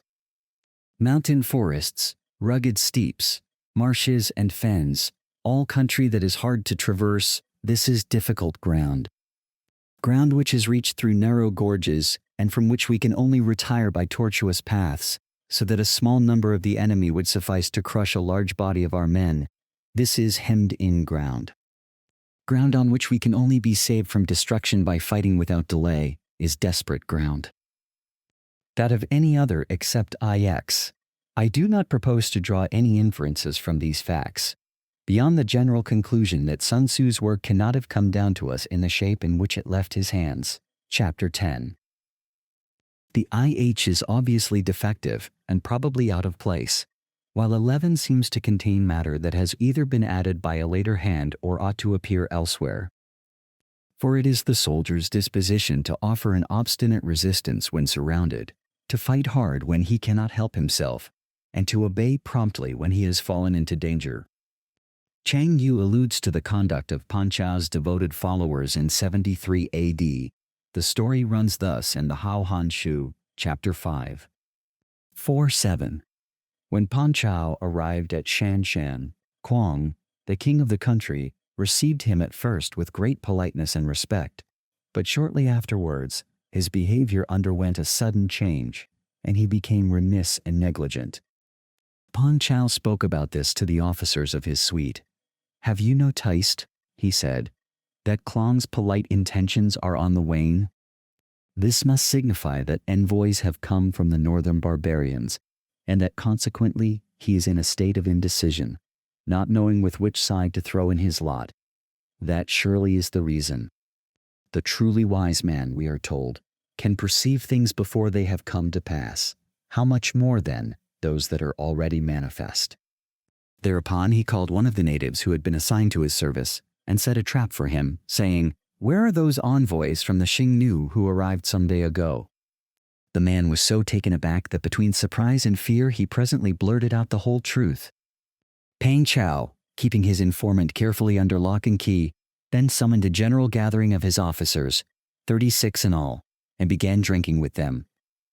When the wine had mounted into their heads a little, he tried to rouse their spirits still further by addressing them thus: "Gentlemen, here we are, in the heart of an isolated region, anxious to achieve riches and honor by some great exploit. Now it happens that an ambassador from the Shungno arrived in this kingdom only a few days ago, and the result is that the respectful courtesy extended towards us by our royal host has disappeared. Should this envoy prevail upon him to seize our party and hand us over to the Shungno, our bones will become food for the wolves of the desert. What are we to do?" With one accord the officers replied, "Standing as we do in peril of our lives, we will follow our commander through life and death." For the sequel of this adventure, see Chapter 12, SS1, note. We cannot enter into alliance with neighboring princes until we are acquainted with their designs. We are not fit to lead an army on the march unless we are familiar with the face of the country, its mountains and forests, its pitfalls and precipices, its marshes and swamps. We shall be unable to turn natural advantages to account unless we make use of local guides. These 3 sentences are repeated from 7 SS 12 to 14 in order to emphasize their importance, the commentators seem to think. I prefer to regard them as interpolated here in order to form an antecedent to the following words. With regard to local guides, Sun Tzu might have added that there is always the risk of going wrong, either through their treachery or some misunderstanding, such as Livy records, 22:13. Hannibal, we are told, ordered a guide to lead him into the neighborhood of Casinum, where there was an important pass to be occupied, but his Carthaginian accent, unsuited to the pronunciation of Latin names, caused the guide to understand Casilum instead of Casinum, and turning from his proper road, he took the army in that direction, the mistake not being discovered until he had almost arrived. To be ignored of any one of the following 4 or 5 principles does not befit a warlike prince. When a warlike prince attacks a powerful state, his generalship shows itself in preventing the concentration of the enemy's forces. He overawes his opponents, and their allies are prevented from joining against him. Mei Tao Chen constructs one of the chains of reasoning that are so much affected by the Chinese. In attacking a powerful state, if you can divide her forces, you will have a superiority in strength. If you have a superiority in strength, you will overawe the enemy. If you overawe the enemy, the neighboring states will be frightened. And if the neighboring states are frightened, the enemy's allies will be prevented from joining her. The following gives a stronger meaning. If the great state has once been defeated, before she has had time to summon her allies, then the lesser states will hold aloof and refrain from massing their forces. Chen Hao and Chang Yu take the sentence in quite another way. The former says, "Powerful though a prince may be, if he attacks a large state, he will be unable to raise enough troops, and must rely to some extent on external aid. If he dispenses with this, and with overweening confidence in his own strength, simply tries to intimidate the enemy, he will surely be defeated." Chang Yu puts his view thus: if we recklessly attack a large state, our own people will be discontented and hang back. But if, as will then be the case, our display of military force is inferior by half to that of the enemy, the other chieftains will take fright and refuse to join us. Hence he does not strive to ally himself with all and sundry, nor does he foster the power of other states. He carries out his own secret designs, keeping his antagonists in awe. The train of thought, as said by Li Chuan, appears to be this: secure against a combination of his enemies. He can afford to reject entangling alliances, and simply pursue his own secret designs. His prestige enable him to dispense with external friendships. Thus he is able to capture their cities and overthrow their kingdoms. This paragraph, though written many years before the Qin state became a serious menace, is not a bad summary of the policy by which the famous six chancellors gradually paved the way for her final triumph under Shi Huangti. Chan Yu, following up his previous note, thinks that Sun Tzu is condemning this attitude of cold-blooded selfishness and haughty isolation. Bestow rewards without regard to rule. Wu Tu chapter 3 less wisely says, let advance be richly rewarded and retreat be heavily punished. Issue orders, literally hang or post up, without regard to previous arrangements, in order to prevent treachery, says Wang Shi. The general meaning is made clear by Chao Kum's quotation from the SUMAFA. Give instructions only on sighting the enemy. Give rewards when you see deserving deeds. Chao Kum's paraphrase. The final instructions you give to your army should not correspond with those that have been previously posted up. Cheng Yu simplifies this into, your arrangements should not be divulged beforehand. And Chialin says, there should be no fixity in your rules and arrangements.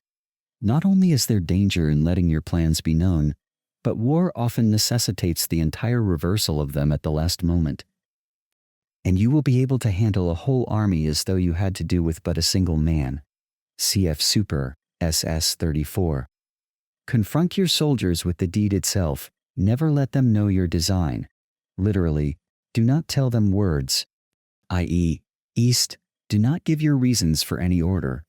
Lord Mansfield once told a junior colleague to give no reasons for his decisions, and the maximum is even more implied. Confront yourself to the name. When the outlook is bright, bring it before their eyes, but tell them nothing when the situation is gloomy. Place your army in deadly peril, and it will survive. Plunge it into desperate straits, and it will come off in safety. These words of Sun Tzu were once quoted by Hansen in explanation of the tactics he employed in one of his most brilliant battles, already alluded to on page 28. In 204 BC, he was sent against the army of Chao and halted 10 miles from the mouth of the Qingsing Pass, where the enemy had mustered in full force. Here, at midnight, he detached a body of 2,000 light cavalry, every man of which was furnished with a red flag. Their instructions were to make their way through narrow defiles and keep a secret watch on the enemy.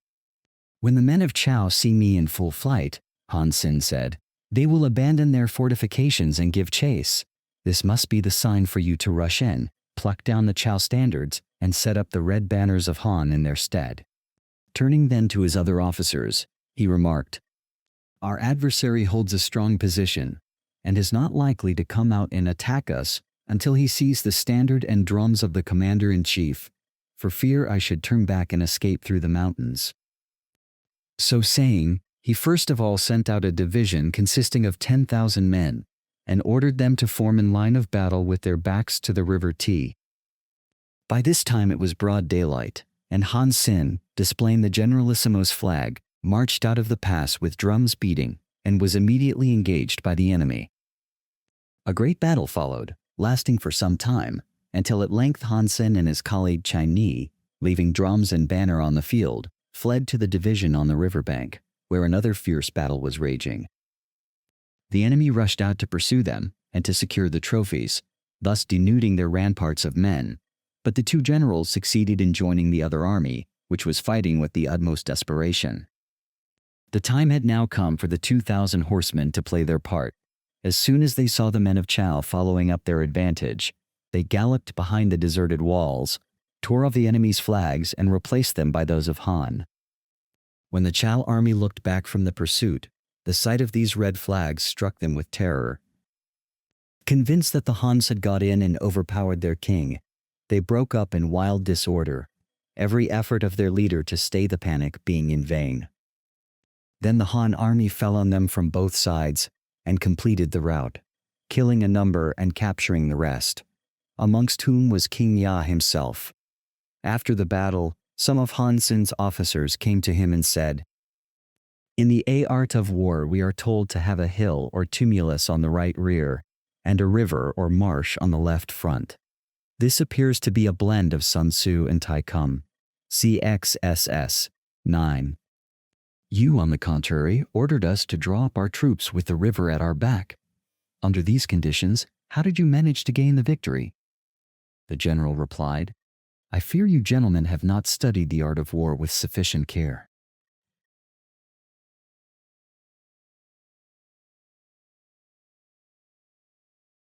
Is it not written there, plunge your army into desperate straits and it will come off in safety. Place it in deadly peril and it will survive. Had I taken the usual course, I should never have been able to bring my colleague round. What says the military classic? Swoop down on the marketplace and drive the men off to fight. This passage does not occur in the present text of Sun Tzu. If I had not placed my troops in a position where they were obliged to fight for their lives, but had allowed each man to follow his own discretion, there would have been a general debandade, and it would have been impossible to do anything with them. The officers admitted the force of his argument and said, these are higher tactics than we should have been capable of. See Xian Han Shu, chapter 34, foot 4, 5. For it is precisely when a force has fallen into harm's way that is capable of striking a blow for victory. Danger has a bracing effect. Success in warfare is gained by carefully accommodating ourselves to the enemy's purpose. Chao Kung says, feign stupidity by an appearance of yielding and falling in with the enemy's wishes. Chang Yu's note makes the meaning clear. If the enemy shows an inclination to advance, lure him on to do so. If he is anxious to retreat, delay on purpose that he may carry out his intention. The object is to make him remiss and contemptuous before we deliver our attack. By persistently hanging on the enemy's flank, I understand the first 4 words to mean accompanying the enemy in one direction. Cao Kung says, unite the soldiers and make for the enemy. But such a violent displacement of characters is quite indefensible. We shall succeed in the long run, literally, after 1,000 li. This is called ability to accomplish a thing by sheer cunning. On the day that you take up your command, block the frontier passes, destroy the official tallies. These were tablets of bamboo or wood, one half of which was issued as a permit or passport by the official in charge of a gate. Cf. the border warden of Lung Yu 3, 24, who may have had similar duties. When this half was returned to him, within a fixed period, he was authorized to open the gate and let the traveler through, and stop the passage of all emissaries, either to or from the enemy's country. Be stern in the council chamber. Show no weakness, and insist on your plans being ratified by the sovereign, so that you may control the situation. Mei Yao Chen understands the whole sentence to mean, take the strictest precautions to ensure secrecy in your deliberations.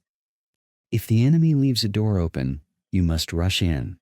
Forestall your opponent by seizing what he holds dear, cf. Supra, SS 18, and subtly contrive to time his arrival on the ground. Chen House explanation. If I manage to seize a favorable position, but the enemy does not appear on the scene, the advantage thus obtained cannot be turned to any practical account. He who intends, therefore, to occupy a position of importance to the enemy, must begin by making an artful appointment, so to speak, with his antagonist, and cajole him into going there as well.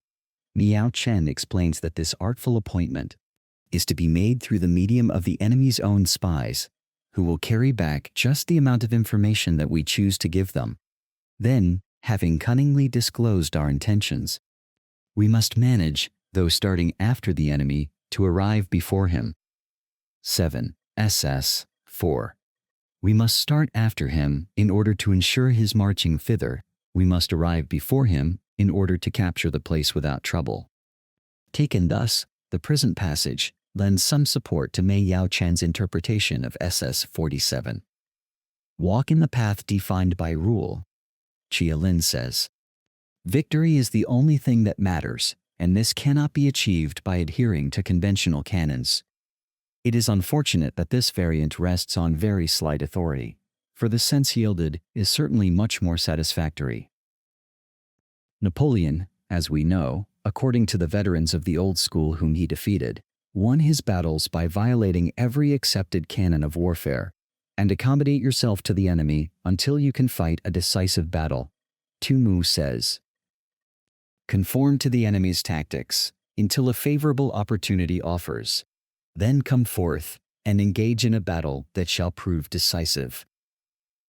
At first, then, exhibit the coyness of a maiden until the enemy gives you an opening. Afterwards, emulate the rapidity of a running hare, and it will be too late for the enemy to oppose you. As the hare is noted for its extreme timidity, the comparison hardly appears felicitous, but of course, Sun Tzu was thinking only of its speed. The words have been taken to mean, you must flee from the enemy as quickly as an escaping hare, but this is rightly rejected by Tu Mu. The situation, as pictured by Sao Kun, is very similar to the hemmed-in ground, except that here escape is no longer possible. A lofty mountain in front, a large river behind. Advance impossible, retreat blocked. Chen Hao says, to be on desperate ground is like sitting in a leaking boat or crouching in a burning house. Tu Mu quotes from Li Qing, a vivid description of the plight of an army thus entrapped. Suppose an army invading hostile territory. Without the aid of local guides, it falls into a fatal snare and is at the enemy's mercy. A ravine on the left, a mountain on the right, a pathway so perilous that the horses have to be roped together and the chariots carried in slings. No passage open in front, retreat cut off behind. No choice but to proceed in single file. Then, before there is time to range our soldiers in order of battle, the enemy's overwhelming strength suddenly appears on the scene. Advancing, we can nowhere take a breathing space. Retreating, we have no haven of refuge. We seek a pitched battle, but in vain, yet standing on the defensive, none of us has a moment's respite. If we simply maintain our ground, whole days and months will crawl by. The moment we make a move, we have to sustain the enemy's attacks on front and rear. The country is wild, destitute of water and plants. The army is lacking in the necessaries of life. The horses are jaded and the men worn out. All the resources of strength and skill unavailing. The path so narrow that a single man defending it can check the onset of 10,000. All means of offense in the hands of the enemy. All points of vantage already forfeited by ourselves. In this terrible plight, even though we had the most valiant soldiers and the keenest of weapons, how could they be employed with the slightest effect? Students of Greek history may be reminded of the awful close to the Sicilian expedition and the agony of the Athenians under Nicias and Dinasthenes. See Thucydides 778 square. On dispersive ground, therefore, fight not. On facile ground, halt not. On contentious ground, attack not. But rather, let all your energies be bent on occupying the advantageous position first. So, Sao Kun. Li Chuan and others, however, suppose the meaning to be that the enemy has already forestalled us, so that it would be sheer madness to attack. In the Sun Tzu Huhes, when the king of Wu inquires what should be done in this case, Sun Tzu replies, the rule with regard to contentious ground is that those in possession have the advantage over the other side. If a position of this kind is secured first by the enemy, beware of attacking him. Lure him away by pretending to flee. Show your banners and sound your drums. Make a dash for other places that he cannot afford to lose. Trail brushwood and raise a dust. Confound his ears and eyes. Detach a body of your best troops and place it secretly in ambuscade. Then your opponent will sally forth to the rescue. On open ground, do not try to block the enemy's way, because the attempt would be futile and would expose the blocking force itself to serious risks. There are two interpretations available here. I follow that of Chang Yu. The other is indicated in Sao Kun's brief note, draw closer together, i.e., east. See that a portion of your own army is not cut off. On the ground of intersecting highways, join hands with your allies, or perhaps form alliances with neighboring states. On serious ground, gather and plunder. On this, Li Chuan has the following delicious note. When an army penetrates far into the enemy's country, care must be taken not to alienate the people by unjust treatment. Follow the example of the Han Emperor Cao Su, whose marching to Qing territory was marked by no violation of women or looting of valuables. Nota bene, this was in 207 BC, and may well cause us to blush for the Christian armies that entered Peking in 1900 AD. Thus he won the hearts of all. In the present passage, then, I think that the true reading must be, not plunder, but do not plunder. Alas, I fear that in this instance the worthy commentator's feelings outran his judgment.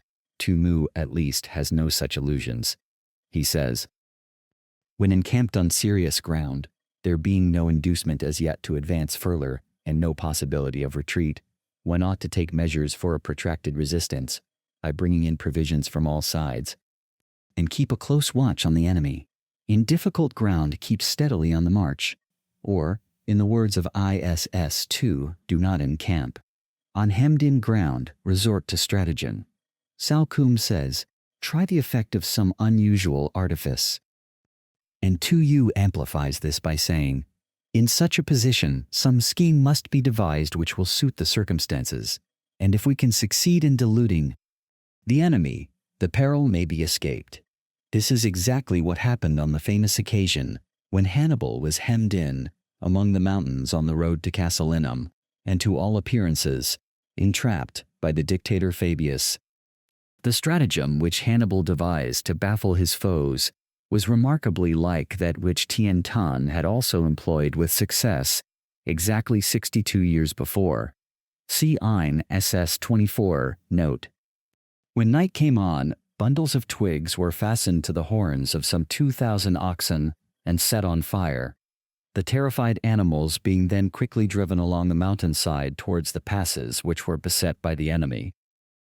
The strange spectacle of these rapidly moving lights so alarmed and discomforted the Romans that they withdrew from their position, and Hannibal's army passed safely through the defile. See Polybius 3, 93, 94, Livy 22, 16, 17. On desperate ground, fight. For, as Chiolin remarks, if you fight with all your might, there is a chance of life, whereas death is certain if you cling to your quarter. Those who were called skillful leaders of old knew how to drive a wedge between the enemy's front and rear, more literally, cause the front and rear to lose touch with each other, to prevent cooperation between his large and small divisions, to hinder the good troops from rescuing the bad, the officers from rallying their men. When the enemy's men were united, they managed to keep them in disorder. When it was to their advantage, they made a forward move. When otherwise, they stopped still. Mei Yaochen connects this with the foregoing. Having succeeded in thus dislocating the enemy, they would push forward in order to secure any advantage to be gained. If there was no advantage to be gained, they would remain where they were. If asked how to cope with a great host of the enemy in orderly array and on the point of marching to the attack, I should say, begin by seizing something which your opponent holds dear, then he will be amenable to your will. Opinions differ as to what Sun Tzu had in mind. Sun Tzu thinks it is some strategical advantage on which the enemy is depending. Sun Tzu says, the three things which an enemy is anxious to do and on the accomplishment of which his success depends are 1. To capture our favorable positions, 2. To ravage our cultivated land, 3. To guard his own communications. Our object then must be to thwart his plans in these three directions and thus render him helpless. KF3 SS3. By boldly seizing the initiative in this way, you at once throw the other side on the defensive. Rapidity is the essence of war. According to Sun Tzu, this is a summary of leading principles in warfare, and he adds, these are the profoundest truths of military science and the chief business of the general. The following anecdotes, told by Ho Shi, shows the importance attached to speed by two of China's greatest generals. In 227 AD, Meng Ta, governor of Xinjiang, under the Wei Emperor Wen-ti, was meditating defection to the house of Shu and had entered into correspondence with Chuko Lian, prime minister of that state. The Wei general Sima Ai was then military governor of Wan, and getting wind of Meng Ta's treachery, he at once set off with an army to anticipate his revolt, having previously cajoled him by a specious message of friendly import. Suma's officers came to him and said, if Meng Ta has leagued himself with Wu and Shu, The matter should be thoroughly investigated before we make a move. Sima Ai replied, Meng Ta is an unprincipled man, and we ought to go and punish him at once, while he is still wavering and before he is thrown off the mask. Then, by a series of forced marches, he brought his army under the walls of Xincheng within a space of 8 days. Now Meng Ta had previously said in a letter to Chu Kolian, "One is 1,200 li from here. When the news of my revolt reaches Sima Ai, he will at once inform his imperial master, but it will be a whole month before any steps can be taken, and by that time my city will be well fortified. Besides, Sima Ai is sure not to come himself, and the generals that will be sent against us are not worth troubling about." The next letter, however, was filled with consternation. Though only 8 days have passed since I threw off my allegiance, an army is already at the city gates. What miraculous rapidity is this? A fortnight later, his Cheng had fallen, and Men Ta had lost his head.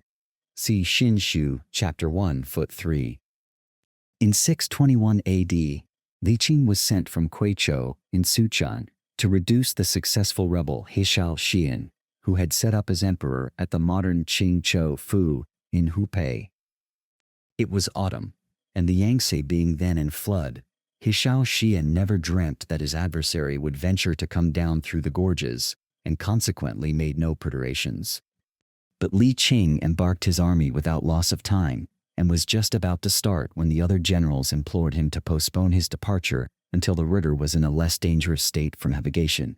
Li Qing replied, "To the soldier, overwhelming speed is of paramount importance, and he must never miss opportunities. Now is the time to strike, before Shao Xian even knows that we have got an army together. If we seize the present moment when the river is in flood, we shall appear before his capital with startling suddenness, like the thunder which is heard before you have time to stop your ears against it." C7 Ses 19 note. This is the great principle in war. Even if he gets to know of our approach, he will have to levy his soldiers in such a hurry that they will not be fit to oppose us. Thus, the full fruits of victory will be ours. All came about as he predicted, and Xiao Xian was obliged to surrender, nobly stipulating that his people should be spared, and he alone suffered the penalty of death. Take advantage of the enemy's unreadiness, make your way by unexpected routes, and attack unguarded spots. The following are the principles to be observed by an invading force. The further you penetrate into a country, the greater will be the solidarity of your troops, and thus the defenders will not prevail against you. Make forays in fertile country in order to supply your army with food. Cf. Supra, SS 13. Li Chuan does not venture on a note here. Carefully study the well-being of your men. For well-being, Wang Shi means pet them, humor them, give them plenty of food and drink, and look after them generally. And do not overtax them. Concentrate your energy and hoard your strength. Chen recalls the line of action adopted in 224 BC by the famous general Long Qin, whose military genius largely contributed to the success of the first emperor. He had invaded the Chu state, where a universal levy was made to oppose him. But, being doubtful of the temper of his troops, he declined all invitations to fight and remained strictly on the defensive. In vain did the Chu general try to force a battle. Day after day Wang Qian kept inside his walls and would not come out, but devoted his whole time and energy to winning the affection and confidence of his men. He took care that they should be well fed, sharing his own meals with them, provided facilities for bathing, and employed every method of judicious indulgence to weld them into a loyal and homogeneous body. After some time had elapsed, he told off certain persons to find out how the men were amusing themselves. The answer was that they were contending with one another in putting the weight and long jumping. When Wan Qin heard that they were engaged in these athletic pursuits, he knew that their spirits had been strung up to the required pitch and that they were now ready for fighting. By this time the Chu army, after repeating their challenge again and again, had marched away eastwards in disgust. The Qin general immediately broke up his camp and followed them, and in the battle that ensued they were routed with great slaughter. Shortly afterwards, the whole of Chu was conquered by Qin, and the king Fuchu led into captivity.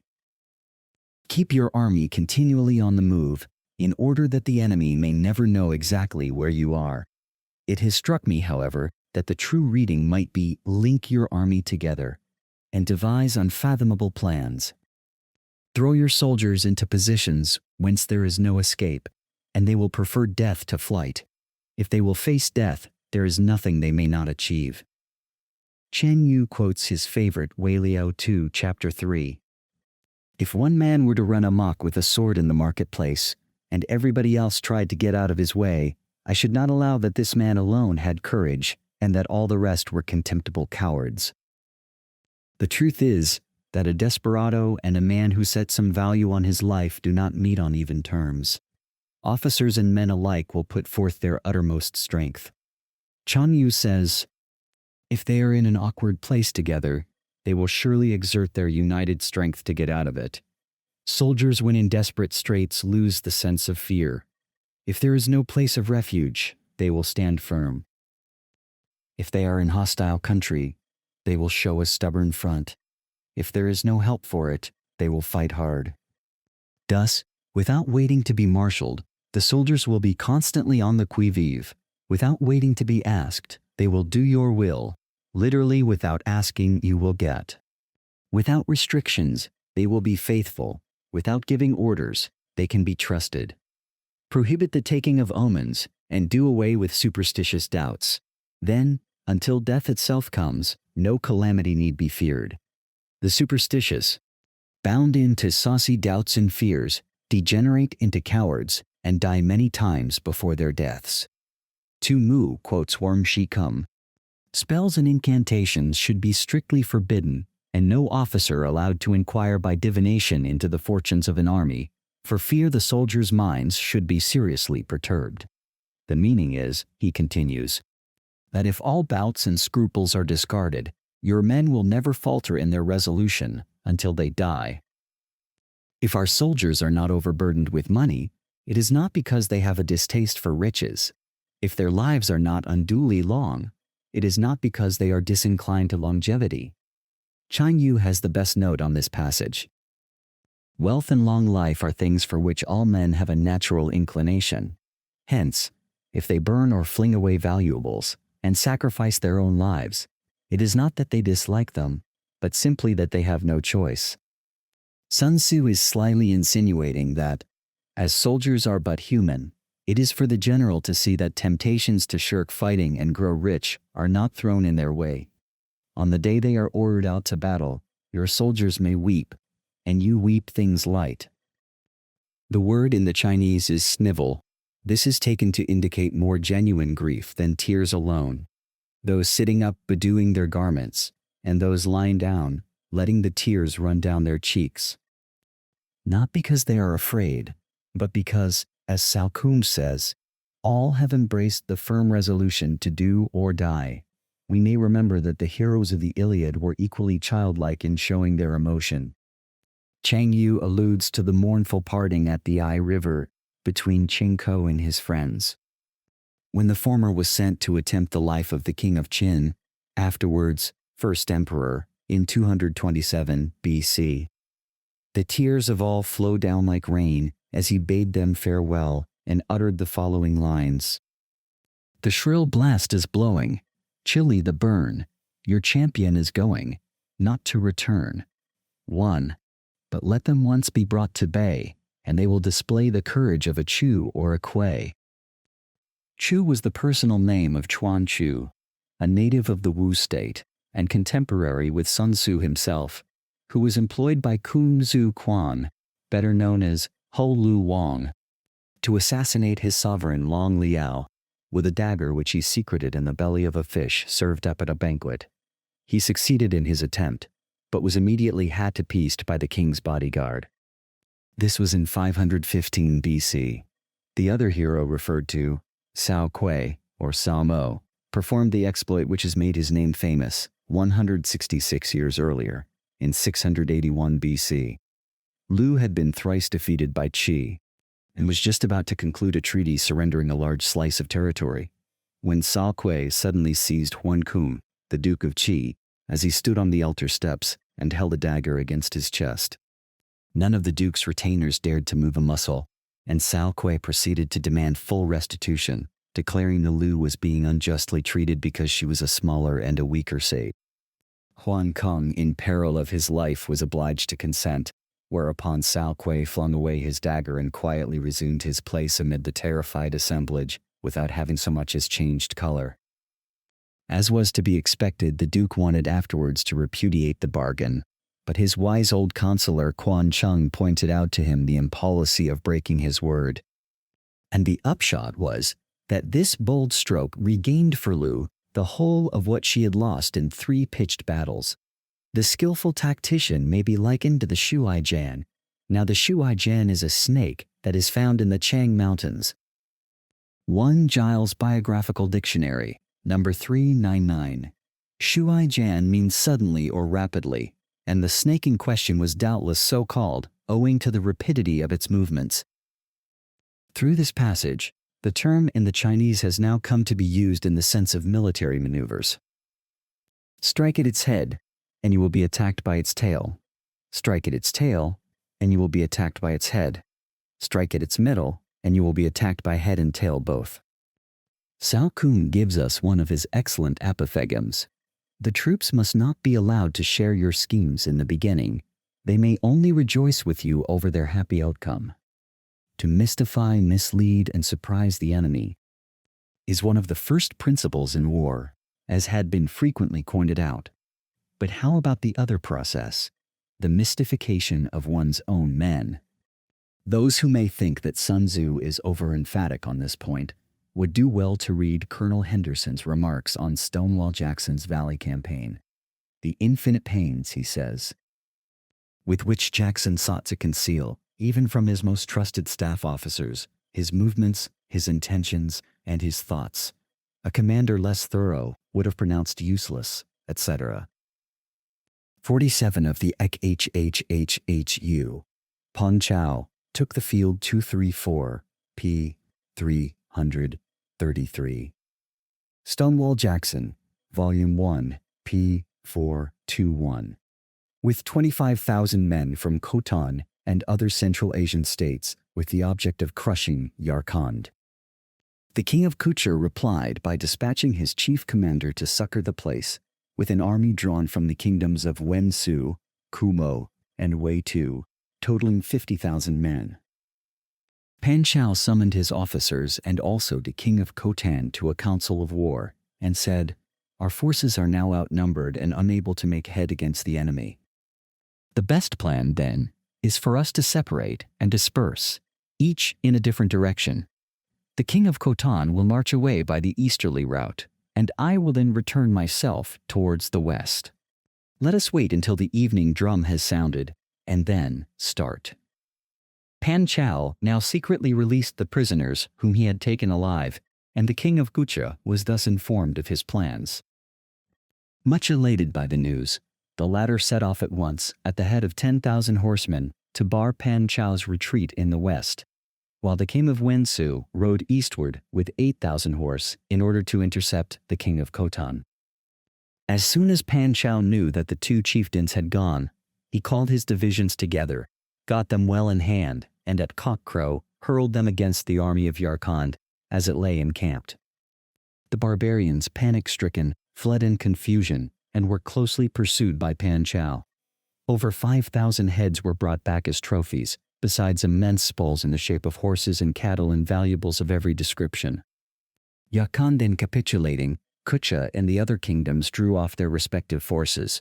From that time forward, Pan Chao's prestige completely overawed the countries of the West. In this case, we see that the Chinese general not only kept his own officers in ignorance of his real plans, but actually took the bold step of dividing his army in order to deceive the enemy. By altering his arrangements and changing his plans, Wang Shi thinks that this means not using the same stratagem twice. He keeps the enemy without definite knowledge. Chang Yu, in a quotation from another work, says, "The axiom that war is based on deception does not apply only to deception of the enemy. You must deceive even your own soldiers." By shifting his camp and taking circuitous routes, He prevents the enemy from anticipating his purpose. At the critical moment, the leader of an army acts like one who has climbed up a height and then kicks away the ladder behind him. He carries his men deep into hostile territory before he shows his hand. Literally, releases the spring, CVS. 15, that is, takes some decisive step which makes it impossible for the army to return, like Xing Yu, who sunk his ships after crossing a river. Chen Hao, followed by Jia Lin, understands the words less well as puts forth every artifice at his command. He burns his boats and breaks his cooking pots. Like a shepherd driving a flock of sheep, he drives his men this way and that, and nothing knows whither he is going. Mu says, the army is only cognizant of orders to advance or retreat. It is ignorant of the ulterior ends of attacking and conquering. To muster his host and bring it into danger, this may be termed the business of the general. Sun Tzu means that after mobilization, there should be no delay in aiming a blow at the enemy's heart. Note how he returns again and again to this point. Among the warring states of ancient China, desertion was no doubt a much more present fear and serious evil than it is in the armies of today. The different measures suited to the 9 varieties of ground, Chang Yu says. One must not be hidebound in interpreting the rules for the 9 varieties of ground, the expediency of aggressive or defensive tactics, and the fundamental laws of human nature. These are things that must most certainly be studied. When invading hostile territory, the general principle is that penetrating deeply brings cohesion, penetrating but a short way means dispersion. Kef Supra SS 20. When you leave your own country behind and take your army across neighborhood territory, you find yourself on critical ground. This ground is curiously mentioned in Wetz SS 2, but it does not figure among the 9 situations or the 6 calamities in Chapter 10. One's first impulse would be to translate it, distant ground, but this, if we can trust the commentators, is precisely what is not meant here. Mei Yao Chen says it is a position not far enough advanced to be called facile, and not near enough to home to be dispersive, but something between the two. Wang Si says, it is ground separated from home by an interjacent state, whose territory we have had to cross in order to reach it. Hence, it is incumbent on us to settle our business there quickly. He adds that this position is of rare occurrence, which is the reason why it is not included among the 9 situations. When there are means of communication on all 4 sides, the ground is one of intersecting highways. When you penetrate deeply into a country, it is serious ground. When you penetrate but a little way, it is facile ground. When you have the enemy's strongholds on your rear and narrow passes in front, it is hemmed-in ground. When there is no place of refuge at all, it is desperate ground. Therefore, on dispersive ground, I would inspire my men with unity of purpose. This end, according to Mu, is best attained by remaining on the defensive and avoiding battle. Supra, SS 11. On facile ground, I would see that there is close connection between all parts of my army. As Mu says, an object is to guard against 2 possible contingencies. 1. The desertion of our own troops. 2. A sudden attack on the part of the enemy. CF 7, SS 17.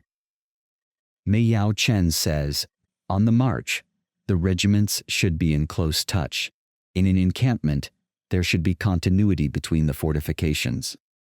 On contentious ground, I would hurry up my rear. This is Cao Kong's interpretation.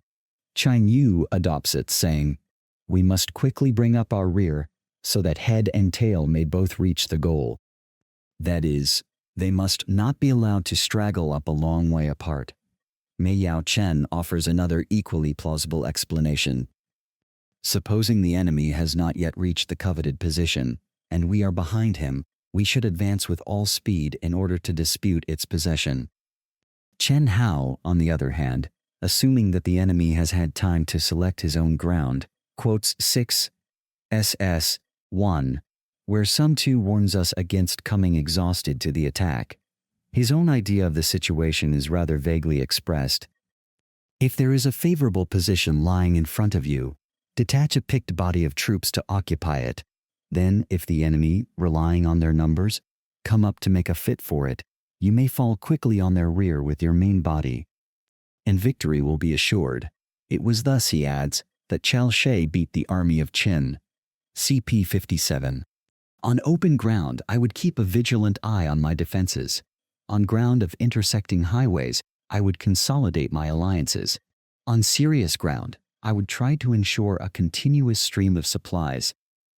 The commentators take this as referring to forage and plunder, not, as one might expect, to an unbroken communication with a home base. On difficult ground, I would keep pushing on along the road. On hemmed-in ground, I would block any way of retreat. Mengshi says, to make it seem that I meant to defend the position, whereas my real intention is to burst suddenly through the enemy's lines. Mi Yao Chen says, in order to make my soldiers fight with desperation. Wang Shi says, fearing lest my men be tempted to run away.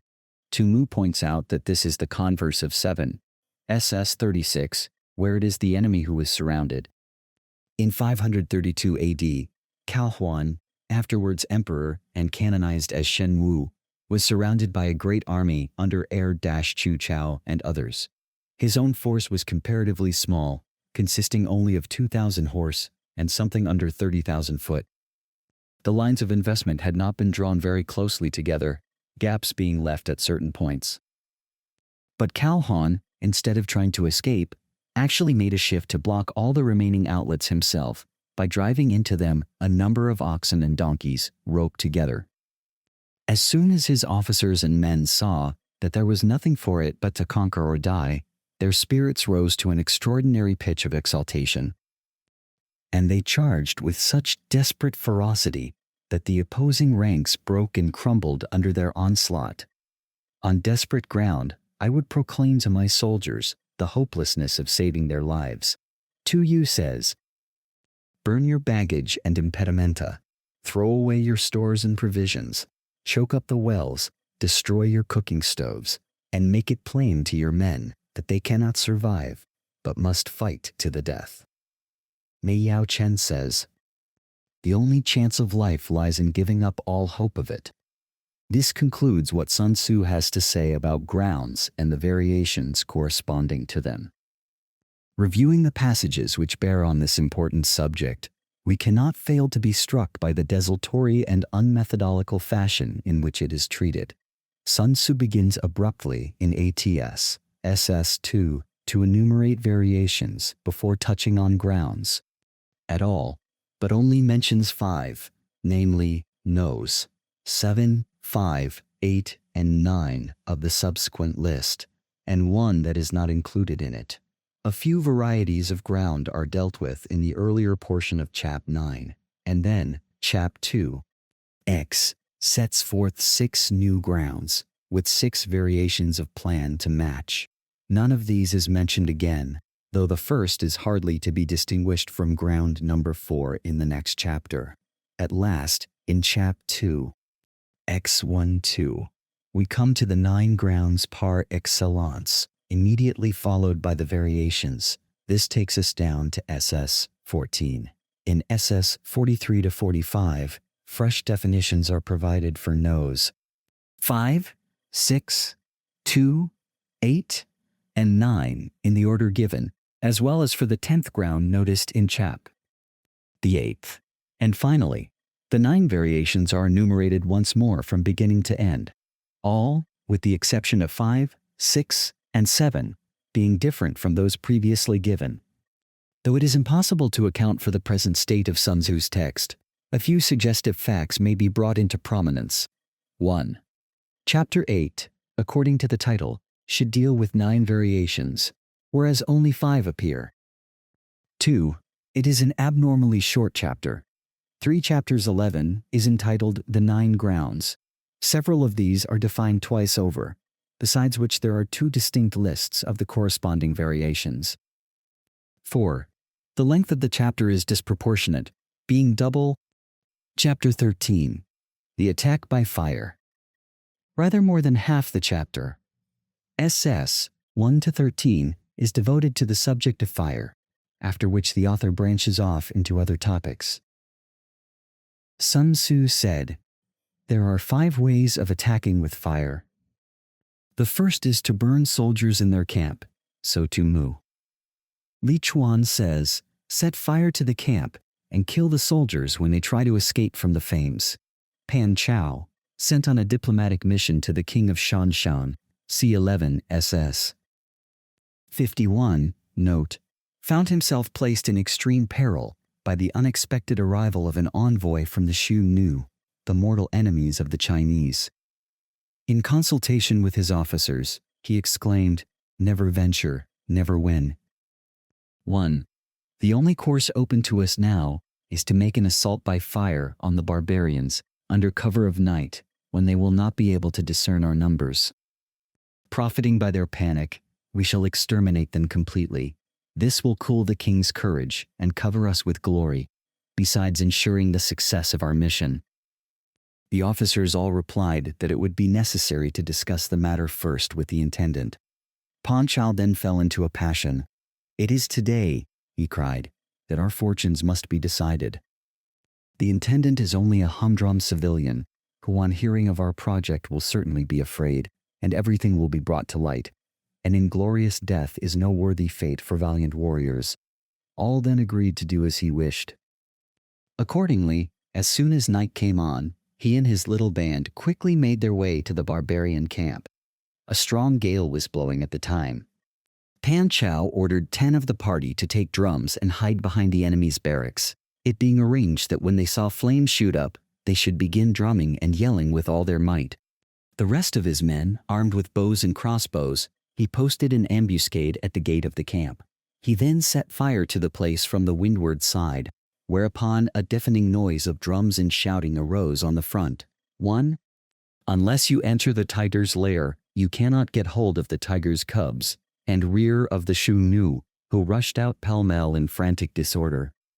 Pan Chao slew 3 of them with his own hand, while his companions cut off the heads of the envoy and 30 of his suite.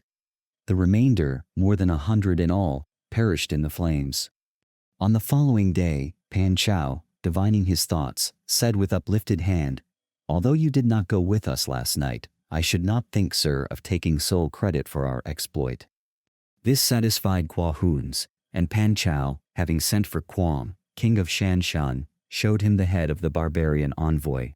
The whole kingdom was seized with fear and trembling, which Pan Chao took steps to allay by issuing a public proclamation. Then, taking the king's sons as hostage, he returned to make his report to Tuku. Hao Han Shu, chapter 47, foot 1, 2. The second is to burn stores, provisions, fuel, and fodder. In order to subdue the rebellious population of Kiangman, Cao King recommended Wen Ti of the Sui dynasty to make periodical raids and burn their stores of grain, a policy which in the long run proved entirely successful.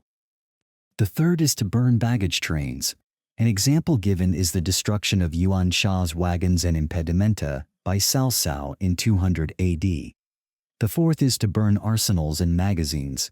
Tumu says that the things contained in arsenals and magazines are the same.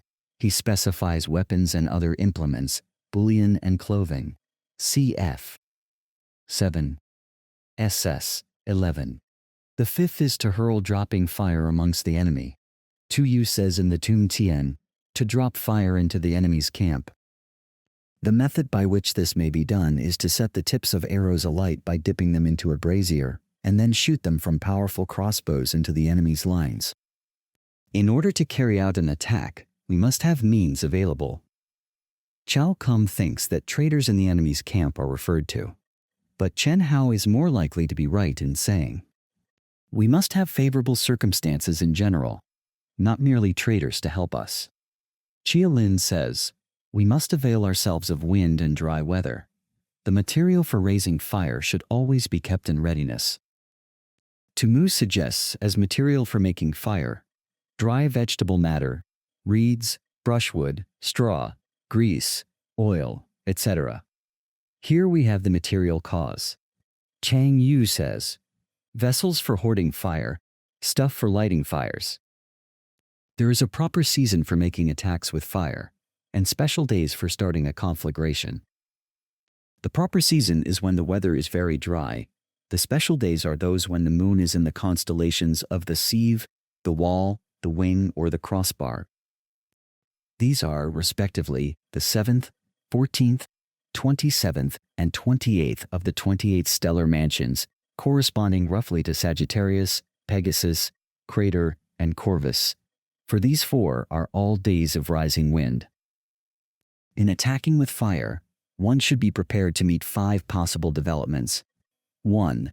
When fire breaks out inside the enemy's camp, respond at once with an attack from without. 2. If there is an outbreak of fire, but the enemy's soldiers remain quiet, bide your time and do not attack. The prime object of attacking with fire is to throw the enemy into confusion. If this effect is not produced, it means that the enemy is ready to receive us. Hence the necessity for caution. 3. When the force of the flames has reached its height, follow it up with an attack, if that is practicable. But if not, stay where you are. Chao Kung says, if you see a possible way, advance, but if you find the difficulties too great, retire. 4. If it is possible to make an assault with fire from without, do not wait for it to break out within, but deliver your attack at a favorable moment. Tmu says that the previous paragraphs had reference to the fire breaking out either accidentally, we may suppose, or by the agency of incendiaries inside the enemy's camp. But, he continues, if the enemy is settled in a waste place littered with quantities of grass, or if he has pitched his camp in a position which can be burnt out, we must carry our fire against him at any seasonable opportunity, and not await on in hopes of an outbreak occurring within, for fear our opponents should themselves burn up the surrounding vegetation, and thus render our own attempts fruitless. The famous Li Ling once baffled the leader of the Sun Tzu in this way. The latter, taking advantage of a favorable wind, tried to set fire to the Chinese general's camp, but found that every scrap of combustible vegetation in the neighborhood had already been burnt down. On the other hand, Po Chai, a general of the Yellow Turban rebels, was badly defeated in 184 AD through his neglect of this simple precaution. At the head of a large army, he was besieging Changshe, which was held by Huang Fu Song. The garrison was very small, and a general feeling of nervousness pervaded the ranks, so Huang Fu Song called his officers together and said, in war, there are various indirect methods of attack, and numbers do not count for everything. The commentator here quotes Sun Tzu vs 5, 6, and 10. Now the rebels have pitched their camp in the midst of thick grass which will easily burn when the wind blows. If we set fire to it at night, they will be thrown into a panic, and we can make a sortie and attack them on all sides at once, thus emulating the achievement of Tian Tan, CP 90. That same evening, a strong breeze sprang up, so Huang Fu Song instructed his soldiers to bind reeds together into torches and mount guard on the city walls, after which he sent out a band of daring men, who stealthily made their way through the lines and started the fire with loud shouts and yells. Simultaneously, a glare of light shot up from the city walls, and Huang Fu Song, sounding his drums, led a rapid charge which threw the rebels into confusion and put them to headlong flight. Hao Han Shu, Chapter 71. 5. When you start a fire, be to windward of it. Do not attack from the leeward. Chang Yu, following to you, says, when you make a fire, the enemy will retreat away from it. If you oppose his retreat and attack him then, he will fight desperately, which will not conduce to your success. A rather more obvious explanation is given by Tmu. If the wind is in the east, begin burning to the east of the enemy, and follow up the attack yourself from that side. If you start the fire on the east side, and then attack from the west, you will suffer in the same way as your enemy. A wind that rises in the daytime lasts long, but a night breeze soon falls. Cf. Lao Tzu's saying, a violent wind does not last the space of a morning. Tal Te Ching, Chap. 23. Mei Yao Chen and Wang Shi say, a day breeze dies down at nightfall, and a night breeze at daybreak. This is what happens as a general rule. The phenomenon observed may be correct enough, but how this sense is to be obtained is not apparent. In every army, the 5 developments connected with fire must be known, the movements of the stars calculated, and a watch kept for the proper days. Sun Tzu says, "We must make calculations as to the paths of the stars, and watch for the days on which wind will rise, before making our attack with fire." Jiang Yu seems to interpret the text differently. We must not only know how to assail our opponents with fire, but also be on our guard against similar attacks from them. Hence, those who use fire as an aid to the attack show intelligence. Those who use water as an aid to the attack gain an accession of strength. By means of water, an enemy may be intercepted, but not robbed of all his belongings. Cao Krum's note is, we can merely obstruct the enemy's road, or divide his army, but not sweep away all his accumulated stores. Water can do useful service, but it lacks the terrible destructive power of fire. This is the reason, Chong Yu concludes, why the former is dismissed in a couple of sentences, whereas the attack by fire is discussed in detail. Wu Tzu chapter 4 speaks thus of the 2 elements. If an army is encamped on low-lying marshy ground, from which the water cannot run off, and where the rainfall is heavy, it may be submerged by a flood. If an army is encamped in wild marshlands thickly overgrown with weeds and brambles, and visited by frequent gales, it may be exterminated by fire. Unhappy is the fate of one who tries to win his battles and succeed in his attacks without cultivating the spirit of enterprise, for the result is waste of time and general stagnation. This is one of the most perplexing passages in Sun Tzu. Cao Krum says, rewards for good service should not be deferred a single day. And Sun Tzu, if you do not take opportunity to advance and reward the deserving, your subordinates will not carry out your commands, and disaster will ensue. For several reasons, however, and in spite of the formidable array of scholars on the other side, I prefer the interpretation suggested by Mei Yaochen alone, whose words I will quote. Those who want to make sure of succeeding in their battles and assaults must seize the favorable moments when they come, and not shrink on occasion from heroic measures. That is to say, they must resort to such means of attack, of fire, water, and the like. What they must not do, and what will prove fatal, is to sit still and simply hold to the advantages they have got. Hence the saying, the enlightened ruler lays his plans well ahead, the good general cultivates his resources. Sun Tzu quotes the following from the Sun Tzu, chapter 2. The warlike prince controls his soldiers by his authority, kits them together by good faith, and by rewards makes them serviceable.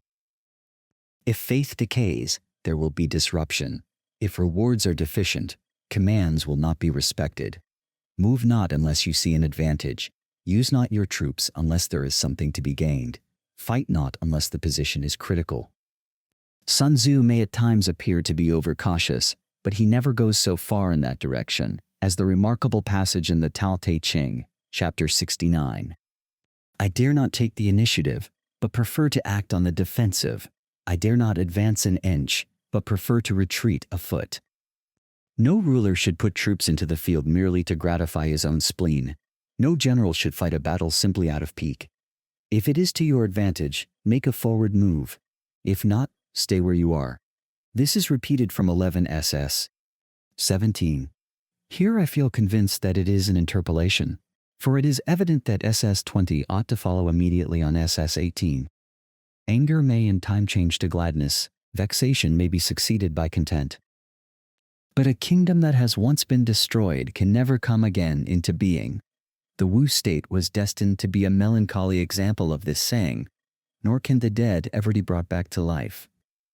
Hence the enlightened ruler is heedful, and the good general full of caution. This is the way to keep a country at pace and an army intact. Chapter 14. The Use of Spies. Sun Tzu said, raising a host of 100,000 men and marching them great distances entails heavy loss on the people and a drain on the resources of the state. The daily expenditure will amount to 1,000 ounces of silver. KF 2 SS SS 1 13. There will be commotion at home and abroad, and men will drop down exhausted on the highways. KF Tao Te Ching, Chapter 30. Where troops have been quartered, brambles and thorns spring up. Chang Yu has the note. We may be reminded of the saying, on serious ground, gather in plunder. Why then should carriage and transportation cause exhaustion on the highways? The answer is that not victuals alone, but all sorts of munitions of war have to be conveyed to the army. Besides, the injunction to forage on the enemy only means that when an army is deeply engaged in hostile territory, scarcity of food must be provided against. Hence, without being solely dependent on the enemy for corn, we must forage in order that there may be an uninterrupted flow of supplies. Then again, there are places like salt deserts, where provisions being unobtainable, supplies from home cannot be dispensed with. As many as 700,000 families will be impeded in their labor. Mei Yao Chen says, men will be lacking at the plowtail. The allusion is to the system of dividing land into 9 parts, each consisting of about 15 acres, the plot in the center being cultivated on behalf of the state by the tenants of the other 8. It was here also, so Temu tells us, that their cottages were built, and a well sunk, to be used by all in common. CISS 12 note. In time of war, one of the families had to serve in the army, while the other 7 contributed to its support. Thus, by a levy of 100,000 men, reckoning 1 able-bodied soldier to each family, the husbandry of 700,000 families would be affected. 1 to 1. Hostile armies may face each other for years, striving for the victory which is decided in a single day. This being so, to remain in ignorance of the enemy's condition, simply because one grub we know nothing, not without fear of the enemy, is of course the meaning, though it would spoil the effect of this curiously elaborate exordium if spies were actually mentioned at this point. Is the height of inhumanity. Sun Tzu's agreement is certainly ingenious. He begins by adverting to the frightful misery and vast expenditure of blood and treasure, which war always brings in its train. Now, unless you are kept informed of the enemy's condition and are ready to strike at the right moment, a war may drag on for years. The only way to get this information is to employ spies, and it is impossible to obtain trustworthy spies unless they are properly paid for their services. But it is surely false economy to grudge a comparatively trifling amount for this purpose, when every day that the war lasts eats up an incalculably greater sum. This grievous burden falls on the shoulders of the poor, and hence Sun Tzu concludes that to neglect the use of spies is nothing less than a crime against humanity. One who acts thus is no leader of men, no present help to his sovereign, no master of victory. This idea that the true object of war is peace has its root in the national temperament of the Chinese. Even so far back as 597 BC, these memorable words were uttered by Prince Chuang of the Chu state. The character for prowess is made up of to stay and a spear, cessation of hostilities. Military prowess is seen in the repression of cruelty, the calling in of weapons, the preservation of the appointment of heaven, the firm establishment of merit, the bestowal of happiness on the people, putting harmony between the princes, the diffusion of wealth. Thus, what enables the wise sovereign and the good general to strike and conquer, and achieve things beyond the reach of ordinary men, is foreknowledge. That is, knowledge of the enemy's dispositions and what he means to do. Now, this foreknowledge cannot be elicited from spirits, it cannot be obtained inductively from experience. Temu's note is, knowledge of the enemy cannot be gained by reasoning from other analogous cases, nor by any deductive calculation.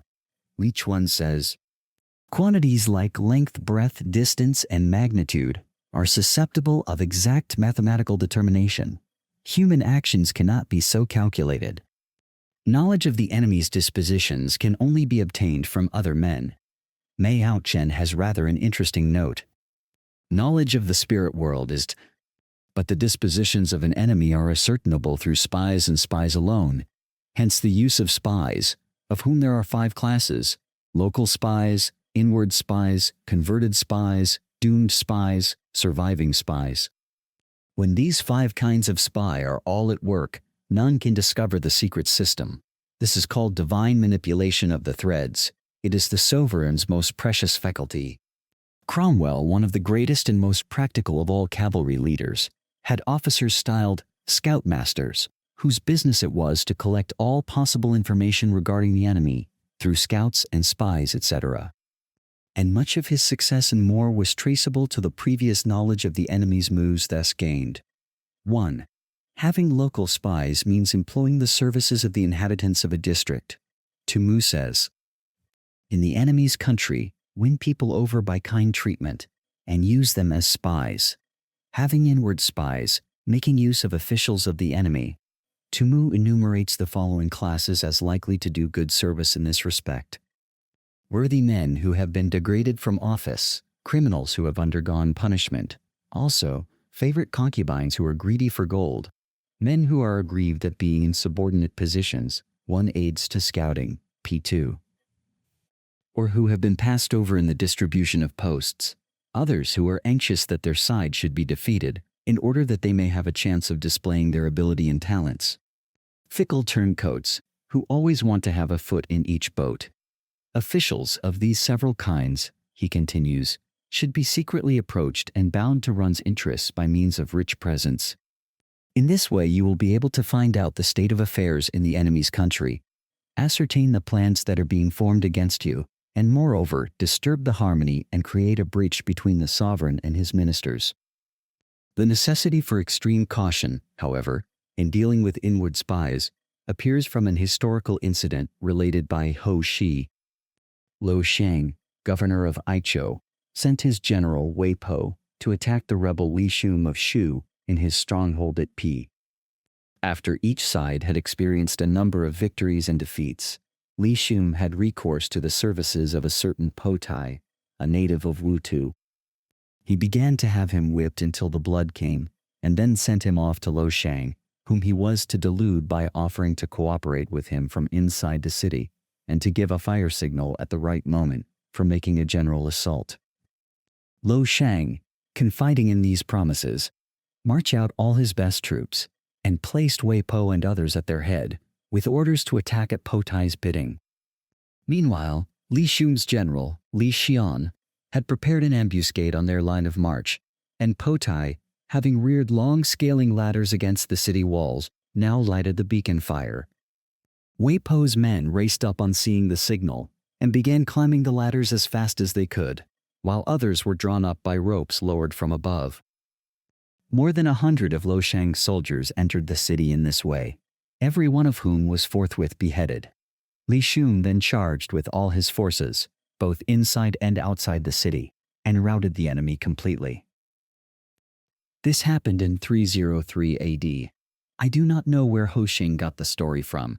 It is not given in the biography of Li Shun, or that of his father Li Te, CHI, chapter 121. Having converted spies, getting hold of the enemy's spies, and using them for our own purposes. By means of heavy bribes and liberal promises, detaching them from the enemy's service, and inducing them to carry back false information, as well as to spy in turn on their own countrymen. On the other hand, Shao Shi Han says that we pretend not to have detected him, but contrive to let him carry away a false impression of what is going on.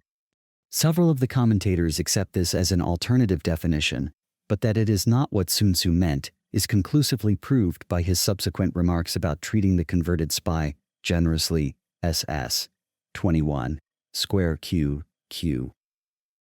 Ushi notes 3 occasions on which converted spies were used with conspicuous success. One by Tian Tan in his defense of Chimo, see Supra, p. 2 by Chao She on his march to OU, CP 57, and by the wily Fan Chu in 260 BC, when Lian Po was conducting a defensive campaign against Qin. The king of Chao strongly disapproved of Lian Po's cautious and dilatory, none should be more liberally rewarded. In no other business should greater secrecy be preserved. Tumu gives a graphic touch. All communication with spies should be carried mouth to ear. The following remarks on spies may be quoted from Turenne, who made perhaps larger use of them than any previous commander. Spies are attached to those who give them most. He who pays them ill is never served. They should never be known to anybody, nor should they know one another. When they propose anything very material, secure their persons, or have in your possession their wives and children as hostages for their fidelity. Never communicate anything to them but what is absolutely necessary that they should know. 2. Spies cannot be usefully employed without a certain intuitive sagacity. Miao Chen says, in order to use them, one must know fact from falsehood and be able to discriminate between honesty and double-dealing. Wan Shi, in a different interpretation, thinks more along the lines of intuitive perception and practical intelligence. Tamu strangely refers these two, Marshal Turenne, p. 311, attributes to the spies themselves. Before using spies, we must assure ourselves as to their integrity of character and the extent of their experience and skill. But he continues, a brazen face and a crafty disposition are more dangerous than mountains or rivers. It takes a man of genius to penetrate such, so that we are left in some doubt as to his real opinion on the passage. They cannot be properly managed without benevolence and straightforwardness.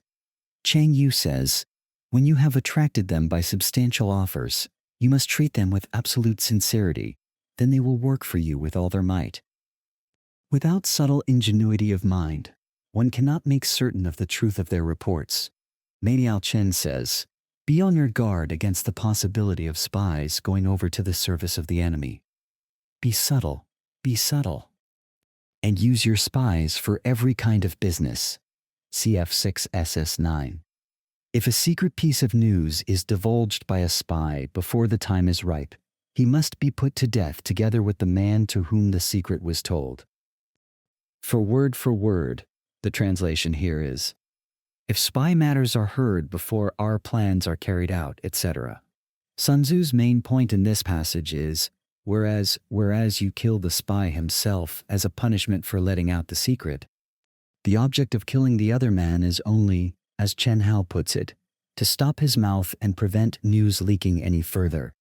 If it had already been repeated to others, this object would not be gained. Either way, Sun Tzu lays himself open to the charge of inhumanity, though Tamu tries to defend him by saying that the man deserves to be put to death. For the spy would certainly not have told the secret unless the other had been at pains to worm it out of him. Whether the object be to crush an army, to storm a city, or to assassinate an individual, it is always necessary to begin by finding out the names of the attendants.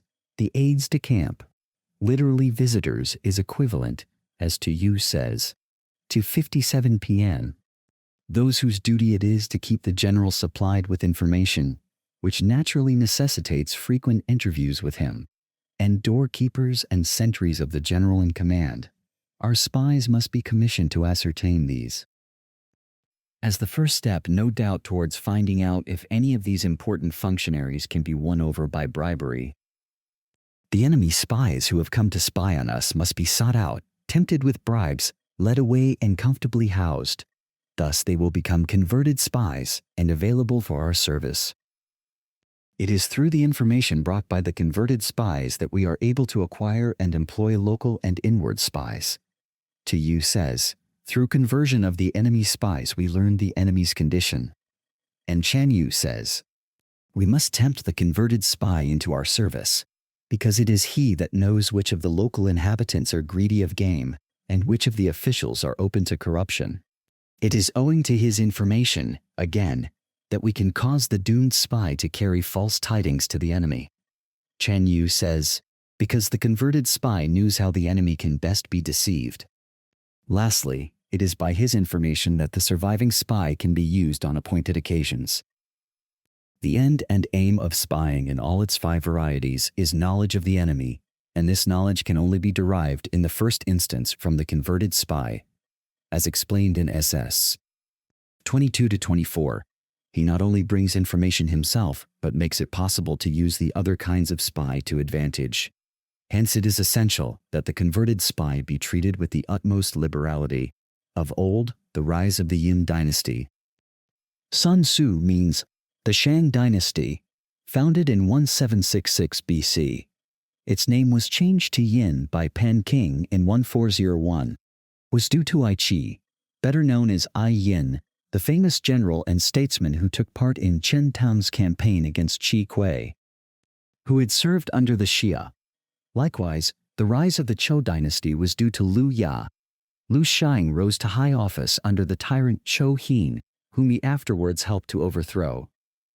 Popularly known as Tai Kung, a title bestowed on him by Wen Wang, he is said to have composed a treatise on war, erroneously identified with the Liu Tao, who had served under the Yin. There is less precision in the Chinese than I have thought it well to introduce into my translation, and the commentaries on the passage are by no means explicit. But, having regard to the context, we can hardly doubt that Sun Tzu is holding up Ai Qi and Liu Ya as illustrious examples of the converted spy, or something closely analogous. His suggestion is that the He, Xia, and Yin dynasties were upset owing to the intimate knowledge of their weaknesses and shortcoming which these former ministers were able to impart to the other side. Mei Yao Chen appears to resent any such aspersion on these historic names. Ai Yi and Liu Ya, he says, were not rebels against the government. Xia could not employ the former, hence Yin employed him. Yin could not employ the latter, hence Hao employed him. Their great achievements were all for the good of the people. Hu Shi is also indignant. How should two divinely inspired men such as Ai and Liu have acted as common spies? Sun Tzu's mention of them simply means that the proper use of the 5 classes of spies is a matter which requires men of the highest mental caliber, like Ai and Liu, whose wisdom and capacity qualified them for the task. The above words only emphasize this point. Hoshi believes, then, that the 2 heroes are mentioned on account of their supposed skill in the use of spies. But this is very weak. Hence it is only the enlightened ruler and the wise general who will use the highest intelligence of the army for purposes of spying, and thereby they achieve great results. Tumu closes with a note of warning. Just as water, which carries a boat from bank to bank, may also be the means of sinking it, so reliance on spies, while production of great results, is oftentimes the cause of other destruction. Spies are a most important element in water, because on them depends an army's ability to move. Chialin says that an army without spies is like a man with ears or eyes.